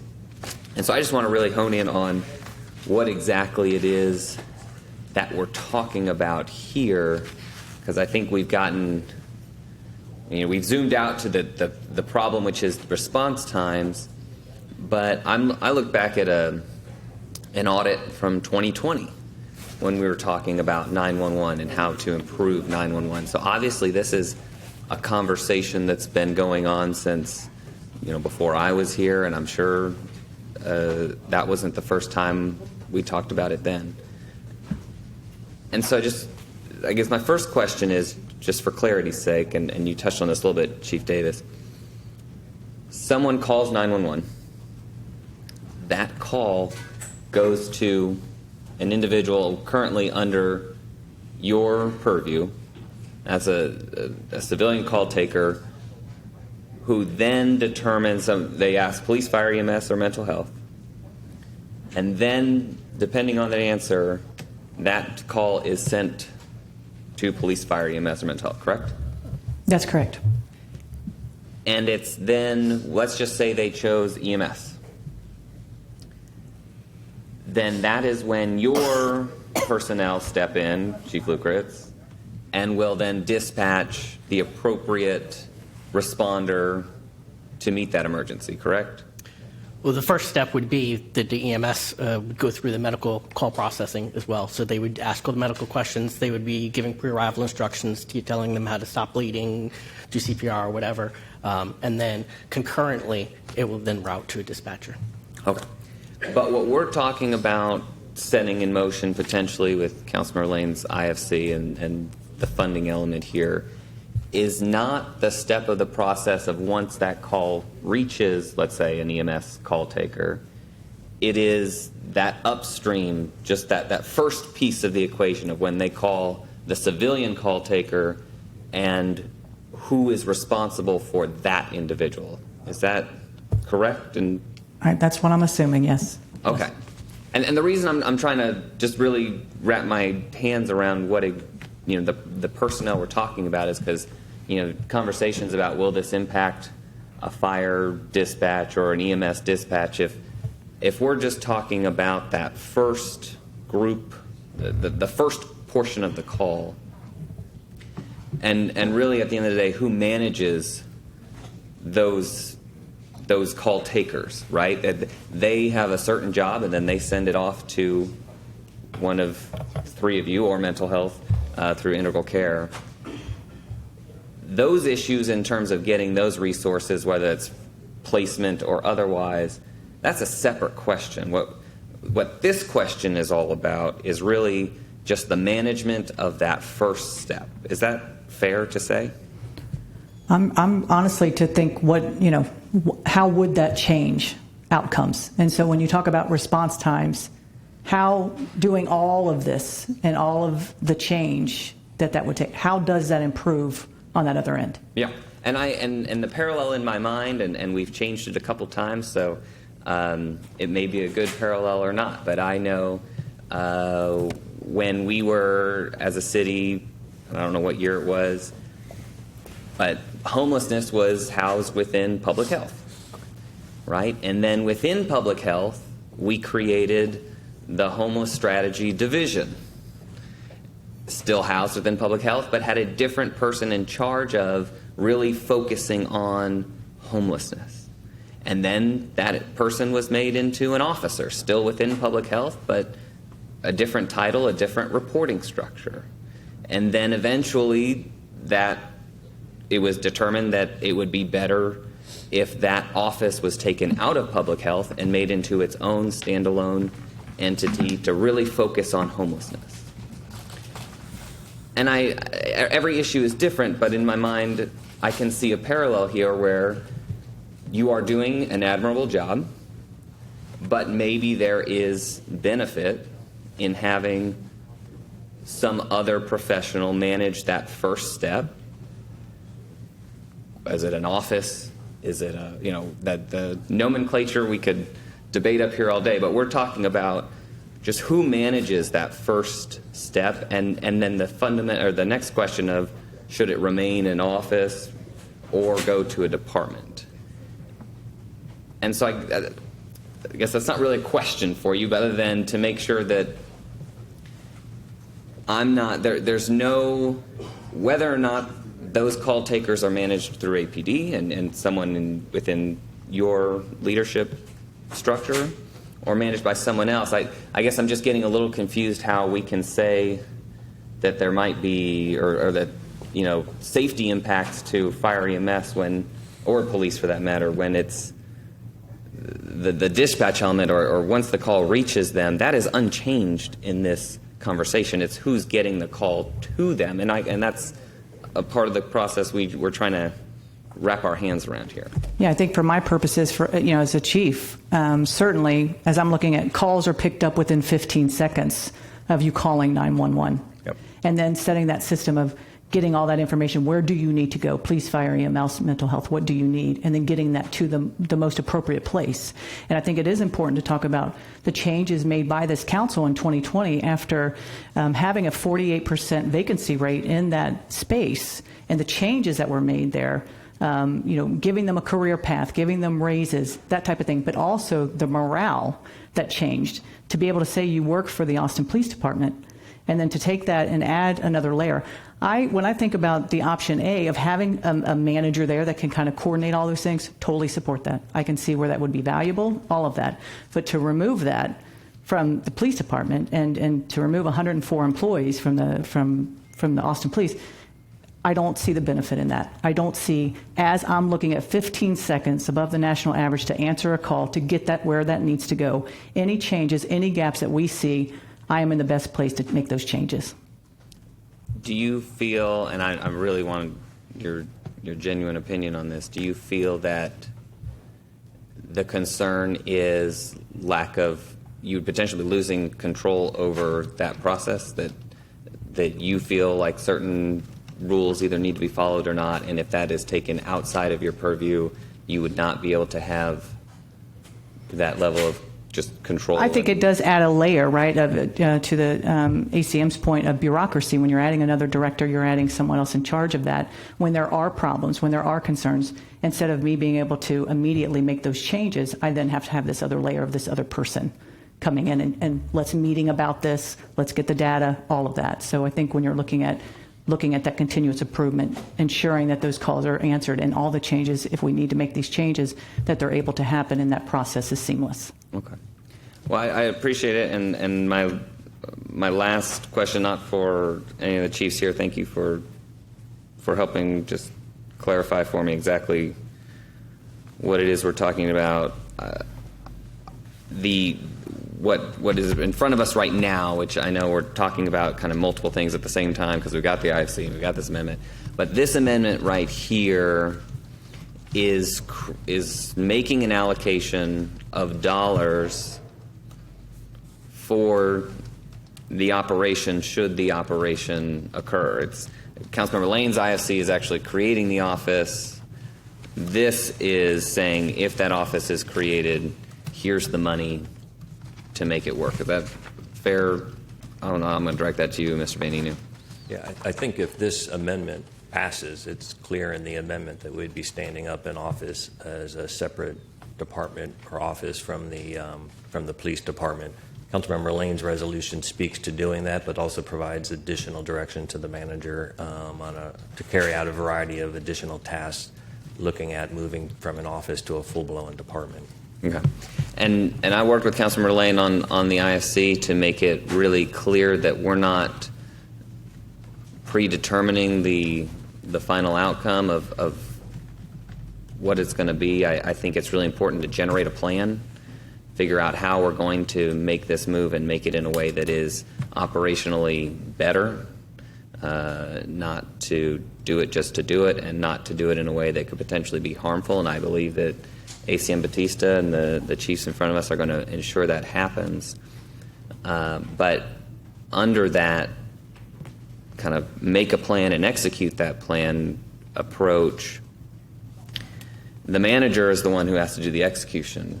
And so this doesn't require the manager to, let's say, hire an assistant director, right? It creates the funding necessary should he choose to do so. Is that not correct? I mean, we can't instruct the manager. We can give him money, but we can't make him spend it. That's correct. Okay. And so I have seen in the past when we would like to do something, the barrier be that there's not funding available. But I think this creates that availability still, though, within the framework of the IFC to allow the manager to come up with a plan and execute on that plan and just get the process started and create that ability so that that's not a barrier. So I appreciate the clarity for at least my sake, hopefully help somebody else, but thank you for your time. Thank you, Councilmember Mayor Pro Tem. Thank you, Mayor. I support the goal that we are moving towards. I think that an independent joint emergency communication center under the direct supervision of an assistant city manager makes a lot of sense to me.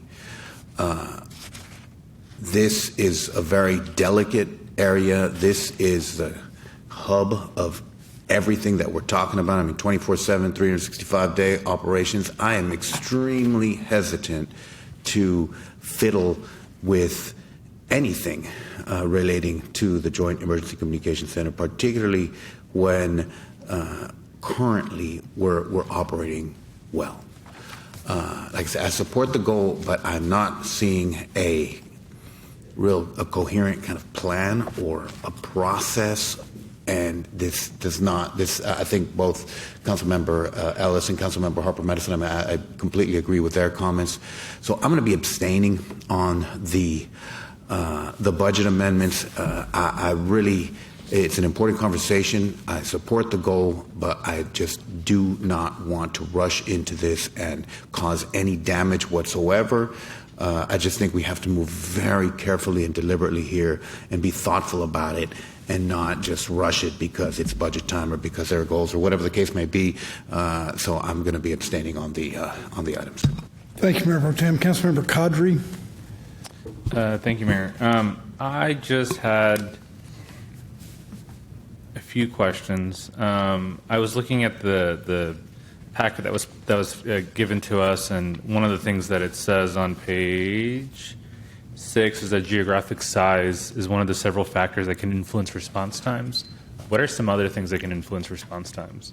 Because I was looking at, at the very least on page 8, the APD response time for August 2025, and some of the slowest response times are the East Side districts, right? I was looking at a report by Housing Works, districts with the highest poverty, the lowest medium income is districts 1 through 4, and 3 out of 4 of those districts have the lowest response times. And then the wealthier districts in the city, districts 9, district 10, have some of the fastest. But what other factors outside of geographic size? And some of these districts there's a lot of density. D9 is, I could throw a rock in any which way, and I'm still probably in District 9. Other districts are a little bit more spread out. But there are other districts on here that I think are almost as compact as D9, but have much longer response time. So what are some of those factors? Well, I think you have to look at the crime that is being committed in there. So if it's an area that has more crime, you're going to have more calls for service, which means more officers are going to be responding to those different calls for service. In other areas, and certainly geographic locations matter as well. How long does it take to get from, if I know in, Crystal Lane where our sub is, it takes, half hour from where the sub is to get to the highest point of where that location is. And so you've got drive times, things like that, for certainly at the beginning of a shift. So those things, come into play as well. But certainly the amount of crime, the calls for service, that volume, how many officers we have working. We know we're working at a deficit right now. So all of those things come into play for where the police is concerned. I think similar to what Chief Davis said, a lot of it comes down to unit availability, and that's why a lot of the initiatives, when we talk about this being response time being a broader piece beyond just the communication center, is how it is that we maximize unit availability and ensuring that we're focused on those highest priority calls and that we keep those units available for those resources. We also have to make some adaptations in our department because we leave our district very often, right? So every time someone needs to go to the hospital, you're leaving your home area, and so we need to maximize the ability to ensure that there's resources available in wherever the calls may be occurring. Nothing much more significant, really, just call volume and unit availability and the ability to make sure that our dispatchers are keeping an eye on things and moving units around appropriately so that we do have units available in all areas, even when other incidents are going on. Got it. And then I'm not sure if any of y'all can answer this. I think you've answered as the chiefs of your respective departments around why Councilmember Siegel's proposal is either good or bad or works or doesn't work.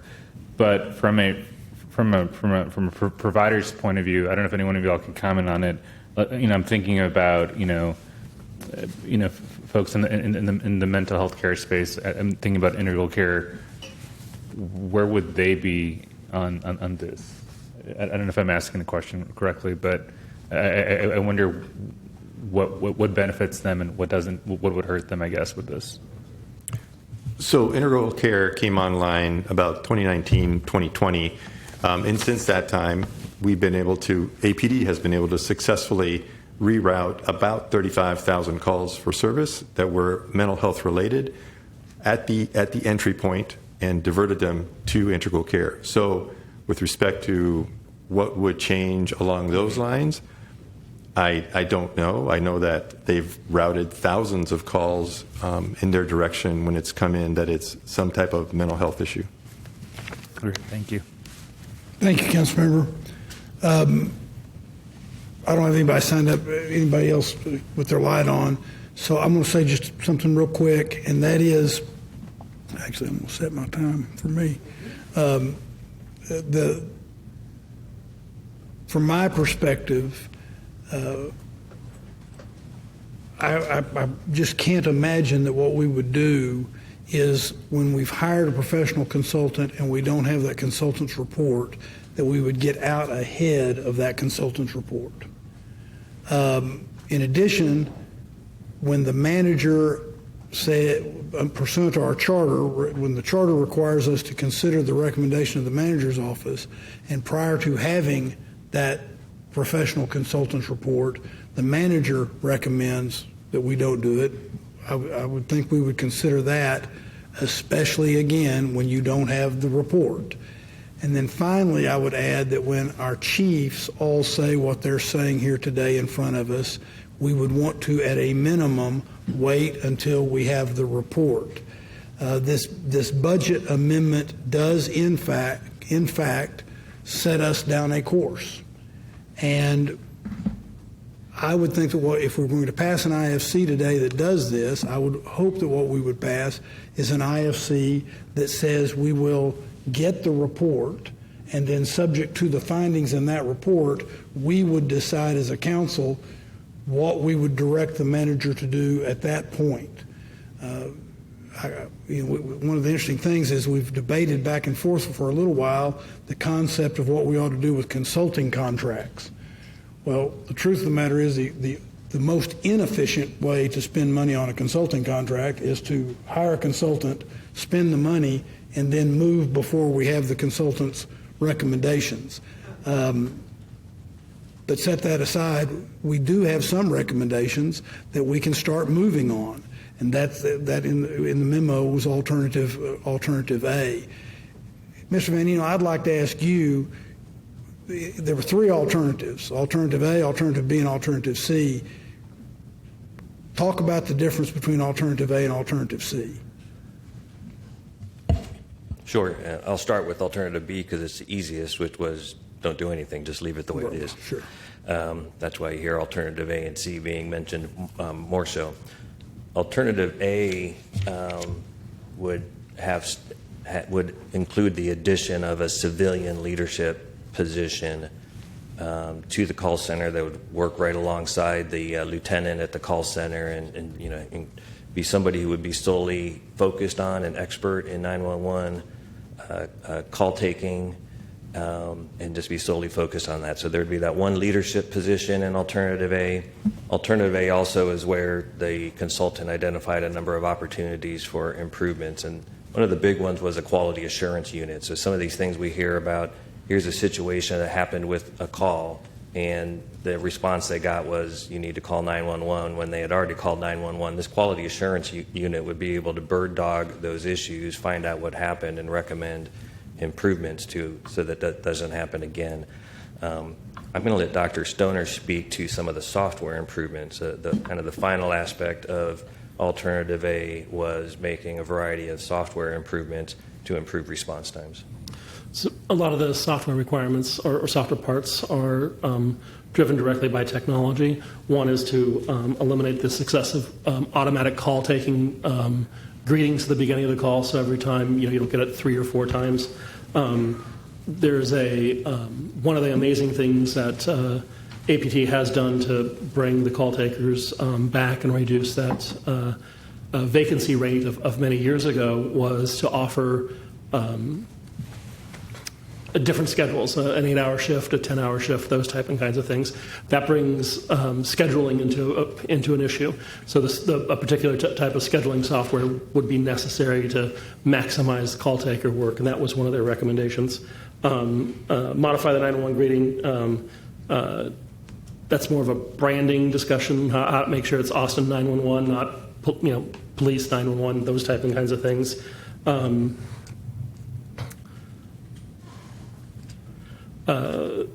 Those I think are the biggest pieces, including the QA part. Talk about option C. Sorry, just to recap then, Alternative A was this senior leadership civilian position, quality assurance unit, and the software enhancements.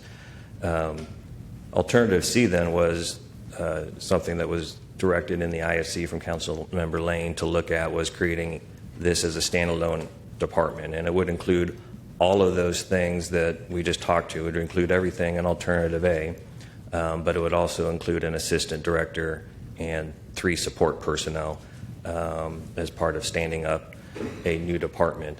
The full Alternative C would then also include the transitioning of the call takers, roughly 113 civilian call takers and supervisors currently in the police department budget, transitioning those positions into this new department under this new department structure of a director, assistant director, et cetera. So, and that's not, none of those, the full Alternative C is not what's being proposed today with either the IFC from Councilmember Lane or from the budget amendment from Councilmember Siegel. It's more of a precursor to the full Alternative A. The proposal from Councilmember Siegel would be everything in Alternative A, plus the assistant director and the 3 support personnel. And then the 3 support personnel that are mentioned. Office. And then Councilwoman Lane's IFC, directs us to start the process for achieving TCOL certification so that this could actually eventually become a full standalone. If that's where we're that's headed. where it went. Right. Very good. Thank you. Members, I'll just reiterate that we're at a pivotal point, and I think we can make some decisions that continue to move things forward the way we've talked about it. But I'm not confident we want to do that before we have the final report, particularly under the circumstances of the recommendations that we have from the manager and from our chiefs. With that, I'll recognize Councilmember Cadre, and then I'm going to go to Councilmember Siegel to close on the motion to amend. So I just came across this. My question is for you, please, Chief Davis. So in your former stomping grounds in Cincinnati, Ohio, they operate an emergency communications center. It's a standalone department and separate from the police force. It's been recognized by the International Academies of Emergency Dispatch as an accredited center of excellence. What was your experience with that? That came after the death of Kyle Plush, where the dispatcher, there were some dispatching errors there. So all that came from a culmination of that. certainly being there at that time, it's hard for any city to do that. But I do think that was also an opportunity where changes could have been made, at the level where the police could have made those changes as well. Got it. Okay, thank you. Thanks, Councilmember. Councilmember Siegel, you're recognized to close on your motion to amend. Members, this is Siegel motion to amend number 1 to item number 7, and we will take a vote on that, and then we'll go to Siegel motion to amend number 2. Thanks, Mayor. Well, I'm hopeful this amendment will pass. I really heard your concerns, Mayor, about the timing of the budget amendment versus getting the full report, but I just want to clarify for everyone that we're going to get this report in September before the next fiscal year begins. And so if for some reason we hear something in that report that should change our direction, we still have plenty of time to do that. And the manager has authority to decide when these hires are made in the course of the fiscal year. So it's not like we're going to hire 4 new people on the first day of the fiscal year. There's time and there's space to do this in a deliberate way. So I would urge this amendment to be passed. Thank you, Mayor. Members, the vote is on Siegel motion to amend number 1 to amend item number 7. And I think we know what we're voting on. With that being said, those that are in favor of Siegel number 1, please raise your hand.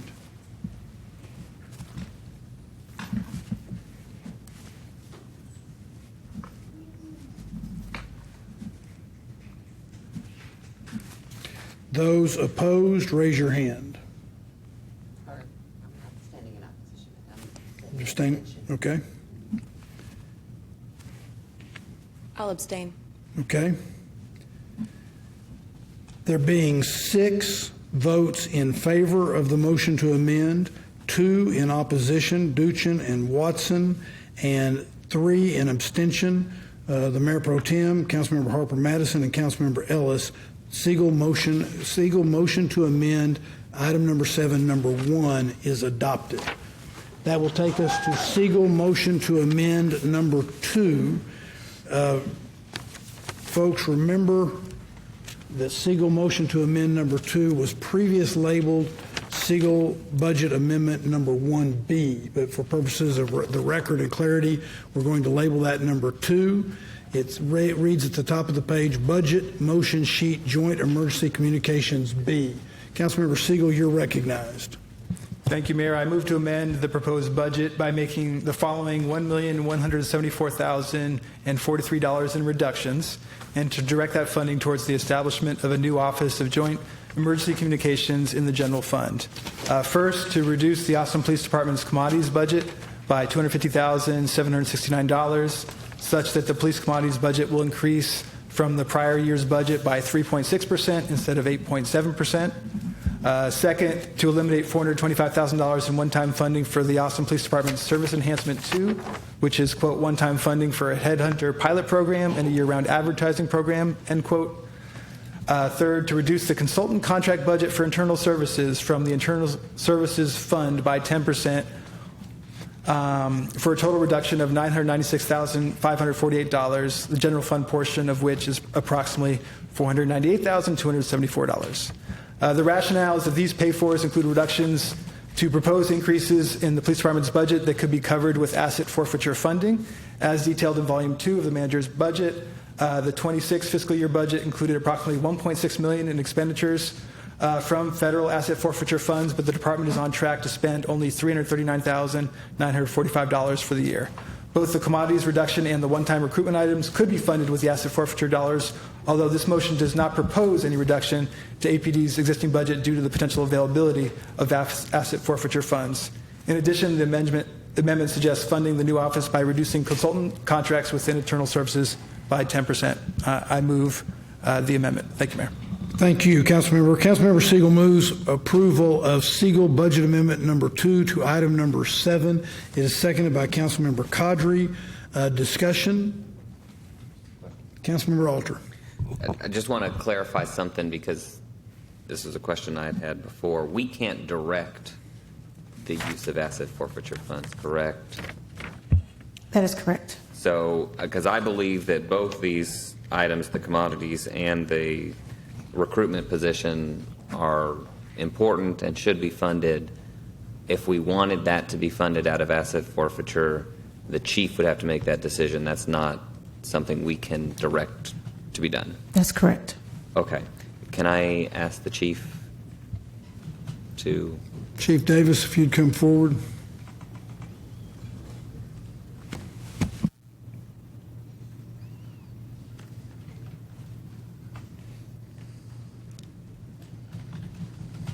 I just want to clarify with you that I know you, obviously you included these in your budget. I've heard you speak of at least about one of them, the recruitment position. If the asset forfeiture funds are an available source of funding for these, is that something you would look to cover these needs? Well, recruiting is certainly a priority for me and for this office as we move forward. So I will do whatever it takes to ensure that this department is at the numbers that it safely needs to be. Okay, very good. Thank you very much, Mayor. Thank you, Councilmember Walter. Mayor, I just want to clarify the one position cannot be funded through asset forfeiture because that's an ongoing cost. So we have to be aware of that. Okay, thank you. Further discussion? Those in favor of Siegel motion to amend number Mr. Mayor, 2? Yes. Can I ask Sure. Councilmember Siegel, does that change your position, recognizing that position won't be funded, that's an ongoing expenditure? Does that change your perception of your item? Which position are we talking about here? I'm sorry. Is the one position the wrong recruiting position that's included? No, but I will say, Councilmember, it doesn't change my position, but the full text of the amendment does allow the manager to use other funds as determined by the manager. Ms. Manager, would you In like other words, to we're going to have, when we take the recess for them to math the math, they're going to have to find money. I feel uncomfortable casting the vote for which we haven't mathed the math yet. Sorry, Councilmember, I just want to clarify, the $425,000 that we're removing from the police department's budget is one-time funding only. So we're not removing, that isn't a recurring funding item. So we're not taking recurring funding out.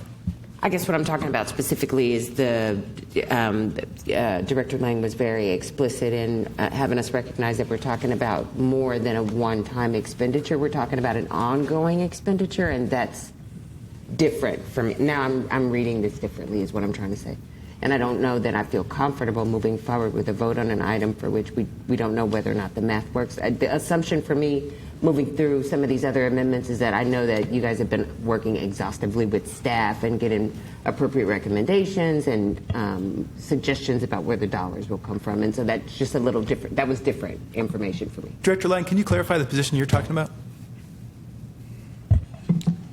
The one recruiting position, is that not still in the amendment? I'm sorry, did I have the wrong information?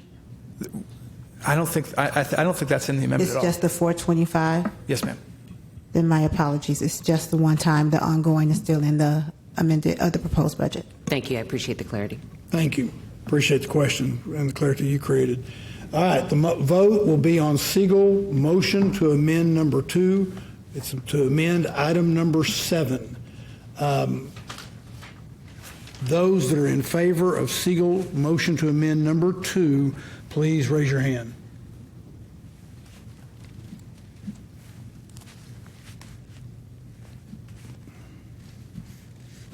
Those opposed?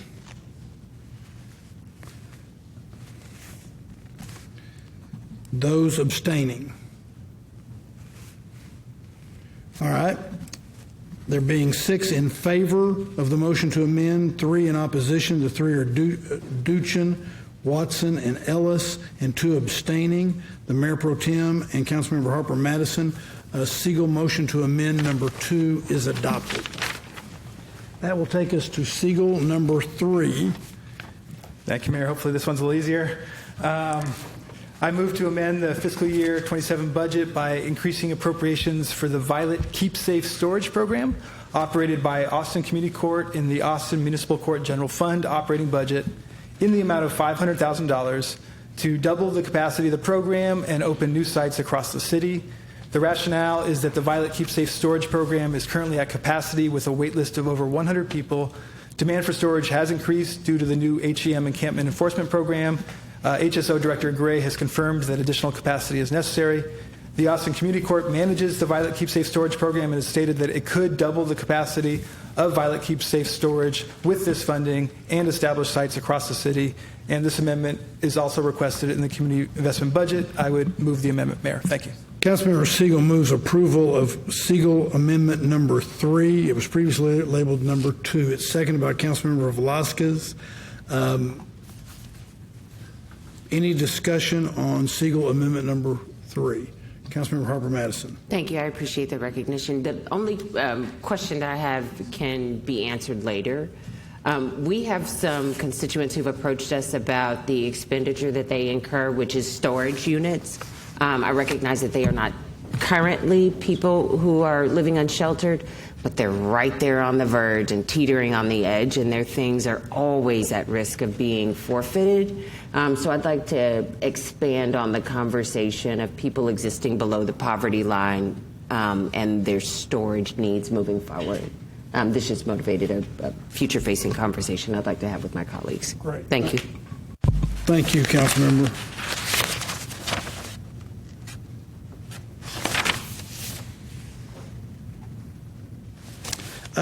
All right, we have a motion, Siegel motion to amend Number 3. It's seconded, and any further discussion? Yes, Councilmember Alter. So I'm very much in support of this item, this purpose. What I'm trying to understand, and maybe this will illuminate itself during the break, but something like this, which has an ongoing cost, after the break, staff is going to come back and say, here is how you pay for it, and at that point, we decide whether or not the trade is worth. That's what's going to, yes. Okay. Well, it's almost certain. I haven't been doing the math as we go along, but we're going to take a recess after we finish this before we take the final vote. And what's going to happen is we'll come back and staff's going to tell us that we're out of budget. I mean, we're out, we're not balanced. And then we have two options, as I see it. Option one is for them to give us recommendations where we say, okay, we'll take that recommendation to fill in this, or we'll say, well, we don't want that amendment anymore, and we will move to reconsider that. But that's going to be a complicated discussion. The second option is that Councilmember Duchin has a list of potential amendments that also bring about cuts that we could evaluate and determine whether or not those are what we balance the budget on. But we're getting ready to vote to be out of balance. Okay. And frankly, that's one of the reasons that you have seen me voting no so many times today. I love some of these things. Frankly, this is one of the things I love. But we're going to be out of balance. okay. Well, and that's it's really understanding what the trade is, because in isolation, as you mentioned, these are all good things, but knowing what we're trading it against. So I'll support it for now, but when we're trying to balance everything, this and the others for that matter, we have to decide what's more important. So. Well, with that being said, you get your chance right now. All those in favor, the way I'll do it is without objection, Siegel Budget Amendment Proposal Number 3 to item number 7 is adopted, with the mayor and Councilmember Duchin being shown voting no. All right, it passes. Councilmember Siegel, I think that's all you had, right? I'm done. Good, okay. That will take us to Councilmember Qadri. Councilmember Qadri has one motion to amend. It is labeled Councilmember Qadri Amendment Number 2, but it's going to be number 1 because he has withdrawn some. So I will now recognize Councilmember Qadri on Councilmember Qadri Amendment Proposal Number 1 to item number 7. Great. Thank you, Mayor. I move to amend the proposed fiscal year 2026-2027 budget by increasing appropriations for the expanded drink spiking tester program, the Arts, Culture, Music, and Entertainment General Fund operating budget by an ongoing amount of $20,000. And I think I've said this before when initially we laid this out, but APD has stated that the pilot was an effective preventative measure and that between 10 to 14% of reported sex crime cases in Austin have a connection to a bar or nightclub, and I think this program does a good job at combating that. Thank you, Councilmember. Councilmember Cadre moves approval of Cadre Amendment number 1 to item number 7. It's seconded by Councilmember Fuentes. Discussion? Yeah, Councilmember Harper-Madison. I just wanted to make sure to be clear about my rationale here, especially because we're at the point where we're literally scraping for pennies. I watched a liquor brand blow $90,000 a couple weeks ago on promos, and I just wonder if this is the sort of really valuable programmatic effort that we can put the onus on the producers of the booze and the proprietors of the establishments as opposed to the city.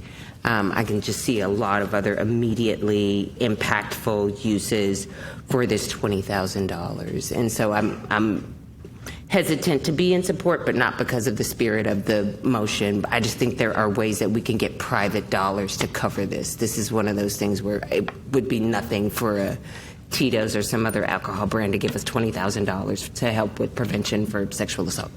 Thank you. Thank you, Councilmember. Councilmember Cadre moves, and it's been seconded that we adopt Cadre Amendment number 1 to item number 7. Any further discussion? Hearing none, without objection, Councilmember Cadre Amendment number 1 to item number 7 is adopted. I would like to be shown voting no. And Councilmember Harper-Madison is abstaining. And also committing to contact those very producers and asking them. Very good, thank you. Members, I believe that takes us to our last proposed amendment. The reason I'm saying that is because if I'm wrong, y'all need to cry out while we're discussing this one. And that is Councilmember Duchin. Councilmember Duchin, motion number 1 to amend item number 7. Councilmember Duchin, you're recognized. Thank you, Mayor. I'm moving to amend the proposed fiscal year 26-27 budget. This is the chipper amendment that's now been reclassified as a horizontal grinder, which I did not exactly.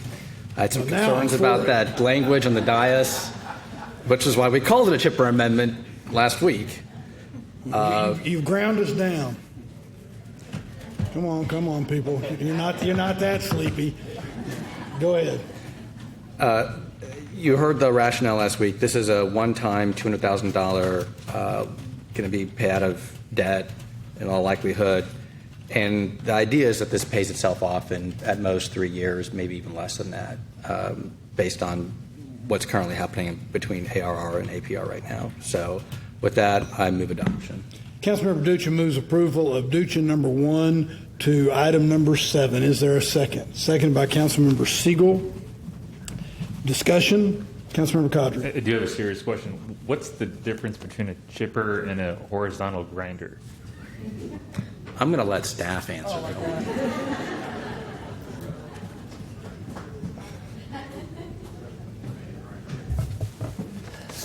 Good afternoon. Jesus Aguirre, Austin Parks and Recreation. Glad to be here as this meeting grinds down. Oh. Had to do it.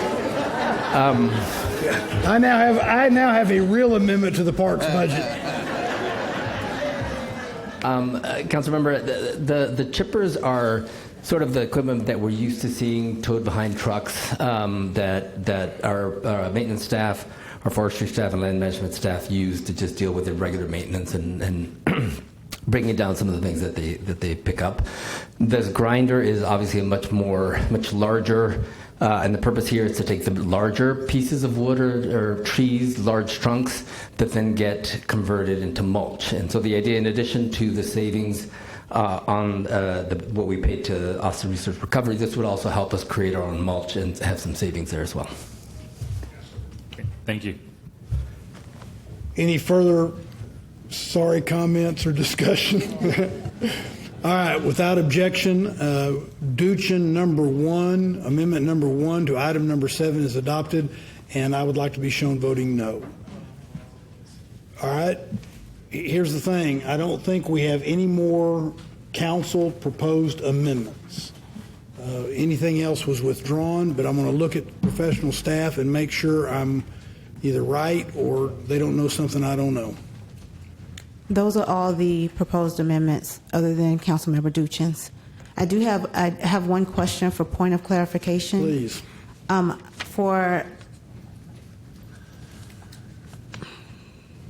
For lane 01, the $61,000, is that in addition to the restoration of the 4.7, or is the expectation that that's included with the 4.7? If the 4.7 already restores the services, it is not in addition to that. Okay, thank you. Great, thank you, Councilmember. Anything else, members? What we're getting ready to do is take a 30-minute recess. Yes, Councilmember Duchin. I just wanted to add, I'm not sure what staff will come back with being over, but there are probably at least 3 or 4 of the amendments that we wrote that I'm going to encourage us to strongly consider bringing up regardless, because there might be a rationale, or at the very least a healthy discussion around those items that we might agree might be worth reducing or making changes to, regardless of the outcome from staff. So I just want to highlight that, and then as we break, I'll try and visit with some of y'all about those items. Very good. In fact, before we recess, everybody just be cool for a second. Director, do you, I know we're going to make sure you check your math, and then you're going to make some recommendations to us based upon where we landed. What I would like to do is have us take a 30-minute break, but I would also like, if you have some number for us as we can think about before we come back, because I think we're getting ready to have some work to do. Yes, sir. Our initial review of the amendments show about a $2 million overage of what we currently have available in the general fund. So there's a $2 million deficit at this moment. Okay. So that gives you some idea of where we are. All right. Without objection, we will be in recess until 4:15. 4:15. It is 3:48. We're in recess.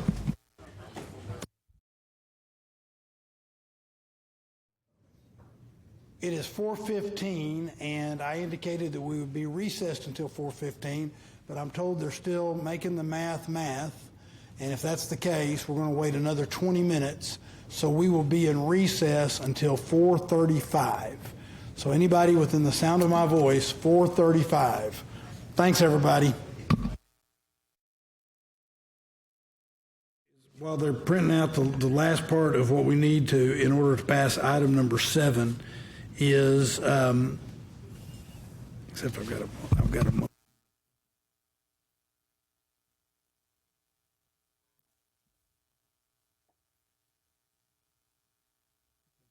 what the chair would entertain is a motion to table item number 7 until 5:30 p.m. Is there motions made by Councilmember Alter and seconded by Councilmember Siegel? Is there discussion? Hearing none, without objection, the motion to table item number 7 until 5:30 p.m. is adopted. Members, that will take us to item number 6, which relates to fees, fines, and other charges. We're going to take up item number 6, which is an order. As I indicated, it's an order that authorizes fees, fines, and other charges.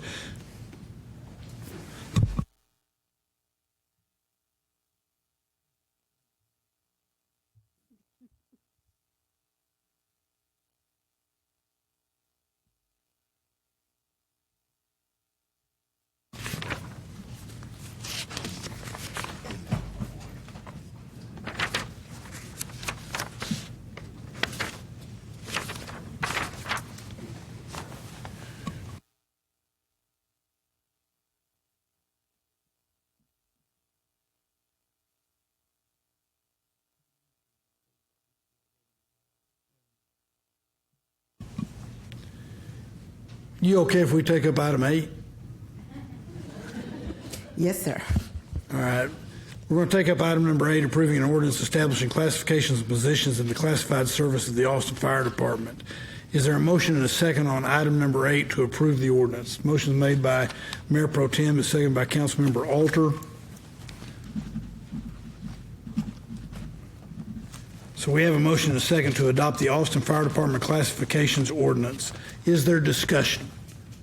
Hearing none, without objection, item number 8 is adopted on 3 readings unanimously.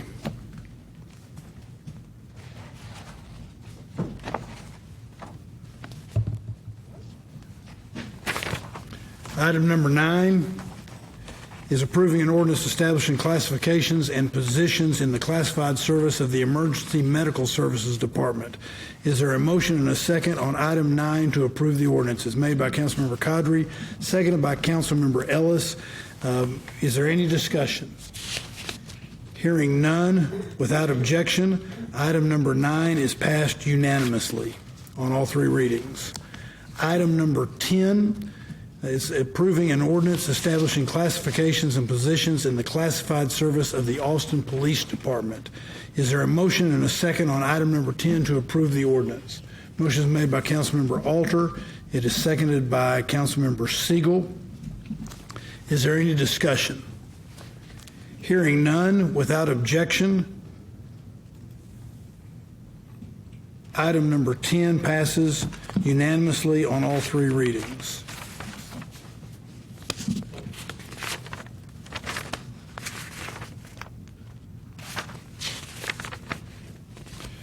Members, that's going to take us to items 12 through 22. These are items from council and additional staff items. As I indicated earlier today, we would treat these as a consent agenda. For purposes of the consent agenda, I'm going to ask that we remove item number 19 from the consent agenda. Are there any other items that anyone would like to remove from the consent agenda as it's been laid out? Hearing none, item 19 will be taken out, so it'll be items 12, 13, 14, 15, 16, 17, 18, 20, 21, and 22.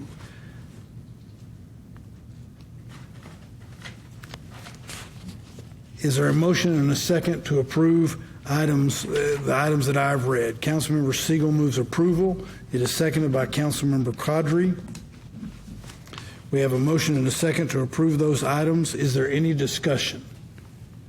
Hearing none, without objection, the consent agenda, again, I'll read it, is 12, 13, 14, 15, 16, 17, 18, 20, 21, and 22 is adopted unanimously. I just want to confirm Please. that item 16 is version 2. Yes. Okay. Hang on, I'll double check that, but that's my memory. Yes. Thank you.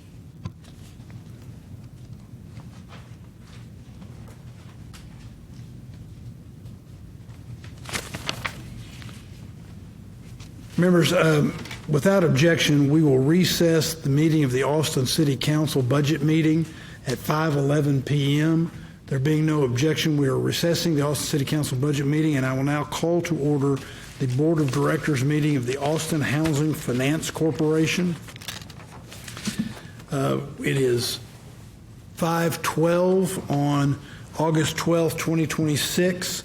We are meeting in the Austin City Council chambers, which are located at 301 West 2nd Street in Austin, Texas, and we have all of the members of the board of the Austin Housing Finance Corporation present, and we will turn to staff. Good afternoon. Yeah, whatever. It'll be over soon, right? You promise me? It's up to y'all. I'm Nicole Jocelyn. I'm the Housing Community Development Officer for the Austin Housing Finance Corporation, Austin Housing. I am here to present our agenda for the board meeting today. We have 3 items on consent. The first item is a resolution adopting the Austin Housing Finance Corporation grant operating budget for FY 26-27 in the amount of $41,972,483, and the Austin Housing or the Housing Assistance Fund budget for the fiscal year 26-27 in the amount of $1.7 million. This authorizes the development of program guidelines for the named housing programs for FY 26-27 and establish administrative approval limits for the general manager. Item number 2 is approving resolution adopting the AHFC capital budget for FY 26-27 in the amount of $48,534,000, authorizing the development of program guidelines and establishing administrative approval limits for the general manager. And item 3 is authorizing the negotiation and execution of a 1-year service agreement with the City of Austin to manage and operate various housing programs on the City of Austin's behalf during fiscal year 26-27 in an amount not to exceed $90,506,483. Yep. Does anybody have any questions of staff before I call on speakers? Very well. I'll turn to the city clerk. There are no speakers, Mayor. Members, there are no speakers to speak at the Board of Directors meeting of the Austin Housing Finance Corporation, so I'll entertain a motion to approve items 1, 2, and 3 as a consent. It's made by Board Member Siegel, it's seconded by Board Member Ellis. Is there any discussion with regard to the consent agenda as it was read? Hearing none, without objection, the consent agenda is adopted. Thank you very much. Thanks, Al. You did your part.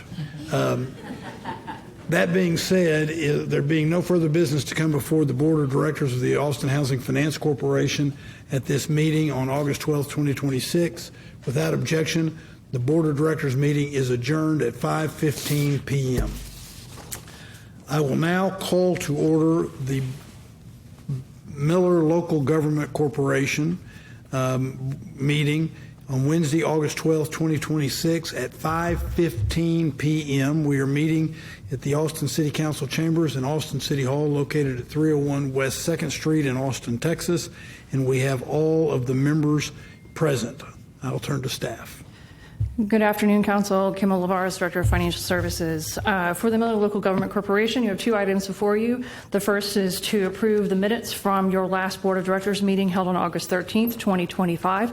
The second item is to adopt the LGC's operating budget in the amount of $4,420,465 for the Miller redevelopment project. The LGC budget is solely dedicated to the debt service requirements for bonds that were issued many years ago to support infrastructure needs for the development. So with that, I'll pass it back to the board for consideration. Great, thank you. Members, do we have any questions of staff on this item? Okay, then I'll turn to the city clerk. There are no speakers, Mayor. Members, we don't have any speakers signed up at this meeting, so I will entertain a motion on consent for items 1 and 2. Member Harper Madison moves consent. It's seconded by Member Lane. Is there any discussion on the consent agenda as it was read? Hearing none, without objection, the consent agenda is adopted. Thank you very much. Members, that's all the business to come before the Miller Local Government Corporation at this regular meeting. So without objection, we will adjourn the meeting of the Miller Local Government Corporation at 5:16 p.m. And we are adjourned. I will now call back to order the Austin City Council meeting,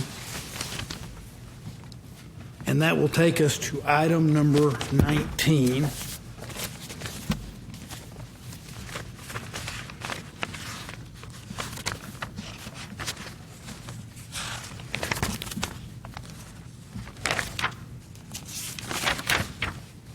And I'll recognize Councilmember Lane on item number 19.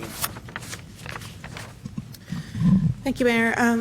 I want to begin with a brief but heartfelt thank you to our staff for your long hours, tireless commitment to our city, to our community for making your voices heard, and to my colleagues for your commitment and perseverance in working towards improvements to the hard problems that our city faces. We're all tired, but we can see the light at the end of this particular tunnel.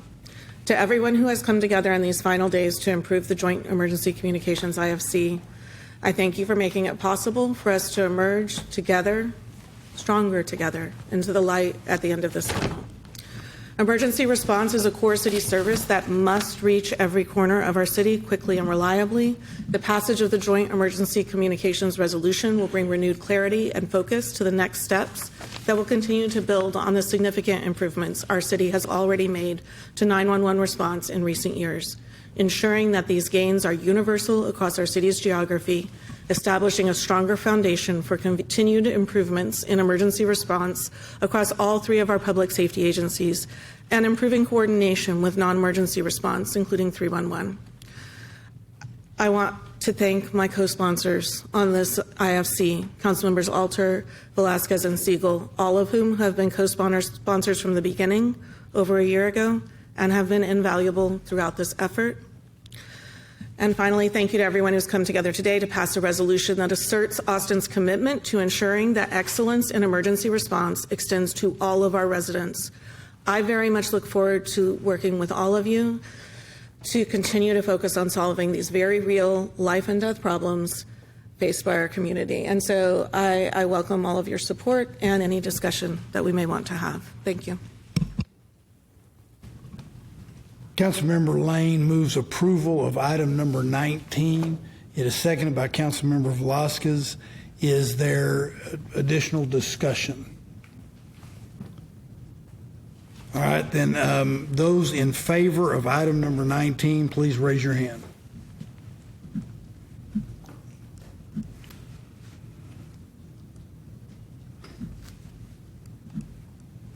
Those opposed to item number 19, please raise your hand.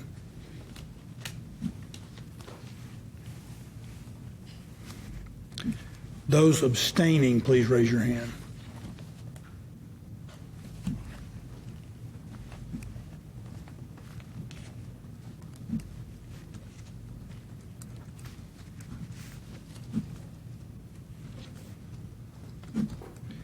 There being 6 votes in favor, 2 votes in opposition, those being Councilmember Duchin and the mayor, and 3 abstaining, the Mayor Pro Tem, Councilmember Harper Madison, and Councilmember Ellis.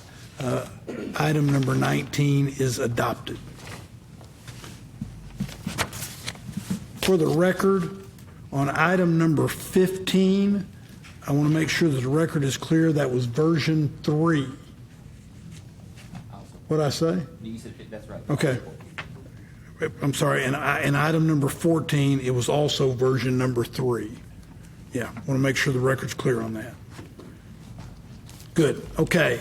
Mayor, Yes, please. item 17, also version number 3. Okay. Item 17 was version 3 as well. Folks, I'm told we are printing. So, y'all talk amongst yourselves. Mayor, I had a clerical motion on 19 that we call since we have a minute. You're right. So Councilmember Siegel moves that we reconsider the vote by which item number 19 passed. Is there a second? Seconded by the Mayor Pro Tem. So item number 19 is going to be reconsidered, and I'll recognize Councilmember Siegel. Councilmember, you're right. I had it in front of me. I just didn't recognize. No, thank you, Mayor. We're all trying to get out of here. The motion is just a brief update so it matches the budget amendment. It replaces, quote, Management Services Department with, quote, General Fund. I would move adoption of Siegel Amendment 1 to item 19. Councilmember Siegel moves adoption of Siegel Amendment 1 to item number 19. It's seconded by Councilmember Lane. Discussion on the motion to amend. Hearing none, without objection, the motion to amend item 19 is adopted. That will take us back to the main motion, which is item number 19, now as amended. And I'm going to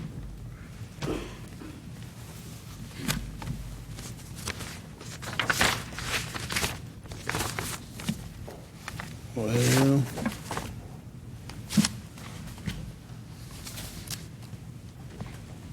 without objection, item number 16, item number 19 as amended passes on a vote of 6 in favor, 2 in opposition, those being Duchin and the mayor, 3 abstentions, those being Ellis, Harper Madison, and the Mayor Pro Tem.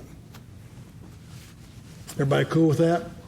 All right, item number 19 is adopted as amended. Excuse me, Mayor. Yes. I think Councilmember Fuentes misspoke on 16. There is no version 2 on 16. I see, which was items 14 and 15. Let's, for the record, let's be really clear. Items 14 and 15, version 3 passed, and that was the reference you were making.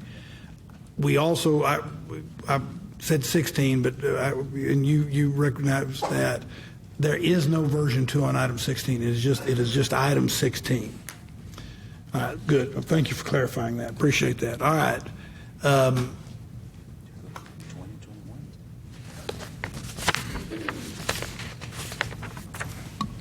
We passed those part of the consent agenda. So go back to talking amongst yourselves. We're going to be in recess until 5:40. It's 5:24 p.m. Without objection, we're in recess until 5:40. Well, I'm going to call us back to order.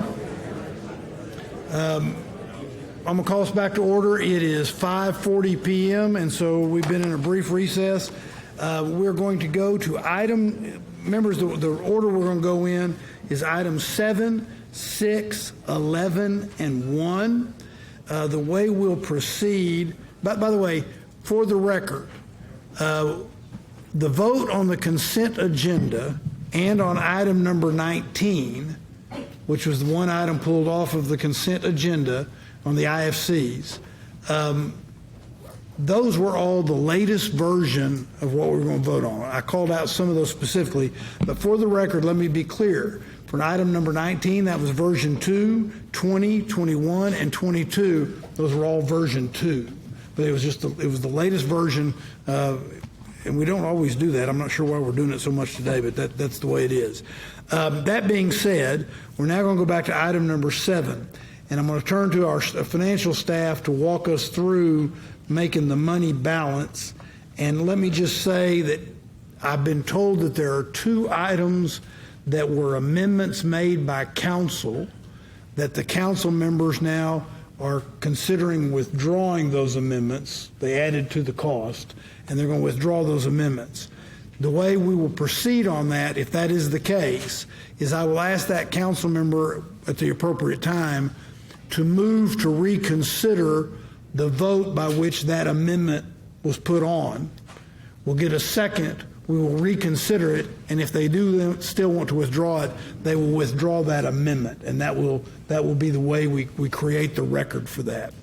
So with that being said, Madam Director, you have the floor. Thank you, Mayor. I'm turning it over to Deputy Director Eric Nelson. Okay, seems fair. Sorry for the delay. Beginning with staff recommendation 9, we would recommend reducing the general fund contribution to buying down DSD fees. Last year, we were able to buy them down to a 10% maximum increase.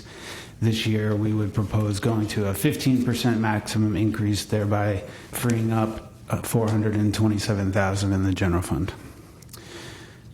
Staff recommendation 10 would be to recommend a decrease in appropriations for various departments' travel budgets. We will have a backup document showing the departmental allocation of those cuts. It would be $250,000 across support services funds, $250,000 across the general fund. The support services fund has a trickle-down effect of about 50%, so the net general fund reduction would be $375,000.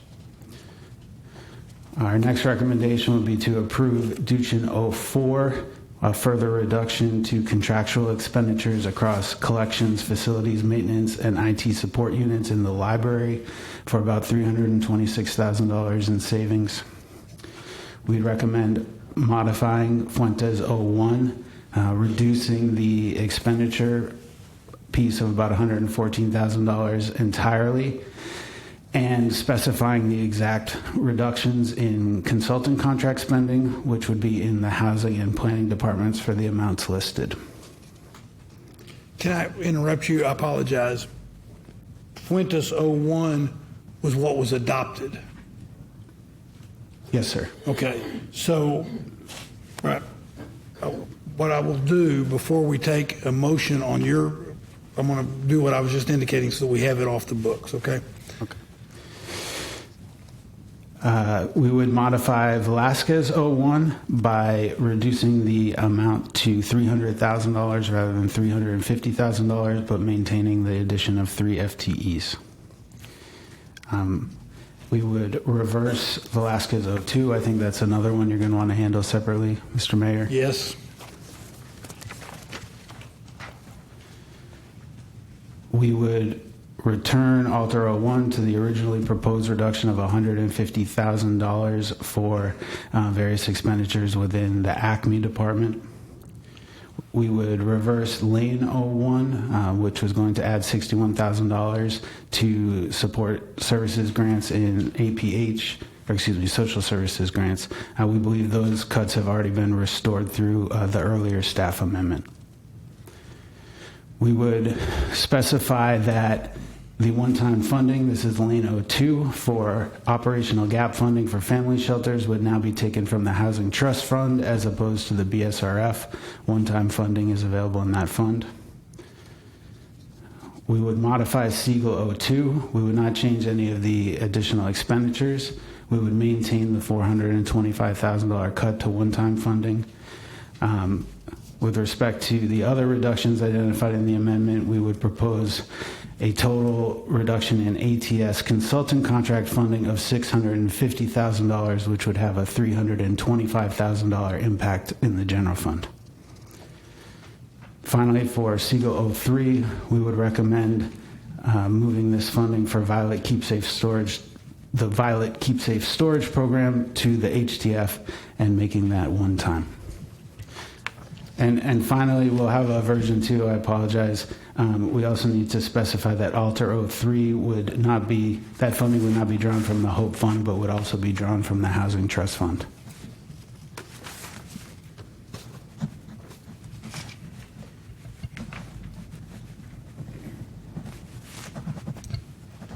And the net impact of all these changes would be general fund budget that is balanced and reserves at exactly 17%. Councilman Ralter, I'm going to call on you in just a second, but before I do, I want to make sure I've got clarity so that I can take whatever motion I need. Here's what I'm considering doing, and I want to make sure y'all are comfortable with that. On the 2 items related to Fuentes 1, is my idea is that what we do is we have that previous motion to amend Fuentes number 1, we reconsider it, we withdraw it, and then when we pass your suggested changes, it will be in that way. I would also, but I want to make sure, and I would do that certainly for Velasquez 02 because there's a reversal there. But I want to make sure I'm clear on Velasquez 01, Alter 01, Lane 2, Siegel 2, Siegel, both on Siegel 2, Siegel 3, and Alter 3. Those are all just modifications of an amendment that's already been adopted, right? Correct. So the motion, members, that I'll take when we take up the staff recommendation here will be for the modification of any amendments that have been any council amendments previously adopted. And I'll call those out the way I just did. Is that everybody cool with that? Are y'all cool with that? Okay. All right, Councilmember Alter. I was wondering if staff could tell us what the ending balance of the Housing Trust Fund is after all the shifts here and from the previous staff amendment.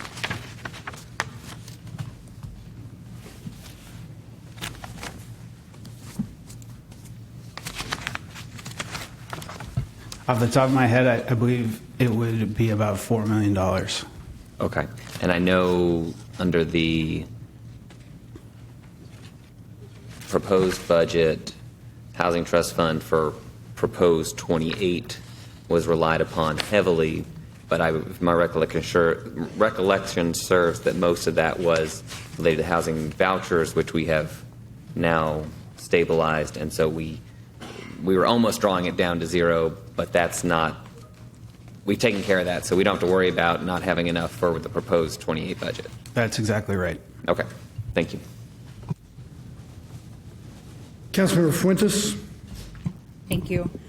If staff can just go over my amendment and what you're recommending here. Colleagues, as you all know, I proposed an amendment that was adopted that would cut 10% from consultant spending in the general fund and direct it towards social services. Staff here has a modification recommendation, and I'll go over the changes or the proposal here. Yes, so staff's recommendation is to take that 10% reduction from general fund consulting contracts, and that reduction would be from the planning department and the housing department. So that would be the 114. However, because the $4.7 million earlier staff recommendation fully funded the social service grants, there's no need to apply that savings to the social service grants in particular. So we're letting that savings help balance the general fund as a whole with the other amendments that we mentioned. And so can you go over what particular, like what in specific those other items are that would balance, that we would be balancing with this 114,000? It would include the HSO amendment of 300,000, and of course it's a give and take of all of it. So we look at it totally from the bottom line, but the HSO as well as the $20,000 for the drink spike and the remainder of the new Joint Emergency Communications Department. Okay, so colleagues, just for our understanding, instead of the consultant contract cuts that were proposed and adopted going to social services, those funds would be redirected to support the homelessness strategy, outreach team, the drinks test strips effort, and the joint emergency communication. I am comfortable with that recommendation. Thank you. Thank you, Councilmember Fuentes. Mayor Pro Tem, followed by Councilmember Cadre. Thank you, Mayor. Can I, Director Morris from DSC, I just want to ask a couple of questions about the residential fees, the proposed increase.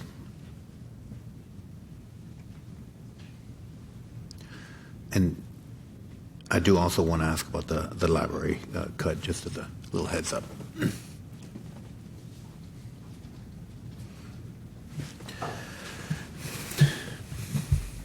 Good afternoon, Director Morris. Some might say evening. We've had this conversation. I think we had it the other day. The residential fees, again, last year they were capped at a 10% increase. This year, again, they were also proposed again to be capped at a 10% increase. How do Austin's residential fees compare to the fees of other Texas cities? Evening, afternoon, Mayor, Council. Keith Mars, Director, Austin Development Services. Let me give you a couple examples. So going back to the base question from the work session, for your average residential project, so this included plan review and inspection, on average for city fees would be roughly $3,000. In comparison from 2025 numbers, so we're off roughly a year, 1,750 with San Antonio, Dallas is 2,100, and then back of napkin, going from the 10% cap to 15% cap would increase to 3,075. So again, as proposed, 2,966, going from 10 to 15%. would be $3,075, so the net change there is about $200. Thank you, and that's exactly the numbers that I was thinking about. Given that our residential fees are already well above our peer cities, at least in Texas, I can't support raising them. Honestly, I already have some kind of heartburn at the 10%. I mean, again, I understand the financial situation, but I just do not support trying to balance the budget on the backs, especially of the residential homeowners. So I can't support the amendment with that in there. Thank you very much, Director Morris. And I have some library questions as well. There she is.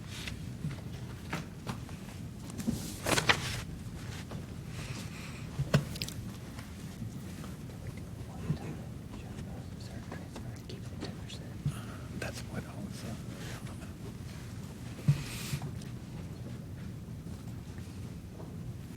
was. Good evening, Director. Good evening, Mayor Pro Tem. Could you tell me a little bit about this proposed reduction? Again, it says reduce contractual expenditures across collections, facilities, maintenance, and information technology support units, a total of a $326,000 reduction to the library. Could you tell me a little about what that means? Thanks for the question.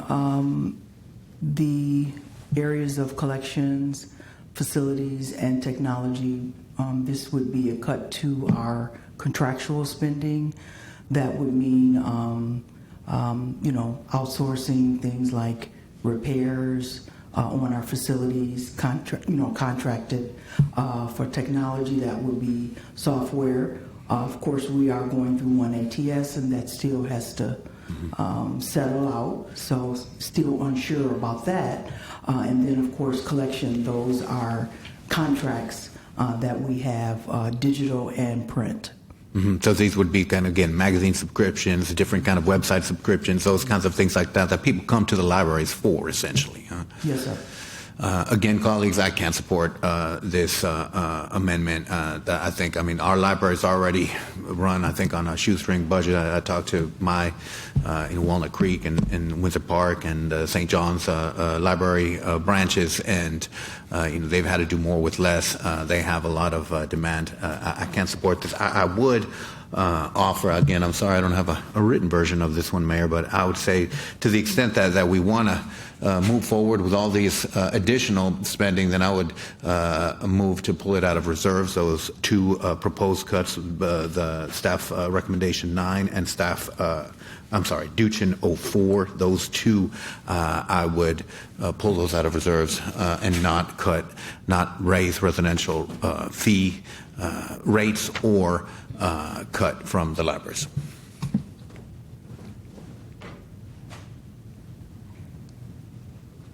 Mayor, if you're taking a second, I would second the motion. Well, hang on. I want to make sure I understand what the motion is.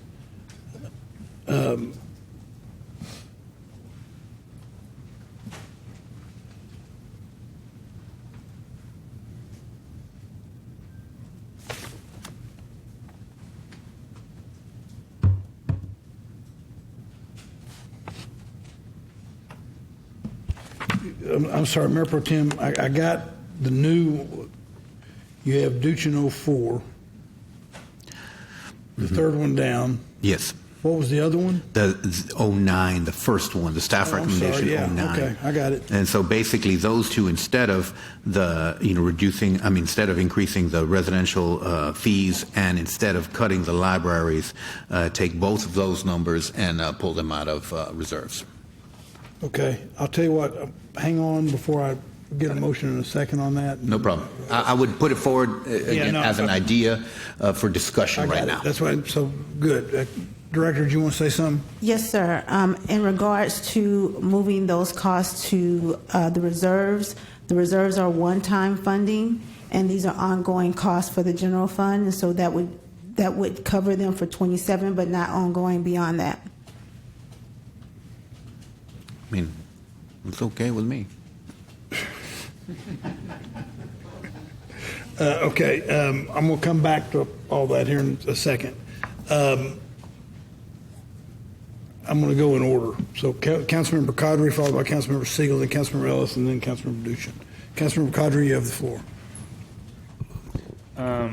I just, also going off of a question that Councilmember Vela Mayor Pro Tem Vela had asked, Councilmember Duchin's, Duchin number 4, how does that affect the Austin History Center?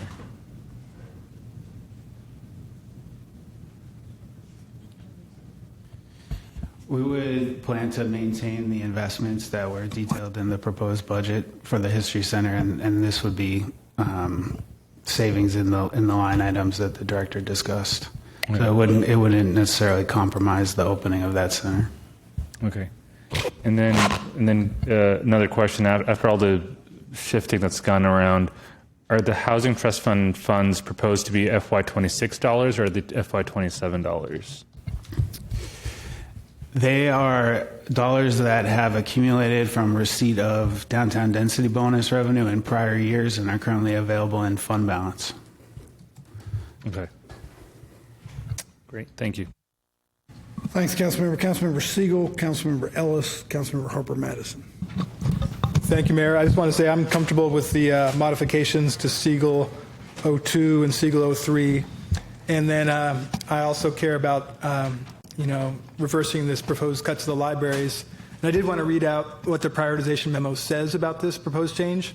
It says, any changes to resources supporting collections, maintaining our legacy facilities, and maintaining the software for customer interface could have unintended effects, particularly for under-resourced or underrepresented communities who rely more heavily on these services and spaces. And so I would like to avoid that cut. And Council has approved a reduction to the commodities budget of the police department in association with my prior amendment of $250,000, $769, which is now no longer reflected in the budget amendments. And so I would like to offer that as a way to have recurring funding for the library to restore those dollars. Thank you, Mayor.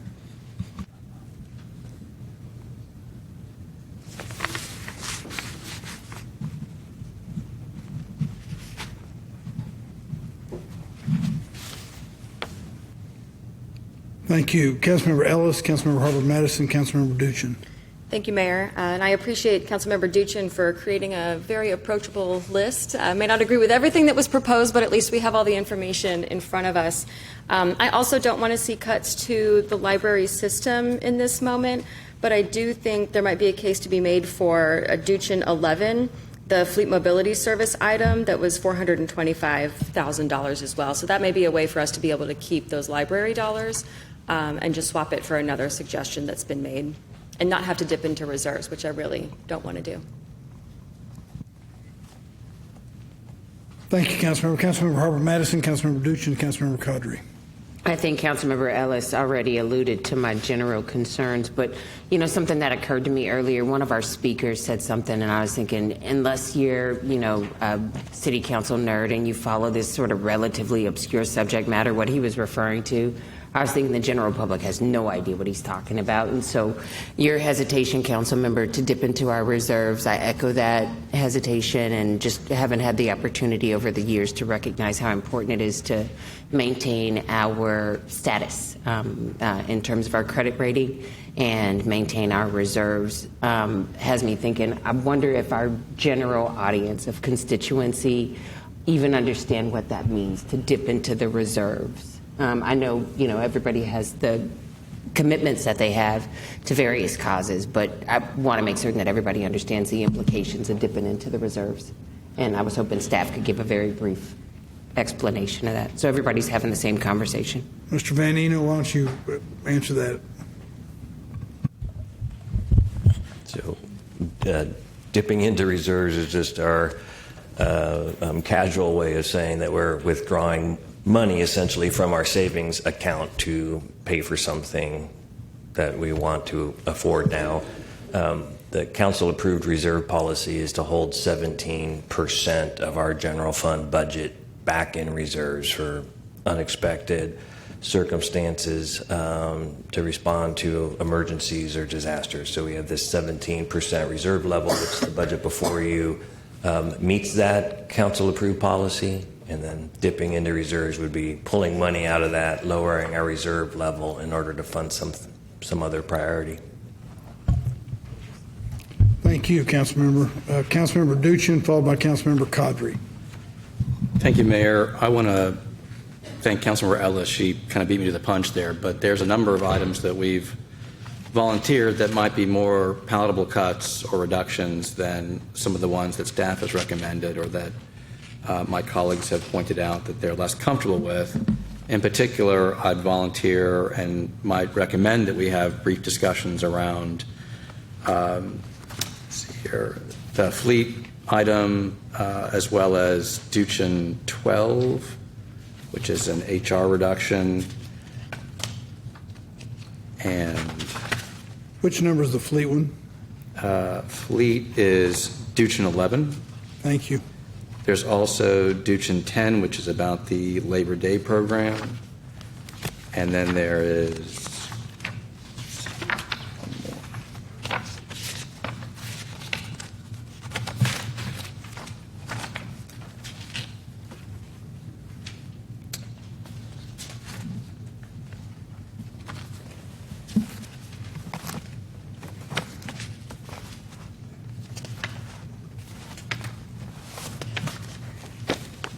actually, I'll start with those three, I think.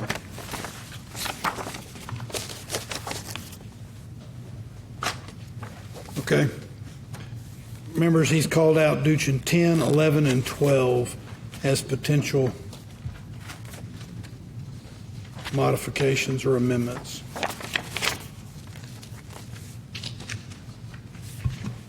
Councilmember Qadri? Sorry, before I get into my question, Mayor, you said 10, 11, and 12, is that correct? Yes, Duchin 10, 11, and 12. Great. I just had more questions around my previous questions. Are we going to be dipping into the $2.25 million in rental assistance funding at all? Is there any danger of that happening? No, that does not impact the rental assistance. Okay. And then what's our remaining balance in the Hope Fund? I think it's about $50,000. Okay. $50,000? Okay. Thank you. Okay, members, those are, nope. Councilmember Alter. Just 2 points of clarification. Duchin 10, 11, and 12, those are all basically 50% to the general fund. They're all support services or internal services, correct? Fleet's only about 40% to the general fund. Support services, our rule of thumb is 50%. Okay. And then my second question, piggybacking on the question Councilmember Harper Madison asked, the GFOA, our reserve level is based on a GFOA policy of having 2 months worth of balances accumulated, 2 months of city expenditures worth of savings. Is that correct? Yes. And 2 months is 2 divided by 12, 16.67%, and we chose to round up to 17%, correct? Yeah, I mean, we could talk about whether they're 30-day or 31-day months, I guess, but roughly speaking, yes. Okay. The only reason that if we're even talking about reserves at $750,000, which is what was mentioned by the Mayor Pro Tem, that's 0.5%. That's 0.05. So it could take us from 17 to 16.95. So whether or not we're talking about 2 31-month days or day months, we're still above the recommended GFOA level, correct?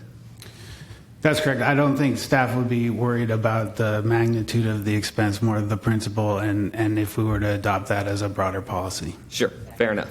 And I just want to make sure the magnitude were just, thank you. Councilmember Duchin. Apologies. I meant to also add Duchin 14 to the list, which staff's feedback on it was that it would have minimal service impact for us to consider too.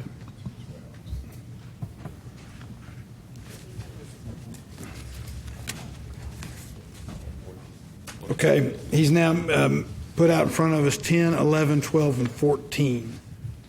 Whoop.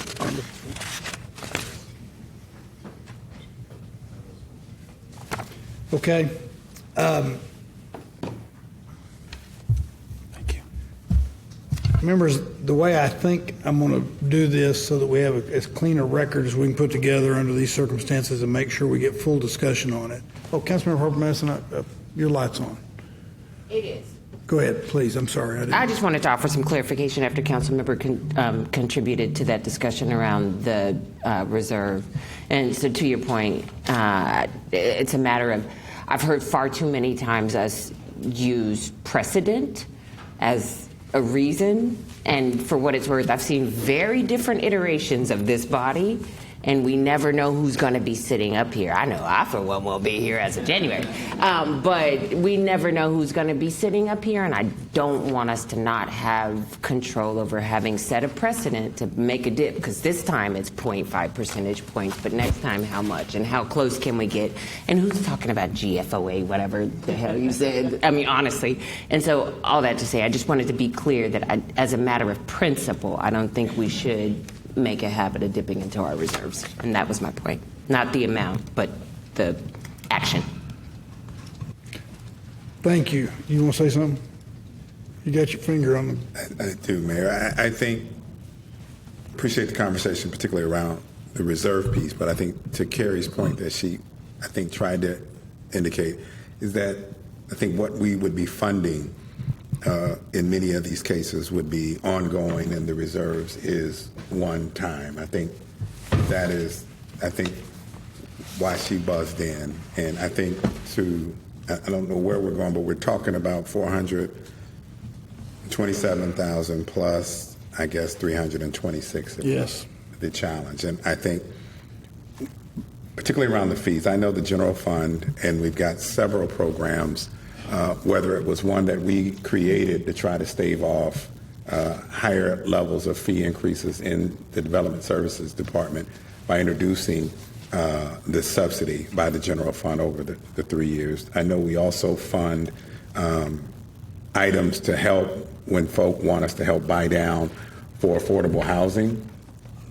There may be some flexibility in what we set aside for that we could look at to determine what our annual and typical spend is, that there may be some flexibility there to actually not put as much towards and in that area as we traditionally do based on historic spending, that we actually might be able to reduce that $700,000 or $800,000 or $750,000 by around $400,000. So that may be an effort. And so I guess we can talk through many more of Councilmember Duchin's items that he had put forward, but I would go back to what I said previously, and that is the reason, in fact, that we did not reduce and or take those items in the initial budget was because we didn't believe in many cases that they were viable and or worthy to reduce. And I just want to say it, and I'm going to be quiet after this, Mayor. I appreciate you giving me the time, that we're talking about now going and digging further, probably in some things that you're uncomfortable with, whether it's the fee increases or not, to add more layers of recurring expenses in the budget over and above what was proposed. And we're doing now budget gymnastics to try to fund more things and eliminate things that are actually, in some cases, core services and things that departments and have resources to use and do the work.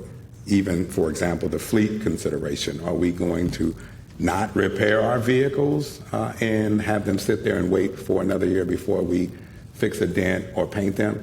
To me, that doesn't make sense. But, oh, by the way, we won't do that for police vehicles, because that's what the amendment would say. That doesn't seem to kind of fit the bill for what we should be doing as an organization. You wouldn't do that. Well, you might do that with your own car if you just got general liability and not collision. But I would say that wouldn't be something that we would expect for our people to either ride around in a car that's jacked up or sit in the car lot and waiting on something to happen. So I would just offer, if we're going to go through those amendments, at least allow us to come and describe what the impacts are. Because I'm sure, for example, the police commodities budget that funds things like uniforms and equipment that the police department needs. And so I think there needs to be some attention to the specifics of how those things show up. So thank you, Mayor. Thank you. All right, members, here's what I think we'll do. Multi-step process here.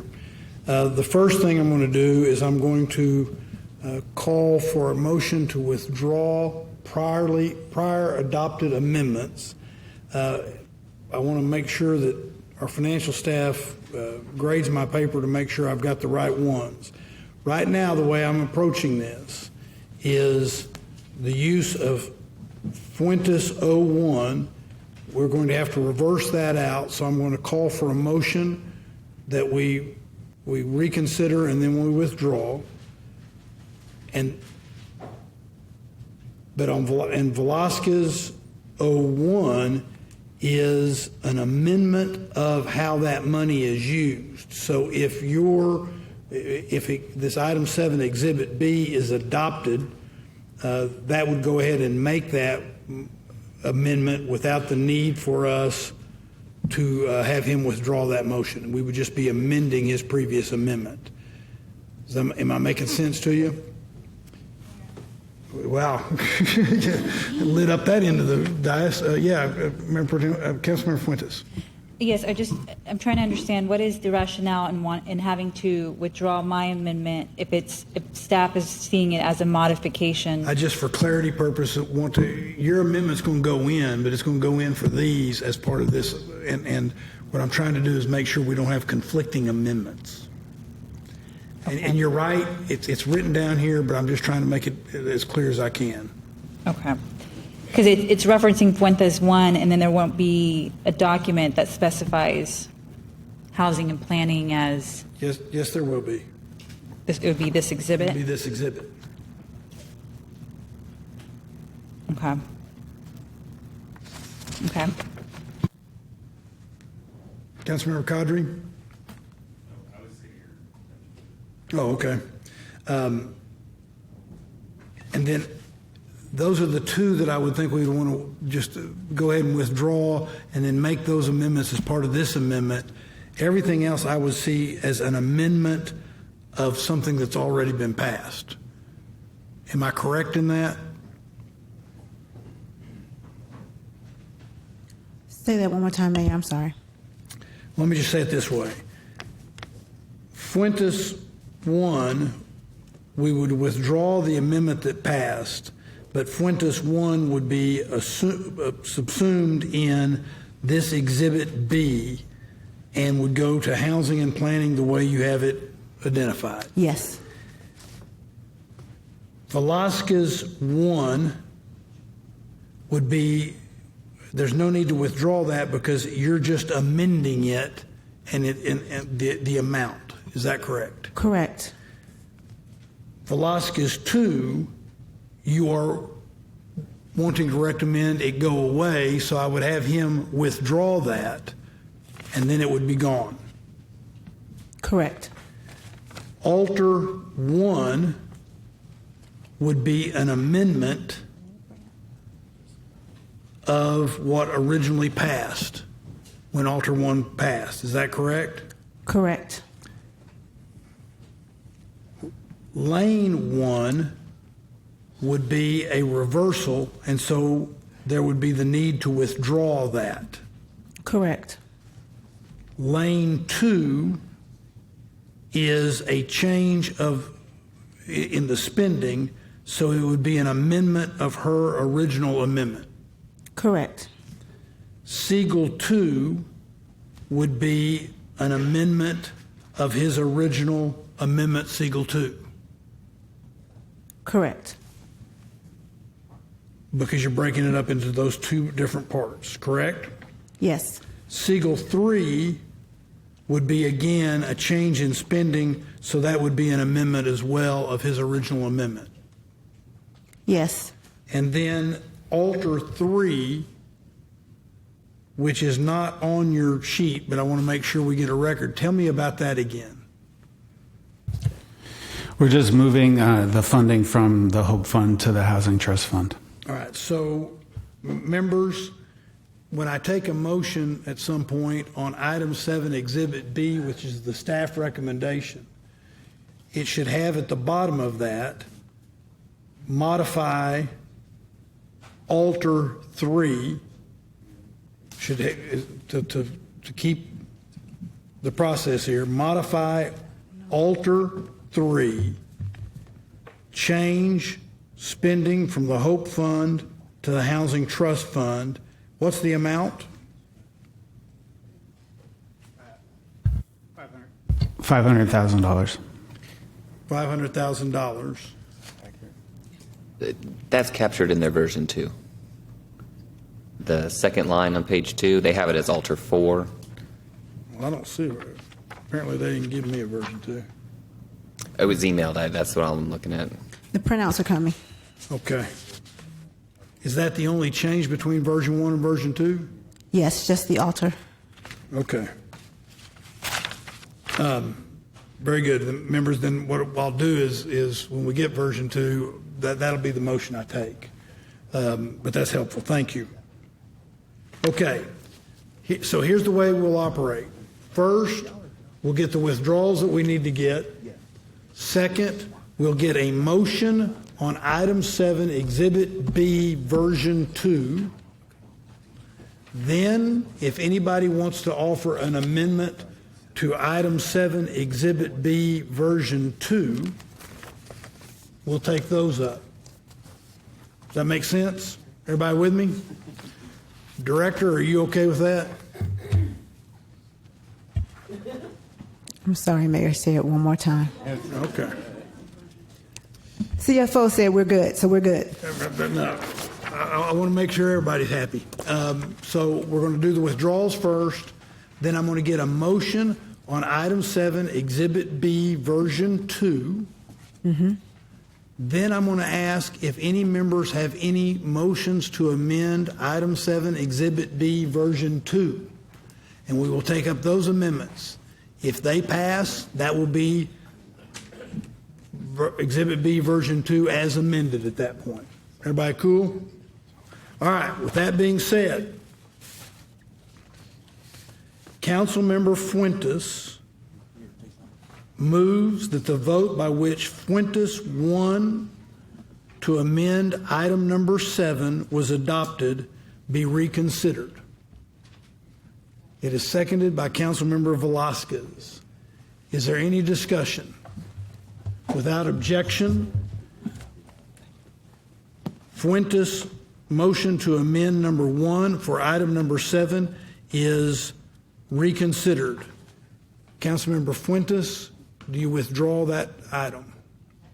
Councilmember Fuentes withdraws her motion to amend number 1 to item number 7. Councilmember Velasquez moves to reconsider the vote by which Velasquez' motion to amend number 2 for item number 7 was adopted. It is seconded by Councilmember Ellis.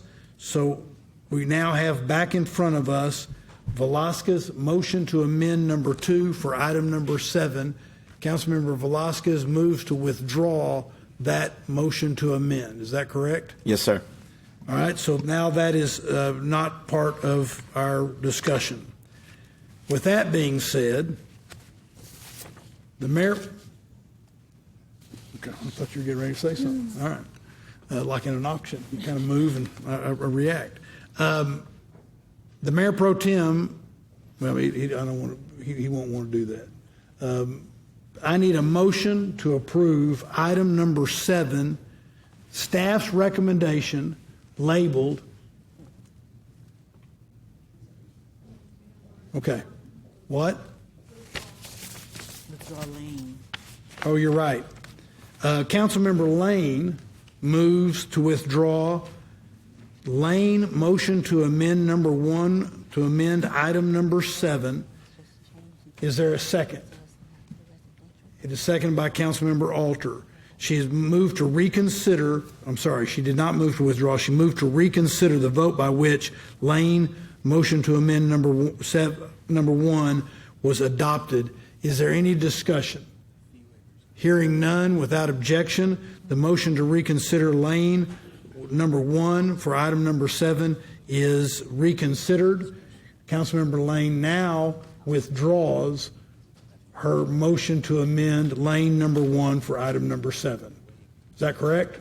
Yes. Thank you very much. All right, good catch. Thank you all. Okay. Is there a motion to adopt the staff recommendation to amend item number 7 with the document labeled item number 7, Exhibit B, version 2, with the understanding that it amends or modifies Fuentes 1, it amends or modifies Velasquez 1, it amends or modifies Alter 1, Lane 2, Siegel 2, Siegel 3, and Alter 3. Is there a motion?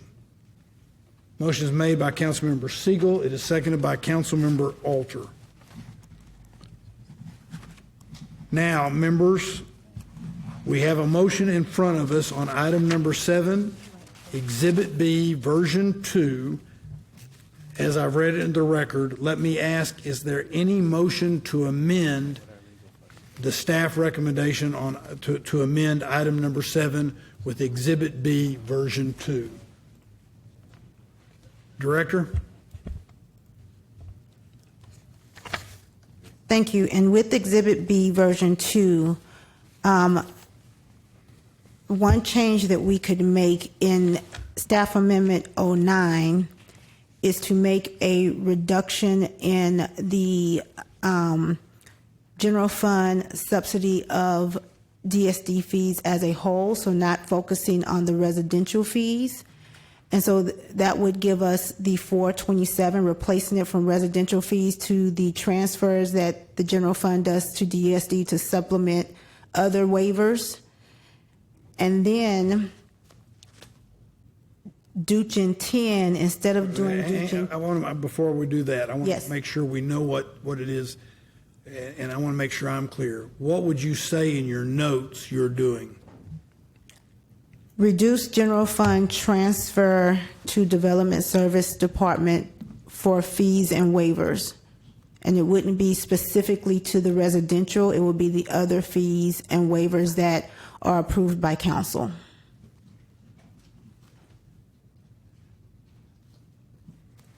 Mayor Pro Tem Vela? Thank you, Mayor. I just want to make sure, and again, I understand that we waive a lot of affordable housing fees and whatnot, but that said, because of interest rates, because the rents are down and whatnot, I know we're not seeing the flow of projects moving through. So my sense would be that the anticipation would be that there would not be as much of a demand for those waivers as there have been in years past. Is that a fair description of the thinking? My understanding is that we have seen a reduction, and we work to true it up every year. And so the $3 million was based on what the reduction that we've been seeing, and so we would just reduce that another $400,000. Okay, I'm fine with that, Mayor. So Mayor Pro Tem moves to amend Exhibit B, version 2. And I want to get the record clear, so I would like for you, Director, to state it again so that the record is clear, and it would be a motion by the Mayor Pro Tem. To reduce the general fund transfer to Development Services for fees and waivers approved by council.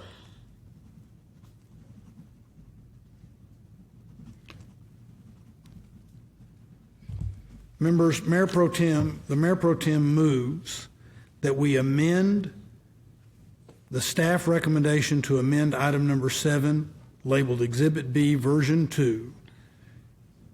On the top category, staff recommendation 09, to reduce the general fund transfer to the Development Services Department for fees and waivers approved by council. Is there a second to that motion? It's seconded by Councilmember Velasquez. Members, we are voting. Councilmember Codry, do you wish to speak? I just had a question for clarification with Councilmember Fuentes' item and the drink spiking program. That's just, does that have to explicitly be in Exhibit B, version 2, or is it just understood that it's funded?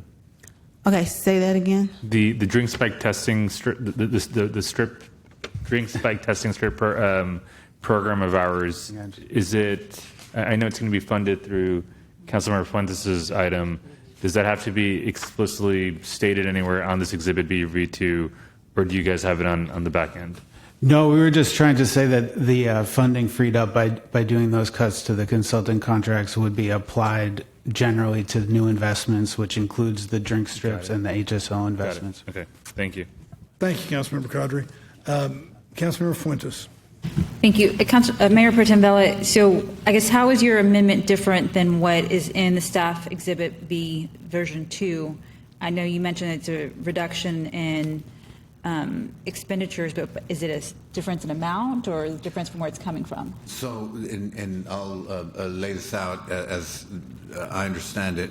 We will use general fund money to essentially pay for certain fees and waivers. In other words, we're not making in most often affordable housing developer pay some certain kind of fee or waiver. We pay it out of the general fund, but the sense would be that given interest rates and whatnot, that the amount of waivers that we normally provide might be a little bit lower. In other words, they think there's a little bit of room to play with that. And again, my sense was, please correct me if I'm wrong, we're going to reduce the amount from about, what, $3.4 million to $3 million? Was that correct? Correct. Okay. So again, we still have $3 million available for waivers for, affordable housing and whatnot, but it's going down from 3.4 to 3 so that we don't raise the residential rates any more than we're already doing. So can staff speak to the impact of having this more focused on affordable housing development fee waiver program versus on residential development fees? Yes. Councilwoman, let me, and I think Director Mars or someone will correct me. I think we're talking about two different pots of resources. The initial 427 reduction that we were proposing was the general fund's contribution to the Development Services Fund to offset specific affordable housing and or housing related fees that were scheduled to go up. It was basically keeping them flat at 10% basically and not allowing them to increase to recover the full cost. We're basically paying for that delta. The 400, so we're moving away from that because I think council had some discomfort in raising fees. Mm-hmm. There's also a general fund contribution and or set aside for when affordable housing and other projects come through the door and they qualify, they would be charged the normal fee, the ones that we're holding flat, but then the general fund would also then write a check to pay for those specific fees for them. I think the councilman as well as the team believes we have about $3.4 million in that portion that we've historically spent about $3 million a year. And so therefore reducing it from the 3.4 to 3 million, we believe we can keep up with our typical flow. I think the council member was explaining that that might even be lower given where some of the challenges are in the housing market and they may not be coming forward as much as they've historically done. I think that's what he was trying to say. But we believe going from 3.4 to 3 million will be sufficient to cover what we typically see coming across for the general fund to write checks to support. Very good. That's helpful, and I support that change. Mayor? Yes. The only additional change to staff amendment recommendation 09 is that we would have to make sure we reduce the notes in the document to make it clear that it is not related to residential fees.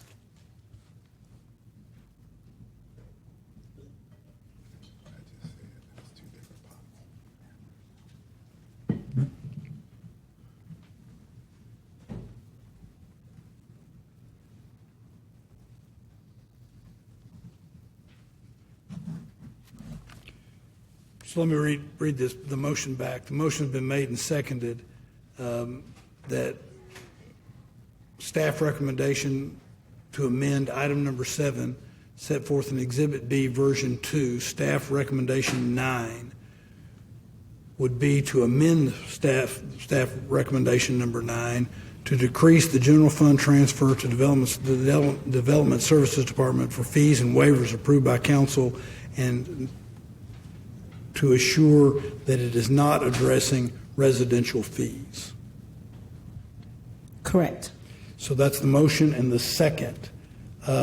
Members, any further discussion? And what we're voting on now is the motion to amend the staff recommendation to amend item 7, labeled Exhibit B, version 2, and it's the first one, staff recommendation number 9. Councilmember Qadri. Could I just get clarification? I want to make sure I have everything right because I don't want to miss anything.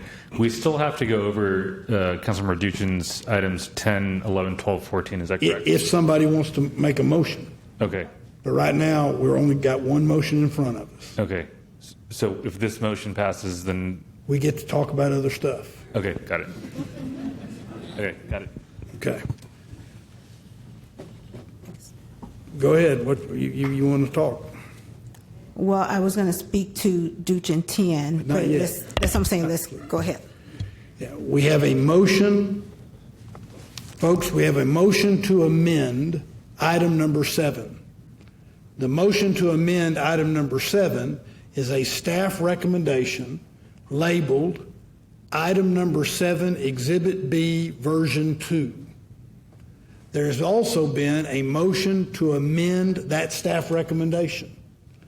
That motion to amend the staff recommendation applies to staff recommendation number 9 at the top of the page, and that is to decrease the general fund transfer to the Development Services Department for fees and waivers approved by council and to assure it does not address residential fees. We are voting on that motion to amend the staff recommendation to amend. Councilmember Duchin. I just want to confirm after this. Councilmember Qadri, you're not going to get to talk about anything else. Yeah. Councilmember Duchin.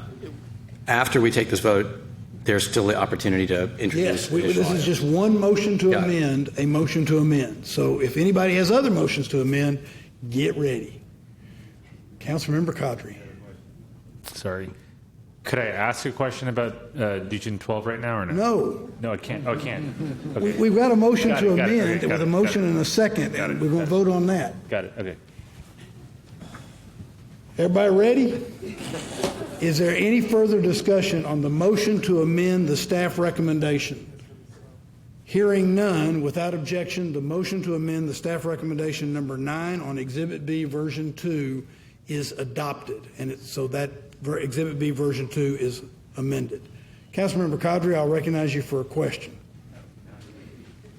Great. I'm going to have a question on Duchin number 12. If I want to know what the savings would have been if we only eliminated 3 FTEs for tuition reimbursement, but we still kept tuition reimbursement for temporary employees.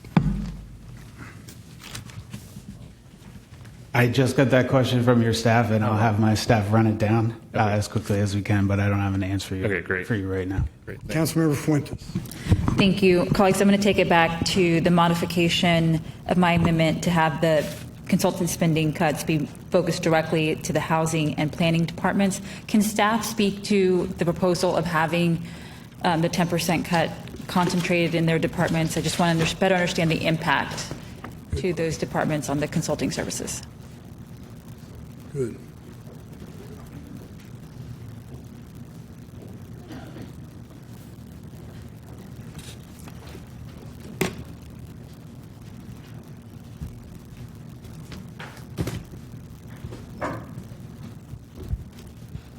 Good evening. Andrea Bates, Interim Director for Austin Planning.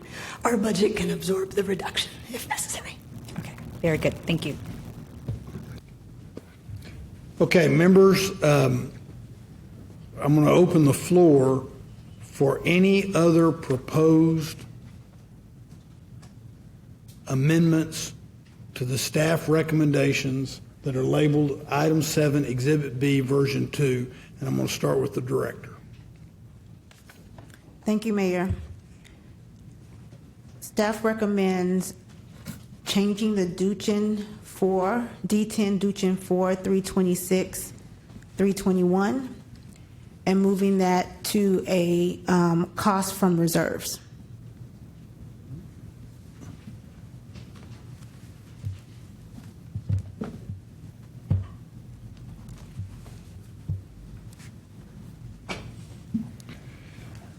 Members, I'm going to say this back, and correct me if I say it wrong, Director. What staff is recommending is that we amend their recommendations so that we take out Duchin 4, which was a reduction to the Austin Public Library by $326,321, and instead replace the source of the funding of $326,321 from our reserves. Did I say that right? Yes, sir. Councilmember Siegel, do you wish to speak or you wish to make a motion? I'd like to move that staff. All right, thank you. Councilmember Siegel moves that the council amend the proposed amendment, and we have a motion on, a proposed amendment, which is the staff recommendations labeled to amend item number 7, Exhibit B, version 2, so that we would remove the item that reads D10 Duchin 4, Austin Public Library, etc., and replace the $326,321 from reserves. It is seconded by Councilmember Velasquez. Is there everybody? Councilmember Ellis, you wish to speak? I do. I just Okay. have a concern with utilizing one-time dollars. I mean, first of all, dipping below the reserve threshold, but also utilizing one-time dollars for something that we know our library system is going to need moving forward. Is what would be the most appropriate way to offer a different set of Mark Duchin financial opportunities here? Well, we're not going to amend. So what we'll do is we'll vote on the motion that we now have on the table. If it passes, it passes. If it doesn't, then we will turn to look for, if it fails, we will look for other sources of funding. Okay. I know we're going to have the social service contract next year again, and that conversation and adding libraries into it is a big concern of mine. Fair enough. Good. Councilmember Qadri? Okay. Yes, Manager. So let me clarify. While we removed Councilmember Duchin's, if you wanted to call that as a part of our recommendation, we identified that solely because it was on the list of potential reductions that if y'all wanted to consider them to fund the other $2 million, it does not replace the library-related ongoing expenses. That will remain. This was a suggestion to actually take it from that to do the other things that council wanted to do. And so that's, I want to clarify, we're not going to be here talking about libraries and trying to find $300,000 for their materials budget, because that will not be impacted if we remove that. And so it would be lining up to your same point that it would then be one-time funding to fund all the other things that council wanted to do over and above what we had recommended. So the easiest thing to do if we want to go home is to not do $326,000. I'm not the one keeping us here. No, you see what I'm saying? That would be the easiest thing, is to remove $326,000 or go through Duchin 10, 11, 12, and we continue to hunt for $326,000. I think someone offered maybe we should just take it from reserves, and we would relent if that's what council wanted to do. But if you want to continue to go through and look for other reductions, I think we can have at that. But I just want to clarify, it is not then, if this is removed, we wouldn't be taking money from the libraries if in fact this is rejected. So I just wanted to clarify. Okay. Thank you for that. And I'll hold my speech on this item, Mayor, and just let us vote.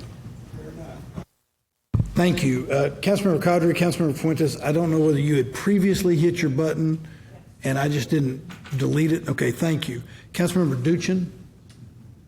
I'll wait to introduce the motions. I just will say I agree with Councilmember Ellis' concern, and I worry that the signal that this sends, that the first thing that we do is tap into reserves as opposed to have to make some of the more difficult decisions that might be on the table given the priorities that we've laid out today.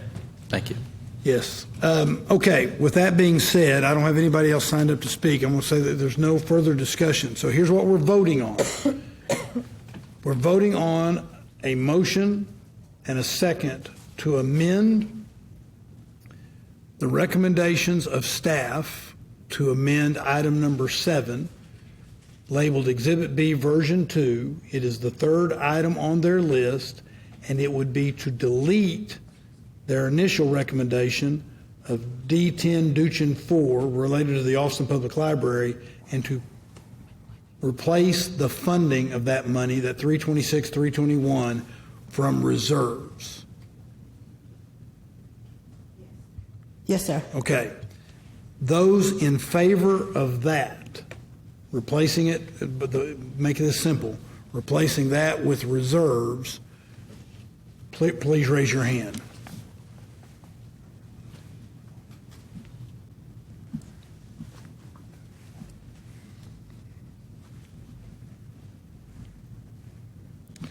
Those opposed, raise your hand.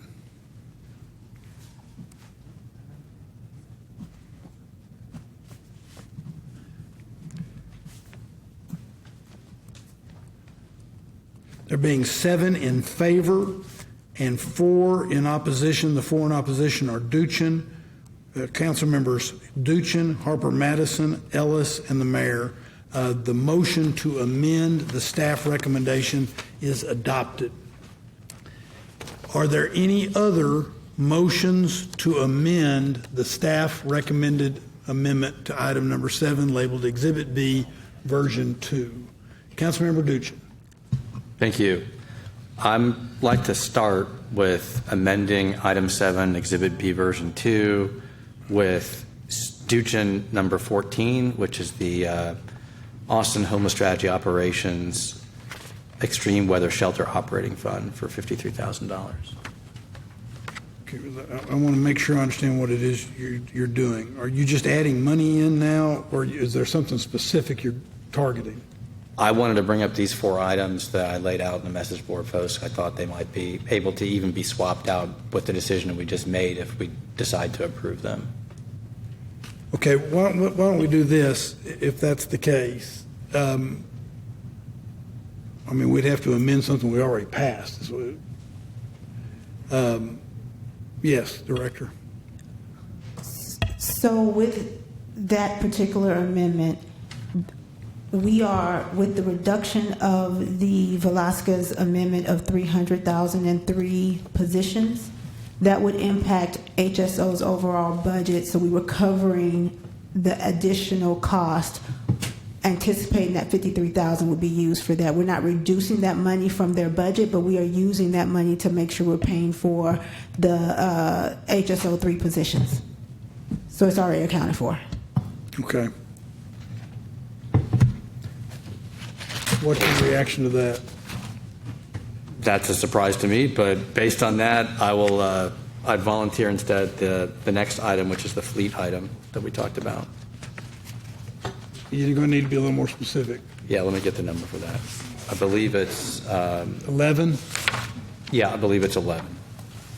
And what is it you before I recognize you for a motion, describe what you're thinking. I'm thinking about decreasing the appropriations of fleet by $425,000 based on the staff prioritization list. I can expand on that when we get into the motion, and thereby potentially restore one of the items that's been cut already on this list in order to make this budget whole, whether it's the one we just talked about or another priority the council has identified. Before I recognize you for a motion and we have a vote and all that, let me ask the council to weigh in. If you look at Duchin 11, what he's offering as a possibility is that we decrease appropriations to fleet mobility services by $425,000 and use that in some way to balance the budget, including if we wanted to reverse what was just voted on with regard to reserves. Let me ask if people want to play with that. Councilmember Ellis. Just a question, now that we're through that last vote. I do worry, even though I wanted to find different ways to fund those library services, I do think that at this point, if we start adding more money in and starting to mess with the spreadsheet, we could be here all night.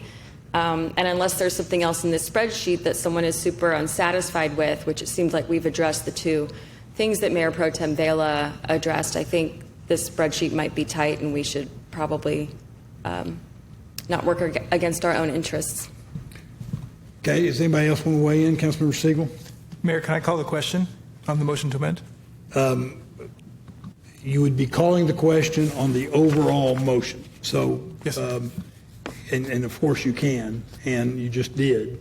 But I want to make sure, and I know you'll be flexible, if anybody else has anything that they really feel like they want to address in Exhibit B version 2, I would prefer not to cut them off, but the question's being called. Yes, Councilmember Ellis. Last question is, with that library dollar allocation being taken out of budget stabilization reserves, what is our total percentage right now? It's below 17, but how far below 17? 16.9837%, All right, I'll give that a good thought. which is $250,844. All right, I'll ponder what that means to me. All right, so the question's been called by Councilmember Siegel, so we are now going to take a vote. The vote will be on whether we adopt the staff recommendations to amend item number 7 that are contained in Exhibit B version 2 as amended by the 2 amendments that we've taken. That is the question before us.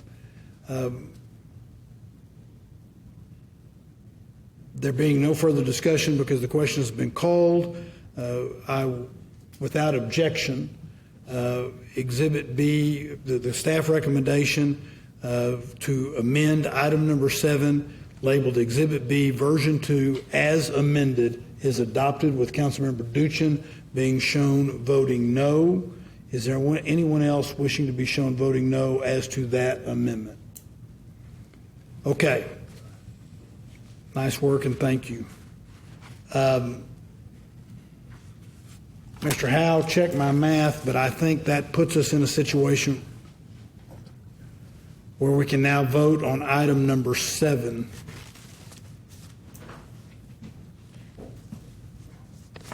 Okay.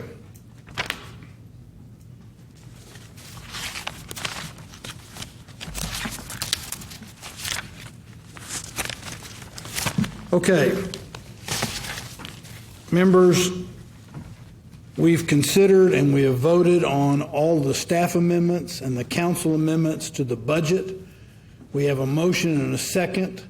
We are now able to take a vote on item number 7, adopting the city's fiscal year 2026-27 budget as amended. Is there any further discussion on that motion as amended?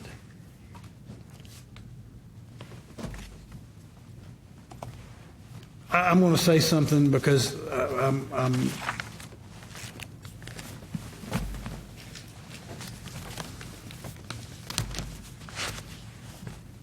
a little disappointed and I'm discouraged, and I'm going to vote in a way that I think is going to surprise some people. I think that we've made such good progress over the period of time in terms of dealing with the stability and the confidence, but I am bothered by where we're ending up, and I'm going to say it. I'll not give a long speech. I'll just give a couple of things. I am bothered by the 911 parts of this budget, and as I indicated by my votes earlier today, I don't want it to be a part of this budget, and I voted no on those. I'm also bothered by the use of COs that are in this, particularly after the council has already voted on bonds and added to, and I'm not going to go into all the details because it's a late night, on how much debt over the past couple of years that we've added, including, for that matter, efforts that were made to reduce the amount of debt we were going to put into caps on I-35, but we went ahead and did that.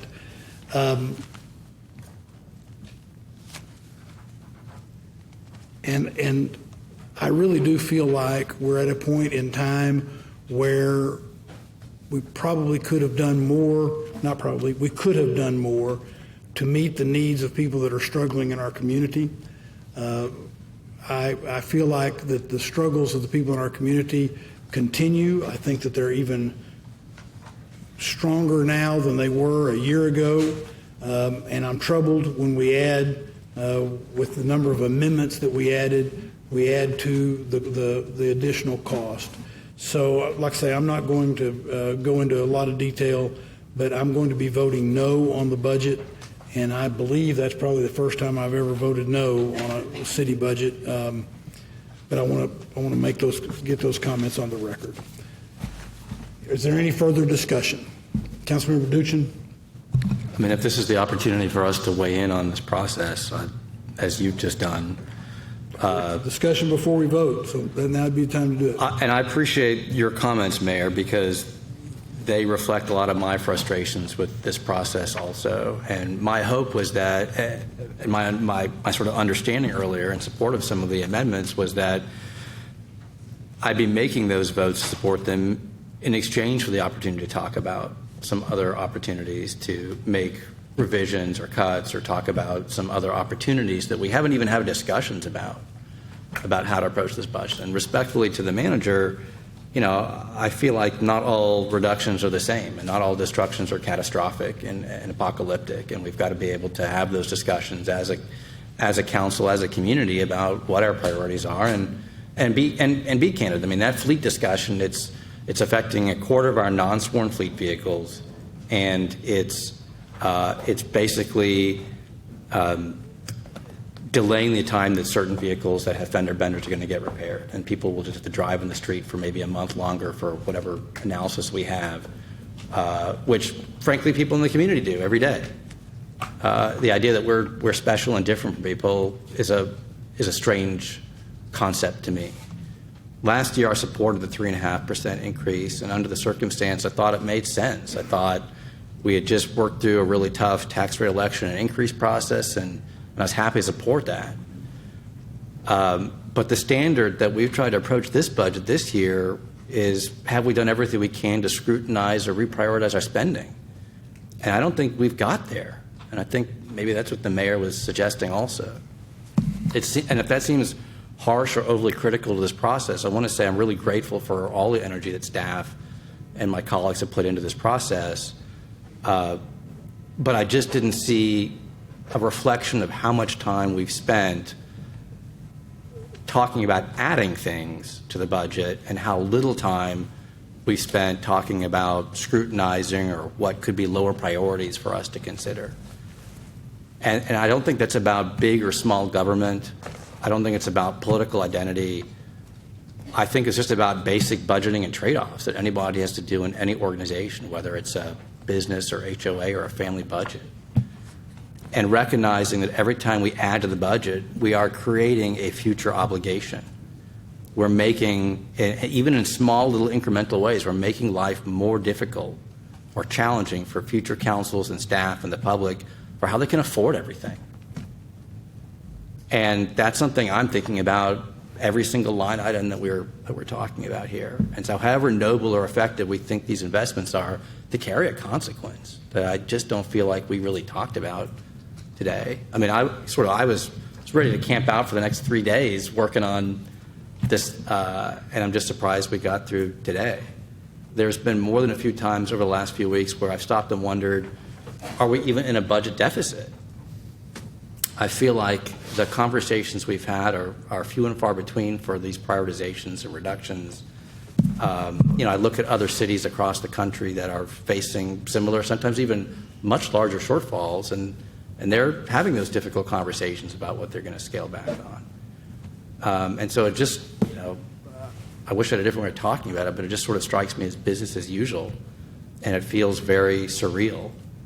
Especially if we're in a situation, as Councilmember Ellis pointed out, next year where we're staring down another, $8.8 million in social services cuts, and that our entire budget hinges on one ATS and other processes that are going to improve our economic fortune. So I do want to say I'm grateful for all the advocates who came and shared their perspective and priorities, and for staff doing the same thing. But we also haven't heard a lot from people over the last few weeks that are busy working or otherwise might struggle to be here, people who may not be associated with a nonprofit or advocacy group or an organization, people who just might be struggling to afford to live here and may not even have the understanding of how much their voice carries some weight here. I have a sense that this building is very insular at times. And outside, every indication that I get is that people are struggling in an economy that's kind of limping along. If you guys read the jobs report that came out 5 days ago, I think we shed nationally like 23,000 jobs and had to revise 2 months back worth of numbers by over 100,000 jobs. I don't know how immune Austin is to those national trends, but I got to conclude that the national economy has some impact on how residents feel about their ability to live here and affordability. We also know that wages are struggling to keep pace, I think, at a historic level. Gas prices are up 36% since February. That's our environment right now, that we're sort of passing a max tax rate increase and a $295 million bond. And we seem to think a few $100s is no big deal for people right now, but I disagree. If you guys spent time with the city survey, and we did a District 10 survey and got 700 responses, that was very much in line with the city survey that y'all ran. And I want to point out that just 14% of people said they wanted more services if it meant higher taxes, which was down 6% from last year. So a full 81% of people in our own survey said that people either wanted to reallocate what we had to maintain services and spending, or to reduce spending to fund higher priorities, or simply to just reduce spending overall. And their conclusion was pretty stark. Residents want smarter spending, not new taxes. The most common budget stance is reallocation with current revenue, a mandate for efficiency over expansion or contraction. So I talk more than I kind of intended to, but I've got no prioritization, no challenges with like the reprioritizing dollars, as I think residents want. But I fundamentally come back to the idea of, did we do everything we can to explore this on both sides of the ledger? And I don't think we did. I was even hoping at the end to be able to support the budget by going through a couple of the items that we had researched and could propose, and we didn't even have that opportunity. And that's one reason I'm in agreement with the mayor that I'm hoping that going forward we can do something different, because even I was going to sell it for like 3.25%, but even like a 3.4% budget would demonstrate that we've gone through a more rigorous process that we can show to people, that we considered not just the things that we think we ought to add, but also the things that we might want to eliminate, cut, or reprioritize. So I will also be voting no on this budget. Thank you all. Thank you, Councilmember. Councilmember Alter, Councilmember Siegel, Councilmember Harper Madison. Thank you very much. I first want to thank Carrie, your team. Y'all every year work, I know, an unimaginable number of hours to get us to where we are today, and I really appreciate the work that y'all have done. I know we have a lot of staff here in the room, and all of you have done a lot of work helping to shape this budget, figuring out what are the priorities and how can we make sure that you look beyond just your budget, but as the city as a whole, to make sure that we have the resources to invest in our communities. And to the public who came here day after day after day to make sure that the concerns that are being felt in the community are being heard in these halls. And so while I do agree with the comments about the struggles people are facing, because they are real, and I have had numbers of conversations with people about just that, the answer to that is ensuring that we have a strong safety net underneath our community, that we invest in our community so that the people who are truly struggling don't go to bed hungry every night. That's why we're investing over $2 million in food access and food security.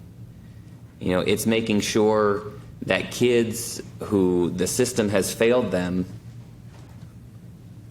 and who are looking for a bed to sleep in, we are making those investments so that they don't end up on the street or in a jail. It's why we are investing millions of dollars in mental health, because right now the biggest provider of mental health in our community is the jail, and that's not right. And so we are making those investments here today because we're choosing our values. We're choosing a future where people don't live at the edge, at the margin, and worry about the most basic things that nobody should be worrying about. And I think about an individual I talked to just the other day. I was knocking on his door, and he was very firm, and he said, you guys need to draw the line. And we had a conversation about what that meant to him, and it meant cut the things that can be cut, fund the programs that need to be funded, but have some kind of line. And that's what we have here. We don't talk about it a lot. It didn't end up in a slide until I think our 5th budget conversation. But even to get here, we were facing a $50 million deficit, and the budget office, through work of our team and our city employees, was able to identify $24 million in cuts because they were the nice-to-haves, not the need-to-haves. We have scrutinized, when we were down to the very last, discretionary spending to try to make this budget work. And we chose to strengthen our social safety net because that was the must-have for a lot of people. And so I don't want it to go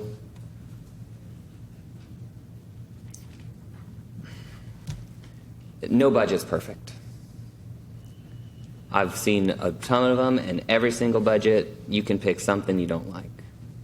But in the end, this budget is responsible, it's balanced, it reflects our commitment to our people, our commitment to our values, and our commitment to a future that's better than today.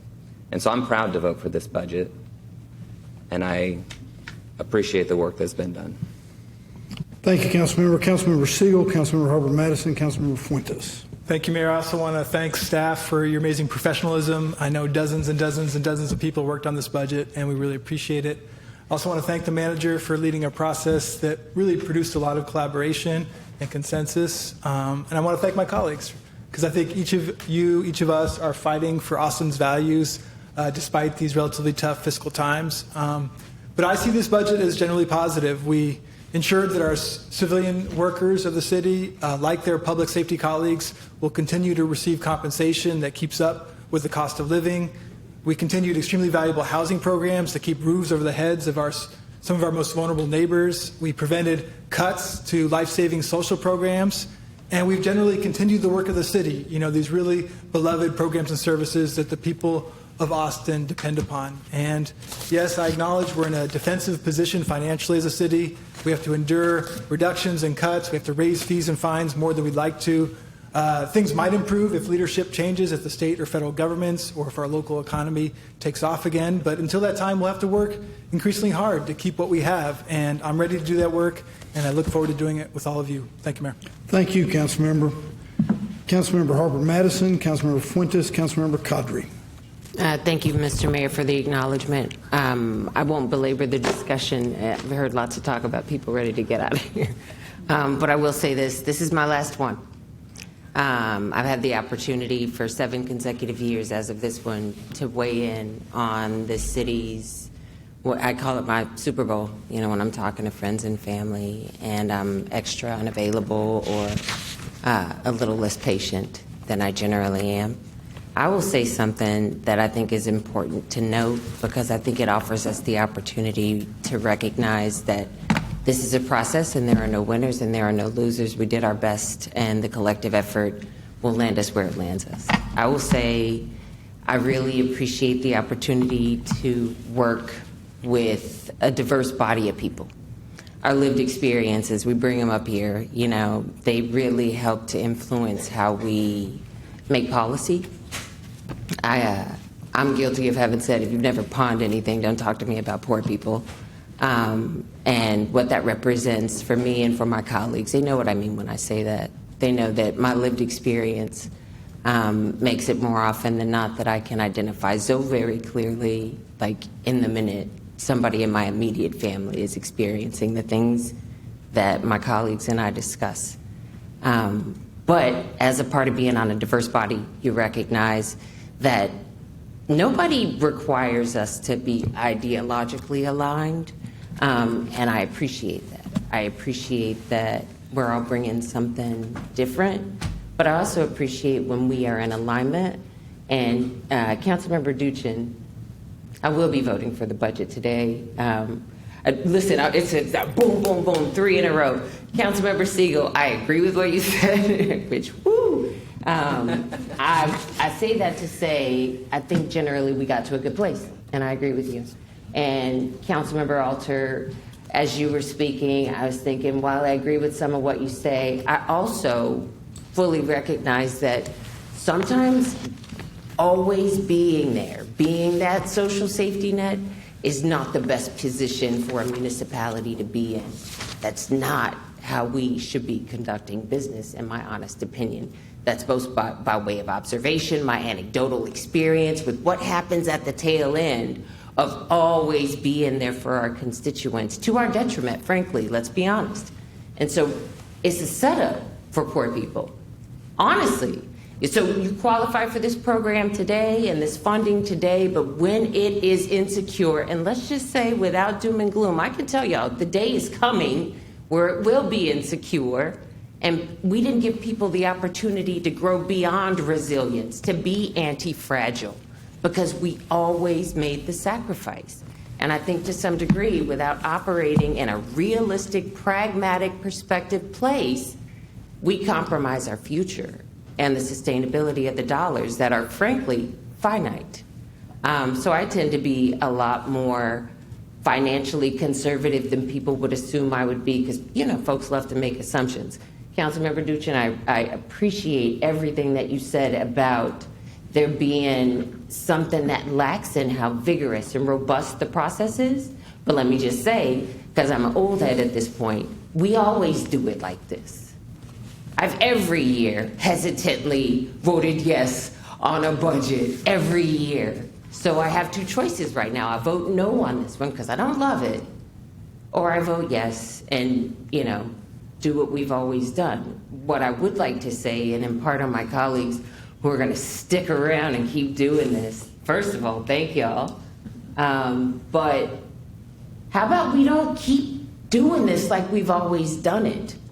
Nothing about our environment, our world, our politics, our religion, our health, our wellness, nothing is the same as it's always been. None of it. And we don't know what the future looks like, but we already know. What did you say? You recognize we're in a defensive position? That means we have to get offensive. And I don't know that this budget, this process, the dollars in terms of how they're allocated, I don't know that it says to our constituents that we're thinking from a pragmatic perspective as people operating a business. And one of the, we teeter between 10th and 11th, one of the largest major metros in the country and growing. Our debt grows, our needs grow, and our social safety net is going to have to grow, and we can't always do it. I think if we're not going to do it like we've always done it, one of the things we need to get real serious about is finding dollars that don't belong to the city's purse. There are dollars in our community to help communities be more resilient and to be anti-fragile. I think we haven't taken all the opportunities, to Councilmember Duchin's point, to be creative about finding dollars, and frankly, to take a real hard look at how we expend the dollars that we already do. It seems frivolous, but I just had a conversation with a staffer tonight.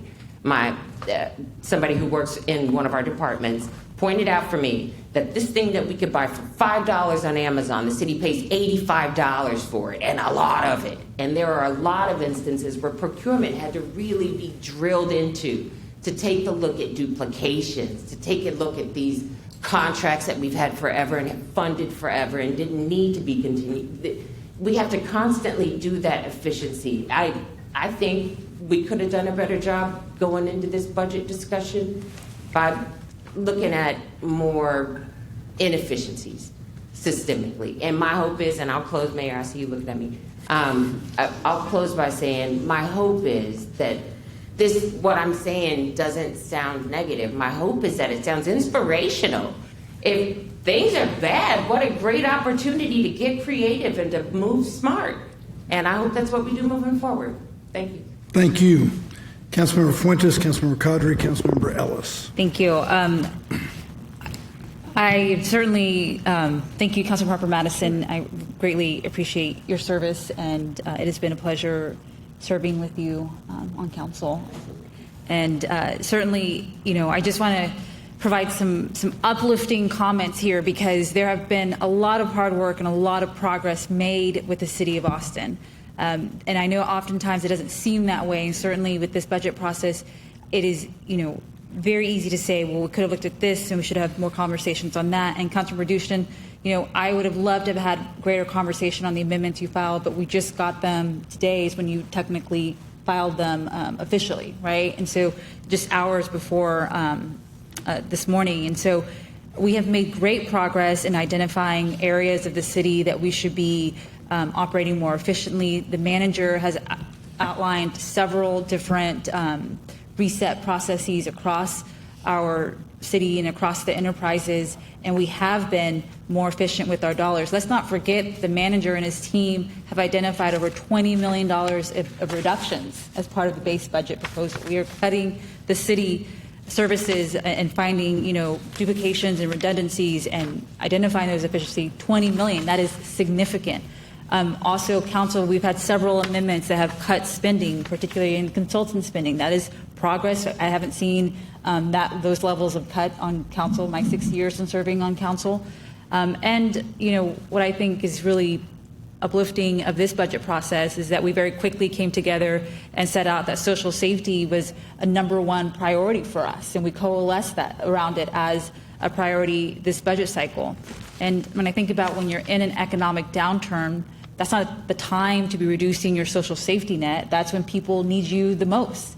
And I view government as a way of helping people. I know my family, I personally benefited from government services and resources, and I know the impact that can have on families, particularly working families. And so knowing that we have the privilege and honor to represent the city of Austin and to be able to deliver a budget that truly prioritizes and provides sustainable services for everyone in the city is something incredible. Knowing that we didn't pull back on cost of living adjustments, how important that is for city employees and ensuring that we're remaining competitive. All of that goes hand in hand in creating a city that works for everyone and that we're able to deliver a city that has services that are high quality, reliable, and dependable. So I just really want to thank my colleagues here for the policy considerations and conversations that we've had, and just really uplift the work that has happened in a way that I don't want it to get drowned out by some of the comments we've had today, because there are a lot of things that we should be celebrating and grateful for. So thank you. Thank you, Councilmember. Councilmember Cadre, followed by Councilmember Ellis, then the Mayor Pro Tem. Thank you, Mayor. I think this was a really difficult budget year. I think the process was challenging. At times it was confusing. There weren't really any easy choices in front of us. But I do want to acknowledge the budget staff and all their hard work. Yeah. I want to thank staff. I want to thank folks who came in and spoke to the council, to our offices. I want to thank folks who are tuned into this at 7:17 p.m. on a Wednesday. They could be doing anything else, but they're watching this because they care. And I think that throughout this process, my priority and the priority of everyone else on the council was making sure that the folks who rely on the city the most weren't the ones being asked to bear the brunt of difficult decisions. I've knocked on thousands of doors the past few months, and the one thing that I constantly hear from folks are about protecting critical social services and making sure that Austinites aren't being left behind. And I think that's something that this budget does. I think this budget protects folks. I think this budget speaks to the issues and concerns of people. And I think as we're getting a bunch of spreadsheets, thrown at us, that the programs aren't just numbers on a spreadsheet. They're people. They're people that are staying in housing, that have access to food and health care, that support their families and get through some of the most difficult moments of their lives. We work to protect the people who keep the city running and making sure we're continuing to invest in the basic services that Austinites expect from their local government. There are absolutely things I wish we could have funded more of. It was a challenging fiscal year, and we had to make some incredibly tough calls about where limited resources could have the greatest impact. But a budget is ultimately a reflection of our values. And even when resources are tight, we have a responsibility to make sure Austin continues to show up for the people who need it most. So I'm grateful to everyone who showed up during this whole process, shared their priorities with council, and advocated for their communities. This budget isn't perfect, but I'm proud that we were able to protect some of the services Austinites depend on most while putting forward a responsible budget for the year ahead. I agree we still have much to do to help Austin residents, and I know this council is up for the challenge. But thank you. Thank you, Councilmember Cadre. Councilmember Ellis, followed by the Mayor Pro Tem. Thank you, Mayor. I've had quite conflicting feelings about this budget, not necessarily about what was proposed, but just about the uphill battle that we're facing, trying to make sure that we can provide enough city services so that our residents feel like they are getting the attention that they deserve for the taxes that they pay, and also making sure that our employees are rewarded fairly for the hard work that they put in every day. So I am appreciative of those items going in. And as I knock on doors, I hear quite a different story, which I'm imagining all 11 of us are going to hear different stories as we go out and talk with the folks in our community. A lot of what I'm hearing is that people want to make sure that they're safe in parks, that their kids are safe in the parks, that our roads are safe, and that when they call 911, that someone shows up quickly. And that is a recurring theme that I hadn't been hearing over the years as much as I'm hearing now. And that's why I am concerned about how we approach, changing the 911 call center before we have our report. I hope that I'm wrong, and I hope it goes really smoothly, because I know that our chiefs have stepped up to the challenge, our manager is stepping up to the challenge. But I've been able to work across different forms of leadership in both city management and with our public safety divisions, and I think these folks are up to the challenge, but I have seen some of the ideas that we've proposed go well or go not so well. We still don't have Parks Police back. We don't have a motors unit yet. And I really want to make sure that these charts about response times increasing continue to go down, because that is the largest investment in our general fund, is to make sure that we're supporting public safety and that people have the attention that they need from our officials. I am proud that this budget does do a lot to increase public safety. It protects our 4-person staffing as much as possible, which we're going to keep our eyes on the overtime and make sure that we can maintain that, because city ordinance dictates that it should.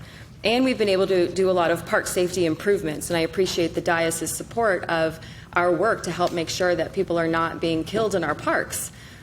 These are really, really big concerns to be addressing, but I think on the whole, this budget does the best that we as a diocese have been able to do to address all of those needs, try to make sure that every dollar is stretched as far as possible.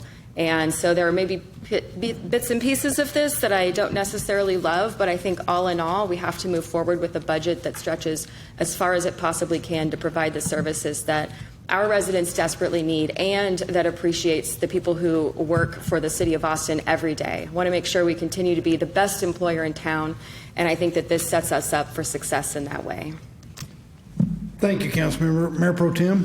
Thank you, Mayor. I just want to thank, I'm not going to repeat everything that everybody said, but I want to thank my colleagues and you, Mayor.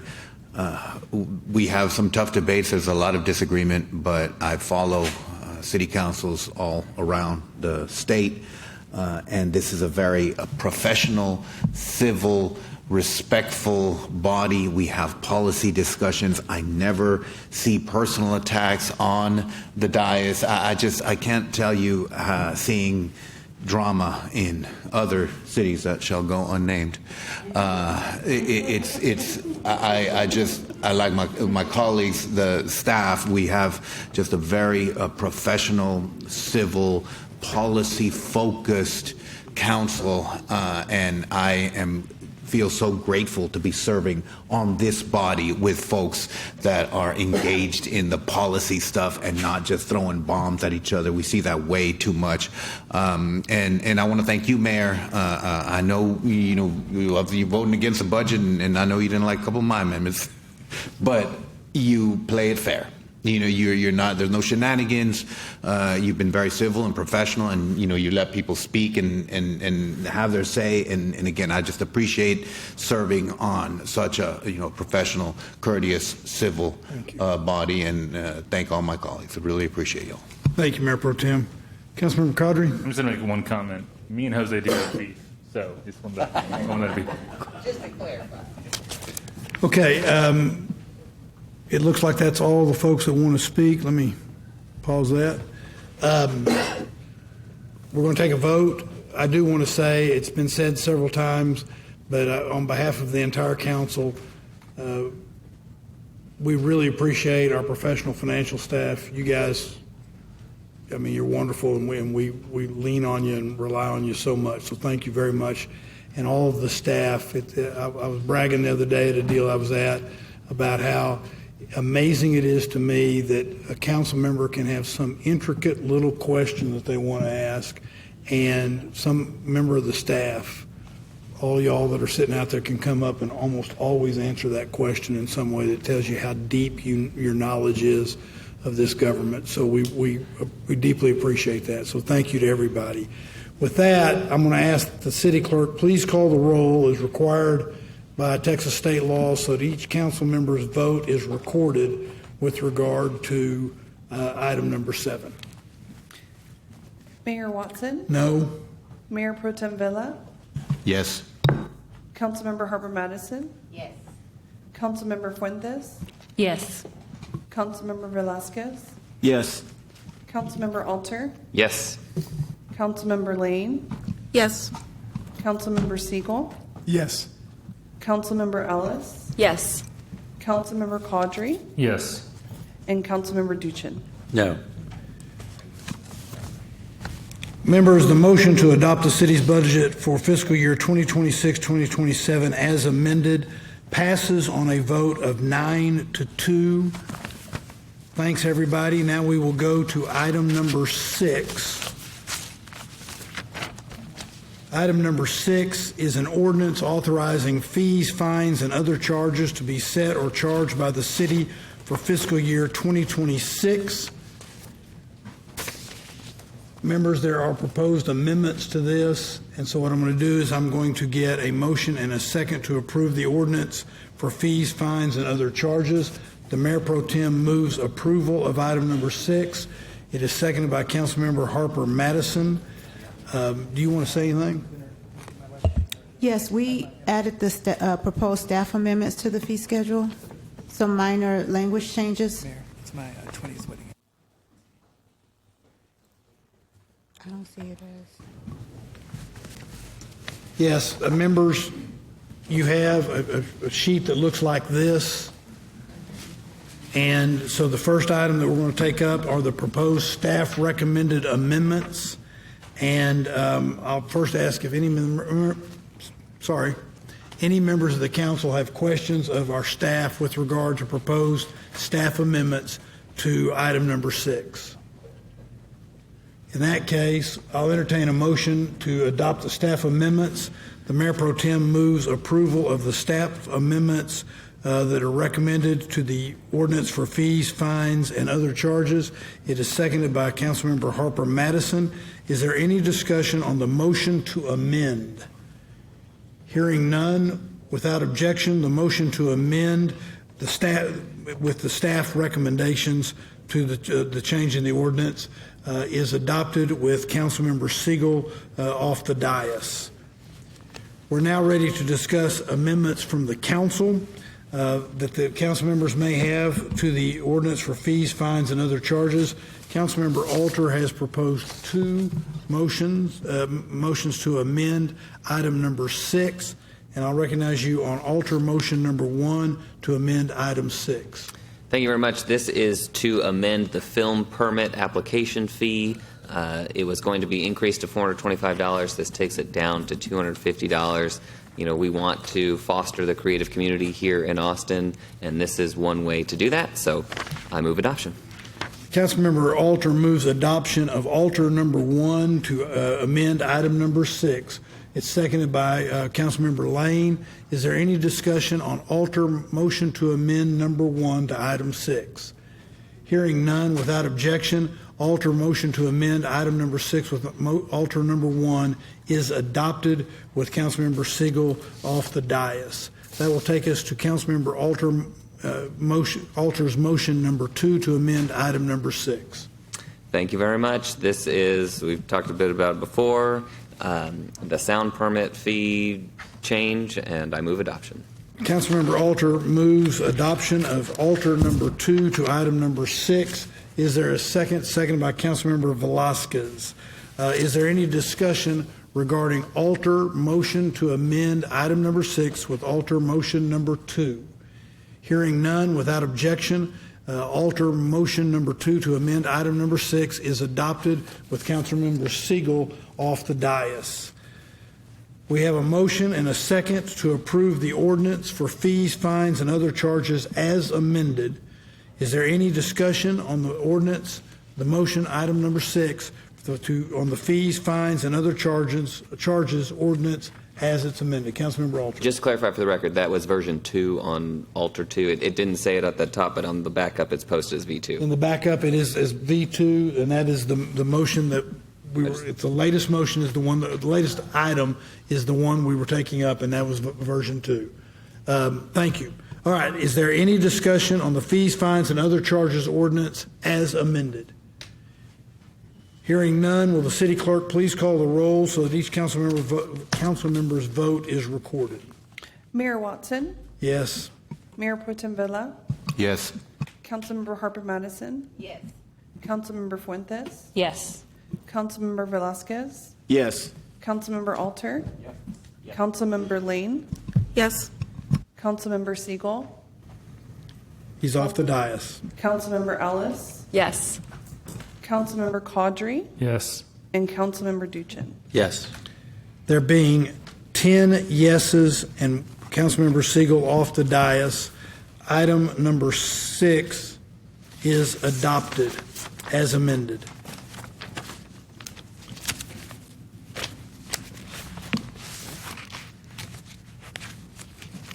Members, that will take us to item number 11. Item number 11 is to ratify the property tax increase that's reflected in the budget as required by state law. This is not a vote on the tax rate. We will take a separate vote on the tax rate after we take this vote. The motion that I will call for is a motion to ratify the property tax increase reflected in the fiscal year 2026-2027 budget adopted by the City Council today. Is there a motion to ratify the property tax increase reflected in the fiscal year 2026-2027 budget adopted by Council today? Councilmember Ellis moves adoption. Is there a second? Seconded by the Mayor Pro Tem. We have a motion and a second to ratify the property tax increase reflected in the fiscal year 2026-2027 budget. Is there any discussion? Hearing none, without objection, item number 11 is adopted. I would like to be shown voting no. Councilmember Duchin will be shown voting no, and Councilmember Siegel is off the dais. That will take us back to item number 1. And by the way, there is method to the madness in the way this is all done.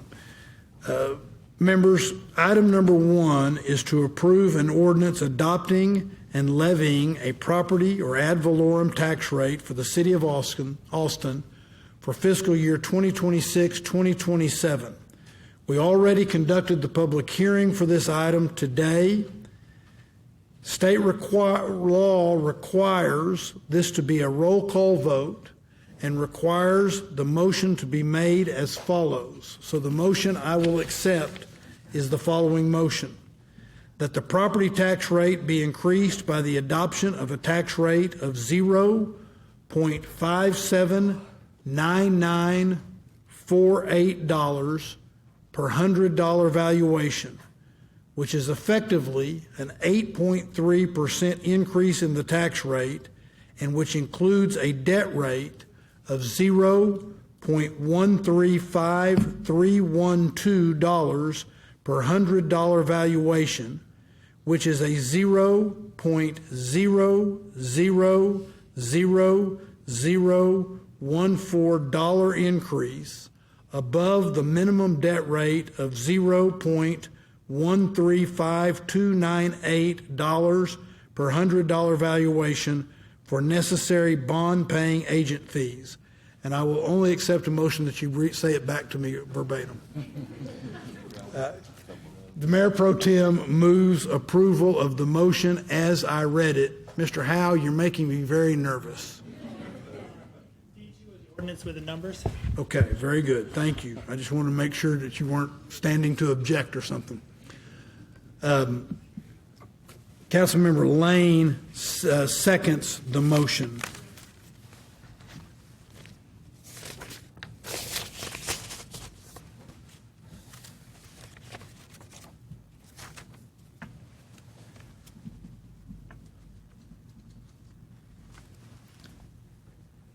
Is there discussion on the motion?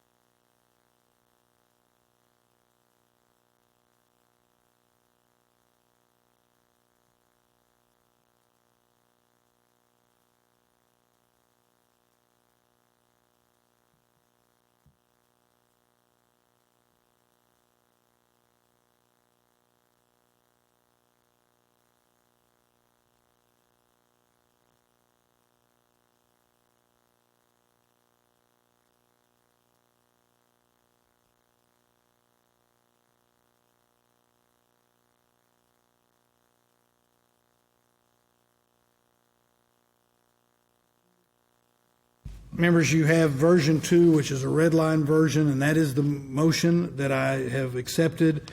It is to adopt that ordinance. For the record, I'm going to read it one more time. Mr. Howe, I want to make sure you check my math. The motion that is made and seconded is that the property tax rate be increased by the adoption of a tax rate of $0.579948 per $100 valuation, which is effectively an 8.3% increase in the tax rate, and which includes a debt rate of $0.135312 per $100 valuation, which is a $0.0000014 increase above the minimum debt rate of $0.135298 per $100 valuation for necessary bond-paying agent fees.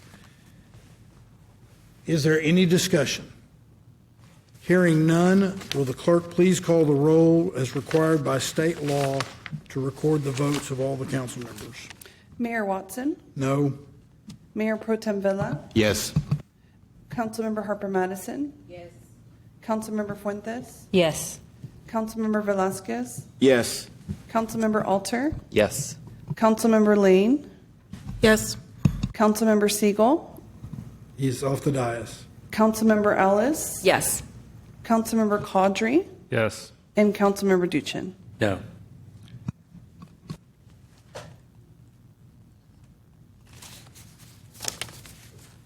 The motion to approve the ordinance to adopt a property tax rate passes on a vote of 8 in favor, passes on all three readings, a vote in 8 in favor, 2 in opposition, and 1 person off the dais, Councilmember Siegel. So it is adopted. For the record, Councilmember Siegel is celebrating a 20th wedding anniversary, and that's why he is not with us right now. Members, Mr. Howe, I'm going to look at you one more time to make sure, but I think we have covered every agenda item. Yeah, take your time.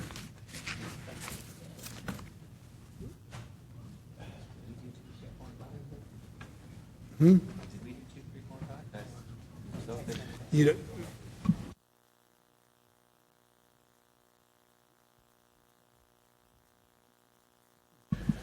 Members, it appears that we have completed all of the business to come before the Austin City Council at this budget meeting. We have passed the budget on all three readings.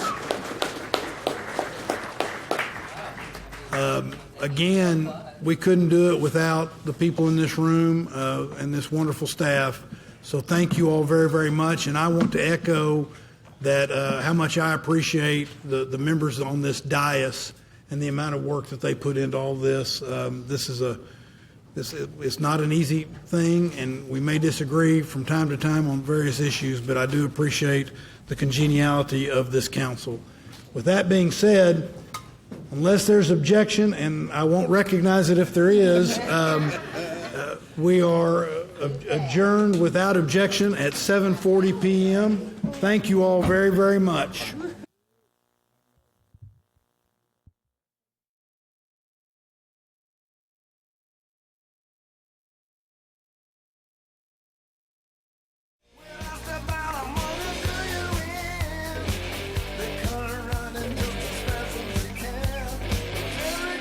Crazy about a shy gas man.